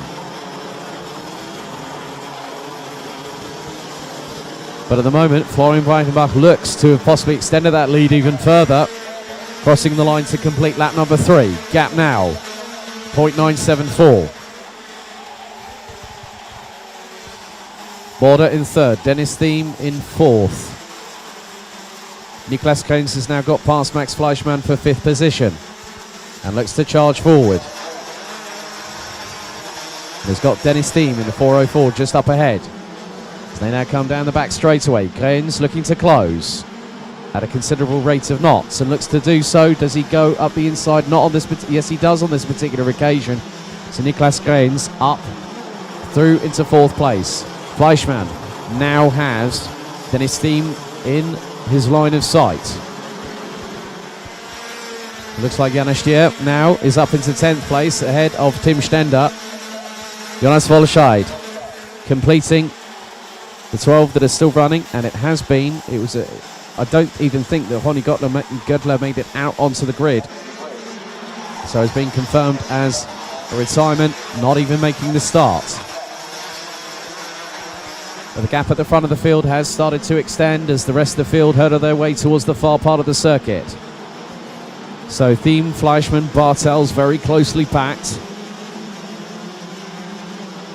That's by around about 0.8 of a second, not even that. Well, I look out of the left-hand side of the commentary box and I see Fleischmann battling away with Bartels behind and Thiem in front. And so Max Fleischmann has that dilemma and looks briefly the left side of the nose, trying to look up the inside there of Dennis Thiem, but he thought discretion is the better part of valor. Pulled back in behind into single file through the racing line. But then Mark Bartels is giving Max Fleischmann the hurry up, going through the chicane. Right on the back bumper is the 488 on the 407 as they go down the back straightaway. Bartels up the inside of Fleischmann. Now takes the position, so that drops Fleischmann down into 7th place. And in the meantime, it has been an absolute binge of speed for one Niklas Krenz, who has been setting faster laps than anybody on the circuit, and has set the fastest lap of the race last time around. He put in a 46.032, and now is going after Oliver Breidenbach. Now with 9 minutes and 10 seconds to go on the clock, the pace that Niklas Krenz has shown this weekend tells me this: if he gets past Oliver Breidenbach, he will absolutely go for it. He will leave no stone unturned. Probably leave no rubber on those tyres, as now he goes up the inside to take 2nd place off of Oliver Breidenbach. Now the chase begins. But consider this, Hannes Border is not too far behind either, just on the back bumper of the 422 of Oliver Breidenbach. So let's see if Niklas Krenz can start pulling away. He already has. The gap between Krenz and Breidenbach went to nearly 0.3 of a second after he made the overtake at the far part of the circuit through the hairpin. So Niklas Krenz he's done the fastest lap of anybody, a 45.850 on the completion of lap 6. Florian Breidenbach, I've just noticed, has started responding. And this is where it comes in. Oh, Tim Stender has a bit of a moment. The back end steps out to the left-hand side, heading into the chicane. A little bit of grass trimming via the rear Mojo tyres. But Stender gets back out on the circuit and keeps circulating. So the gap this time between 1st and 2nd is 2.621 seconds. And that time Niklas Krenz only did a 46.1 exactly. Florian Breidenbach did a 49.934. So on the last 2 laps, Florian Breidenbach has been running at a consistent pace. And over the last 3 laps, it's been no higher than a low 46.0 and no lower than a high 45.8. Dennis Thiem has unfortunately lost out and has dropped down from 6th to 8th place as a result of Max Fleischmann and Yannick Jacobs now getting past the 404. So the gap between 1st and 2nd was 2.6 seconds. It's now 2.775 as Breidenbach again goes into the mid 45.9s on that particular occasion.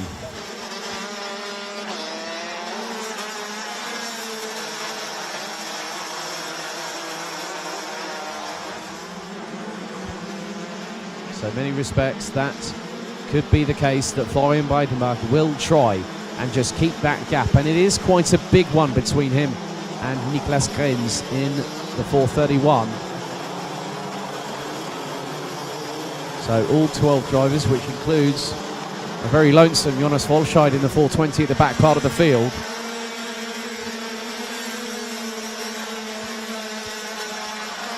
Startnummer 303, Tim Mikametz, sofort beim Race Control. Tim Mikametz, 303, sofort beim Race Control. Danke. So with 6 minutes of the season still to go here in DD2, plus an additional lap, Florian Breidenbach has been a cut above the rest of the competition. We could have seen some great displays this weekend from the likes of Janos Stier, the likes of Niklas Krenz, the likes of Mark Bartels, Max Fleischmann. The names of lists I could probably roll off my tongue would be pretty much quite a few of the field. However, it has been the consummate performance from Florian Breidenbach that has really shown to the rest of the field that when they started racing at Mullerton, Breidenbach said, well, I'm going to put myself in the mix, and has started to make sure that determination, that drive, that will to win has succeeded above all else. A lot of sacrifice through families, through the team, through the mechanic that spends hours and hours on the kart getting it ready and prepared to the best standard possible to allow a driver to have a race-winning vehicle underneath them, and that has been the case for Breidenbach. Krenz in second, and the gap is now 2.96 seconds. Oliver Breidenbach in third is still hanging on in the 422. He's about 1.2 seconds behind Krenz, but then you look behind and then you've got Mark Bartels, Hannes Border. Well, Bartels is now past Hannes Border for fourth place in the process. Max Fleischmann is also showing a good turn. He's been running anywhere between the high 46.0s and the nearly high 46.1s over the last 3 laps. And that's where the dynamic of this race starts to change a little bit, because Breidenbach has gotten off into the distance, nearly 3.3 seconds adrift of Niklas Krenz. So it is Oliver Breidenbach, Mark Bartels, Hannes Border, Max Fleischmann and Yannick Jacobs. That is from 3rd to 7th. That could all factor in to getting a top 3 position in the final race of the season, and that would be a pretty much a confidence and motivational boost for those drivers, as now Bartels has closed once again. The gap was just under 3/10 between the 488 and the 422 of Bartels and Oliver Breidenbach respectively. And now Bartels closing very quickly. Up the inside he goes, past Oliver Breidenbach to take third place through the hairpin. But Breidenbach starts fighting back, looks towards the inside through the next right-hander. But Bartels very quickly and very neatly cuts across the front with an absolute minuscule margin to keep third place. That was a great little dice between the duo. And now Bartels has started pulling away.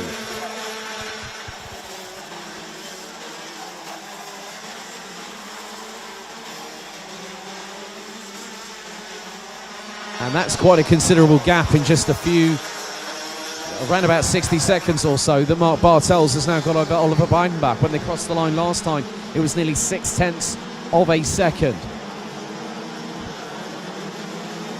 Hannes Border not too far behind Oliver Breidenbach. And then you've got Max Fleischmann and Yannick Jacobs. So with the way that Mark Bartels now pulling away, starting to get a few more laps under his belt and push forward, have a bit of clean air. That's one key thing for drivers. And the gap now between Bartels and Oliver Breidenbach is just over 5.5 tenths of a second, 0.584. It's 2 tenths between Oliver Breidenbach and Hannes Border, and Border looks to be closing.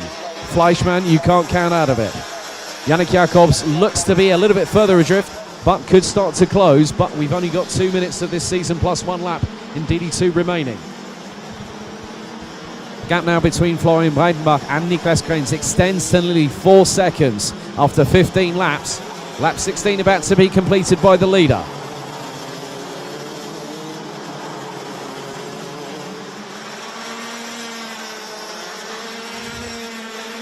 And the gap now is 4.139 seconds as Bartels still in third, but then Border, Breidenbach, that's Oliver Breidenbach, Max Fleischmann and Yannick Jacobs again getting very close with less than 90 seconds remaining.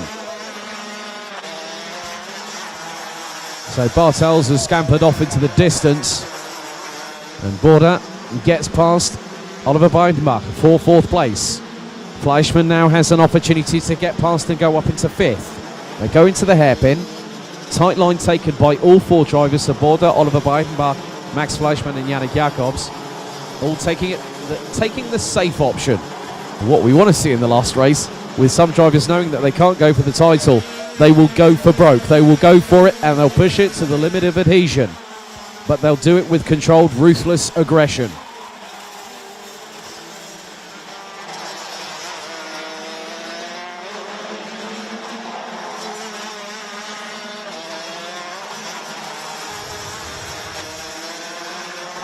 And still, Hannes Bode leading that four-cart train with Oliver Breitenbach, Max Fleischmann, and Dennis Thiem, Yannick Jacobs just behind. Dennis Thiem a little bit further behind by about 2.2 seconds. So with 11 seconds on the clock, Florian Breitenbach completes the 18th lap here. So we go on to effectively the 19th and penultimate lap of this race, and also the penultimate lap of the 2020 racing season. It all comes down to this. And when I just look back between Bode, Oliver Breitenbach, Max Fleischmann and Yannick Jacobs, the gap between the quartet was just under 8.5 tenths of a second. That's how close it can get. I've seen it get even closer. Fleischmann will have an opportunity, I think, if he gets close enough to Oliver Breitenbach, who in turn is closing on Hannes Bode. Through, up into the hairpin, back through for fourth place goes Oliver Breitenbach. Hannes Bode tries to counter-attack and instantly goes up the inside. The pair clash side pods, and that allows Max Fleischmann to get up the inside of Oliver Breitenbach. Yannick Jacobs gets a little bit of breathing space to try and get through, but can't get past. Final lap board of the season for DD2, which has already been taken by the top 9 drivers, including Marco Göttler in the 494 and Janos Stier in the 444.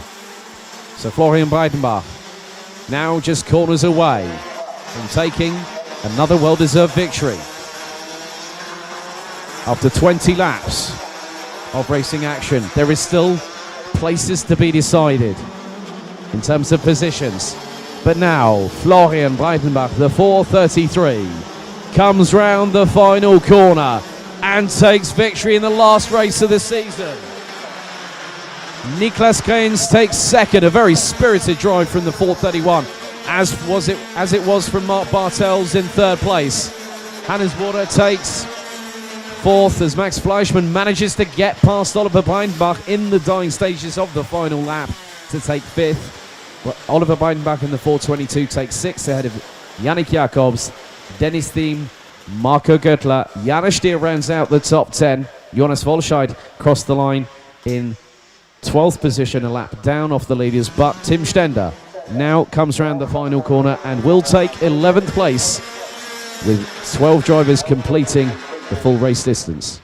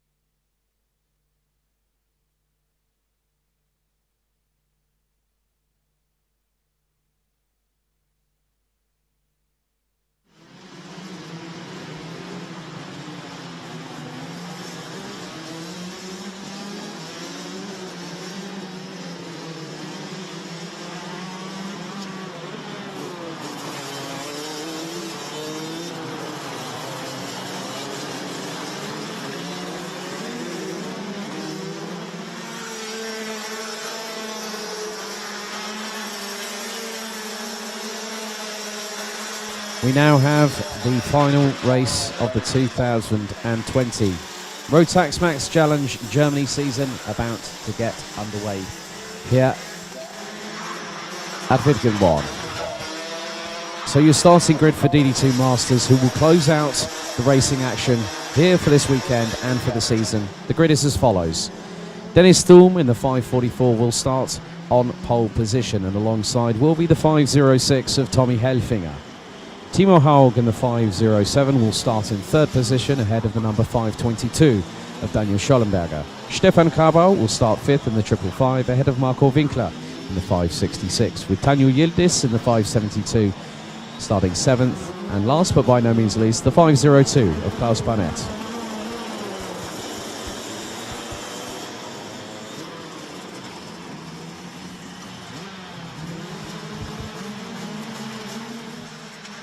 So we wait. We are primed and ready for one more race in the season. Through into the tram lines they come. They press down on the accelerators hard. Lights out. We are racing. And it's a good start by both Dennis Thum and Tommy Helfinger, who initially get the jump on the rest of the field, as Stefan Grabau, I think, has gotten up into fourth place and has now started to close on Timo Haug.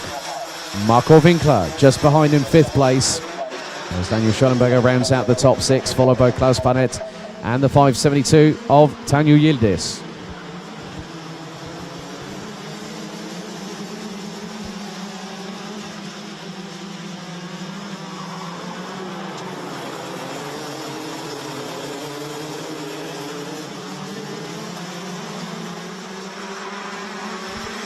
So first lap completed, the gap between Dennis Thum and Tommy Helfinger, 0.374 seconds.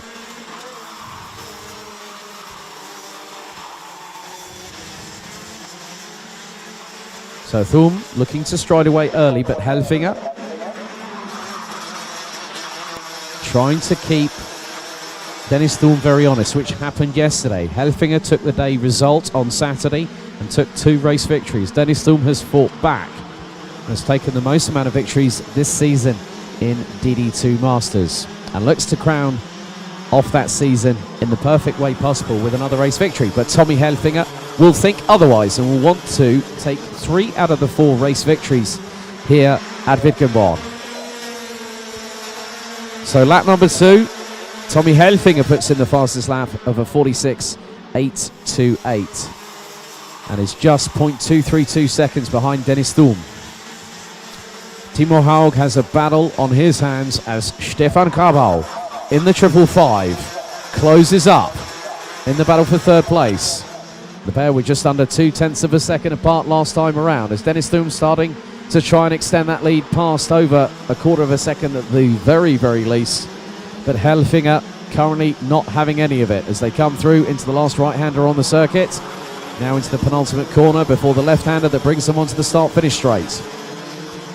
And the drivers all covered by just 3.2 seconds after 3 laps initially.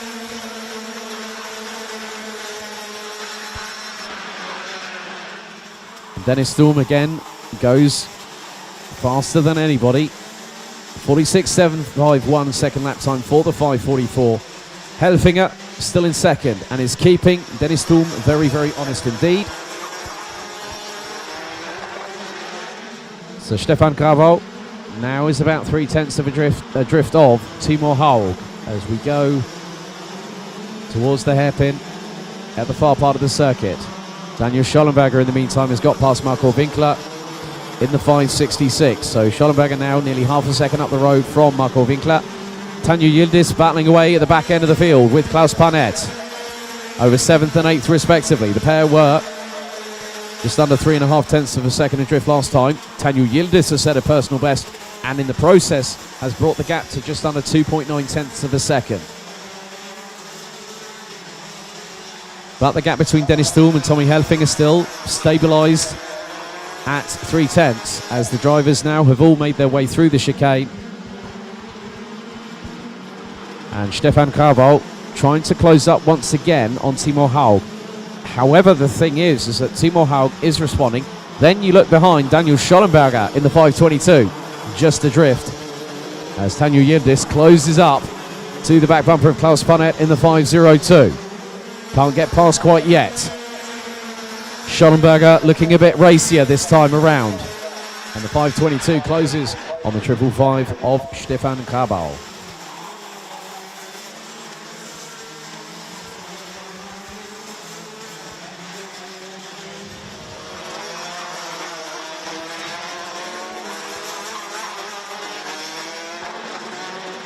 So the gap extends between Klaus Panett and Tanju Yildiz to just over 0.3 of a second.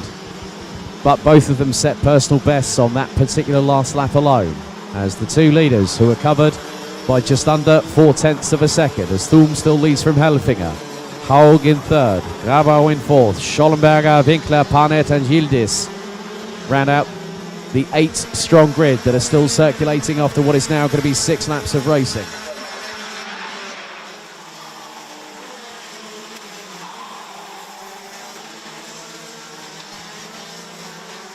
So the 5:44 of Dennis Thum and the 5:06 of Tommy Helfinger still going around the circuit at a blistering pace. And Dennis Thum has put in another fastest lap, a 46.467. That was nearly a 10th quicker than Tommy Helfinger. So Timo Haug now has gotten away from the two battling behind, Stefan Grabau and Daniel Schollenberger. Marco Winkler still holding station in 6th. Panett has gotten a little bit further away from Tanju Yildiz on that last lap. The gap was 0.329 seconds between them, as they've now gone on to lap number 7 of this race. And still, Dennis Thum continues to hold the advantage.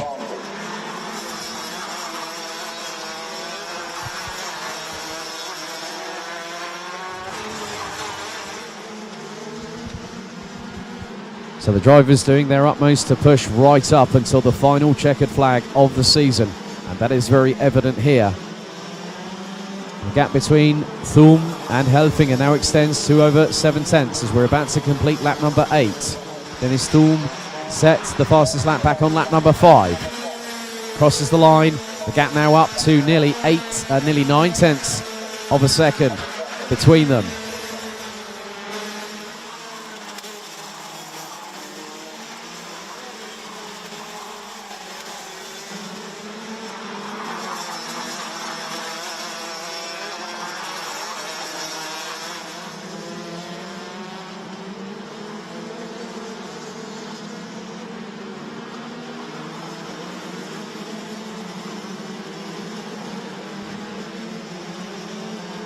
Thum still trying to stretch that lead. Helfinger might have closed it up a little bit in the braking zones, but with the pace that Dennis Thum has shown all season long, it can be a little bit of appearances can be deceptive. Helfinger now nearly 0.9 of a second adrift of Thum. Timo Haug now has gotten away a little bit from Stefan Grabau, to the tune of nearly 1 second, as Daniel Schollenberger now trying to close the gap on the 5:55 just up ahead. And there is still plenty of time, 6.5 minutes, not just of this race, but also of the season, still to go.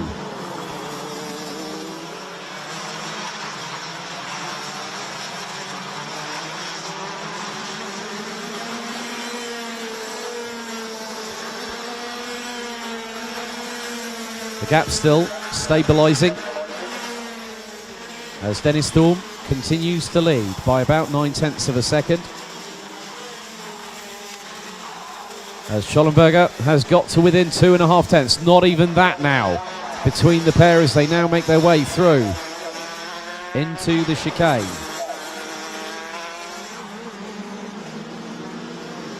And it could be very much the case, and I think that Schollenberger is closing, gets a bit closer towards the back bumper of Stefan Grabau. So Grabau not out of the wilderness quite yet.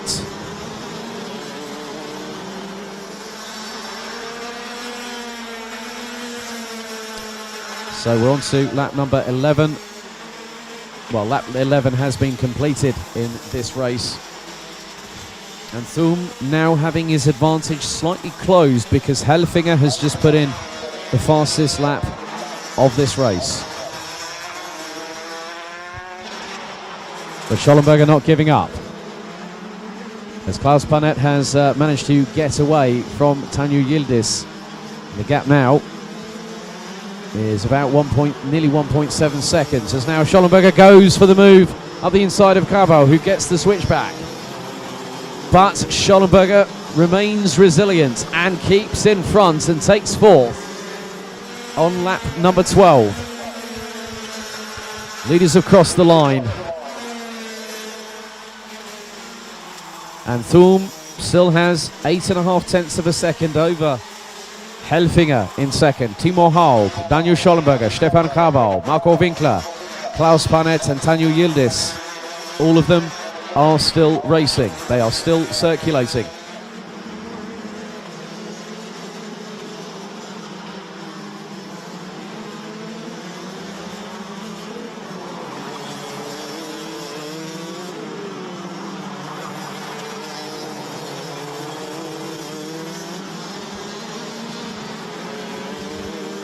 So Schollenberger now starting to stretch the legs away from Stefan Cabal.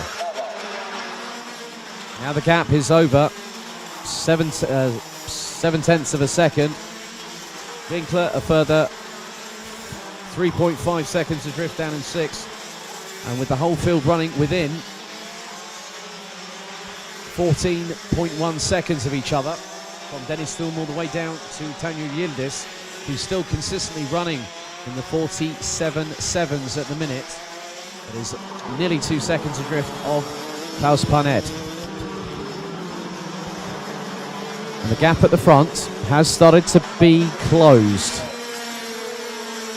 And it's gone to just under 6.5 tenths. Helfinger getting a bit closer, and is the one that has the fastest lap of the race so far on lap number 11 of 46.251. Haug now 1.1 seconds ahead of Daniel Schollenberger, who has literally put dust in the general direction through the rear wheels of that kart in the face of Stefan Cabal. And they are nearly a second apart from each other.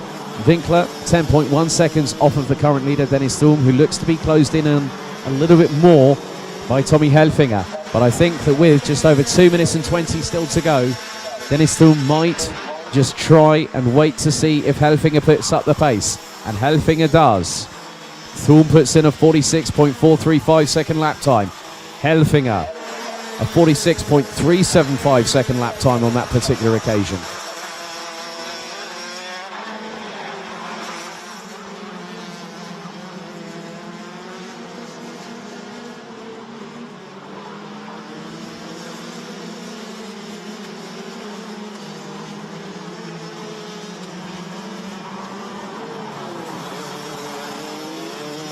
So the leaders now making their way to complete lap number 16 of this race. 1 minute and 36 seconds on the clock remaining. The gap now has extended because Dennis Thum has just put in a personal best of a 46.321 at this late stage of the race, and extends the gap over Tommy Helfinger to 0.804 seconds. Haug now has over a 1.1 second lead over Schollenberger, Cabal, Winkler, Panet, Yildiz.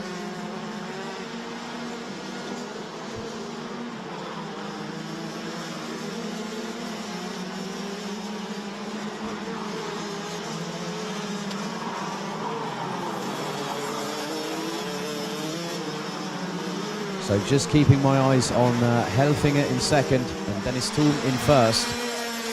They go on to the 18th lap of the race, and we are into the last few seconds of the season itself.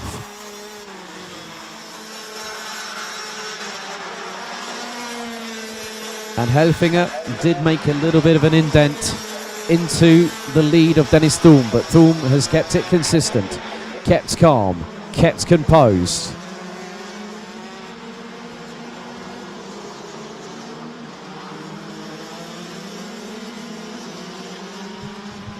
So the timer fast counting down. Now will they cross the line before we hit 0 on the clock? It was literally 2 seconds just then. So this will be the penultimate lap of the race, the 19th lap of this race, the penultimate race lap of the season.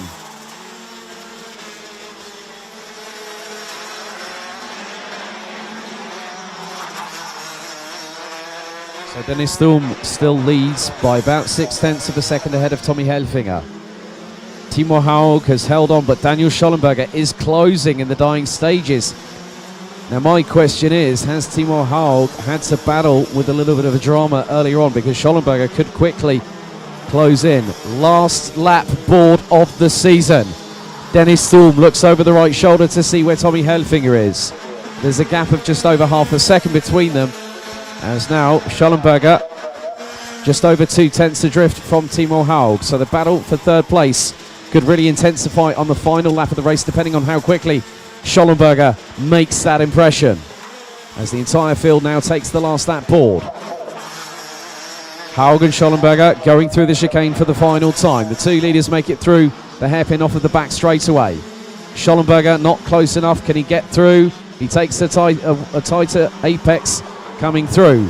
But the final checkered flag of the 2020 Rotax Max Challenge Germany season is about to wave, and taking it is Dennis Thum in the 5:44 by 0.596 seconds ahead of Tommy Helfinger, as Timo Haug fends off Daniel Schollenberger to take third at the line. Stefan Krabber will take fifth ahead of Marco Winkler in sixth place. And Klaus Parnett and Daniel Yildiz make it a full strong grid of 8 drivers in DD2 Masters that cross the line to complete the full race distance.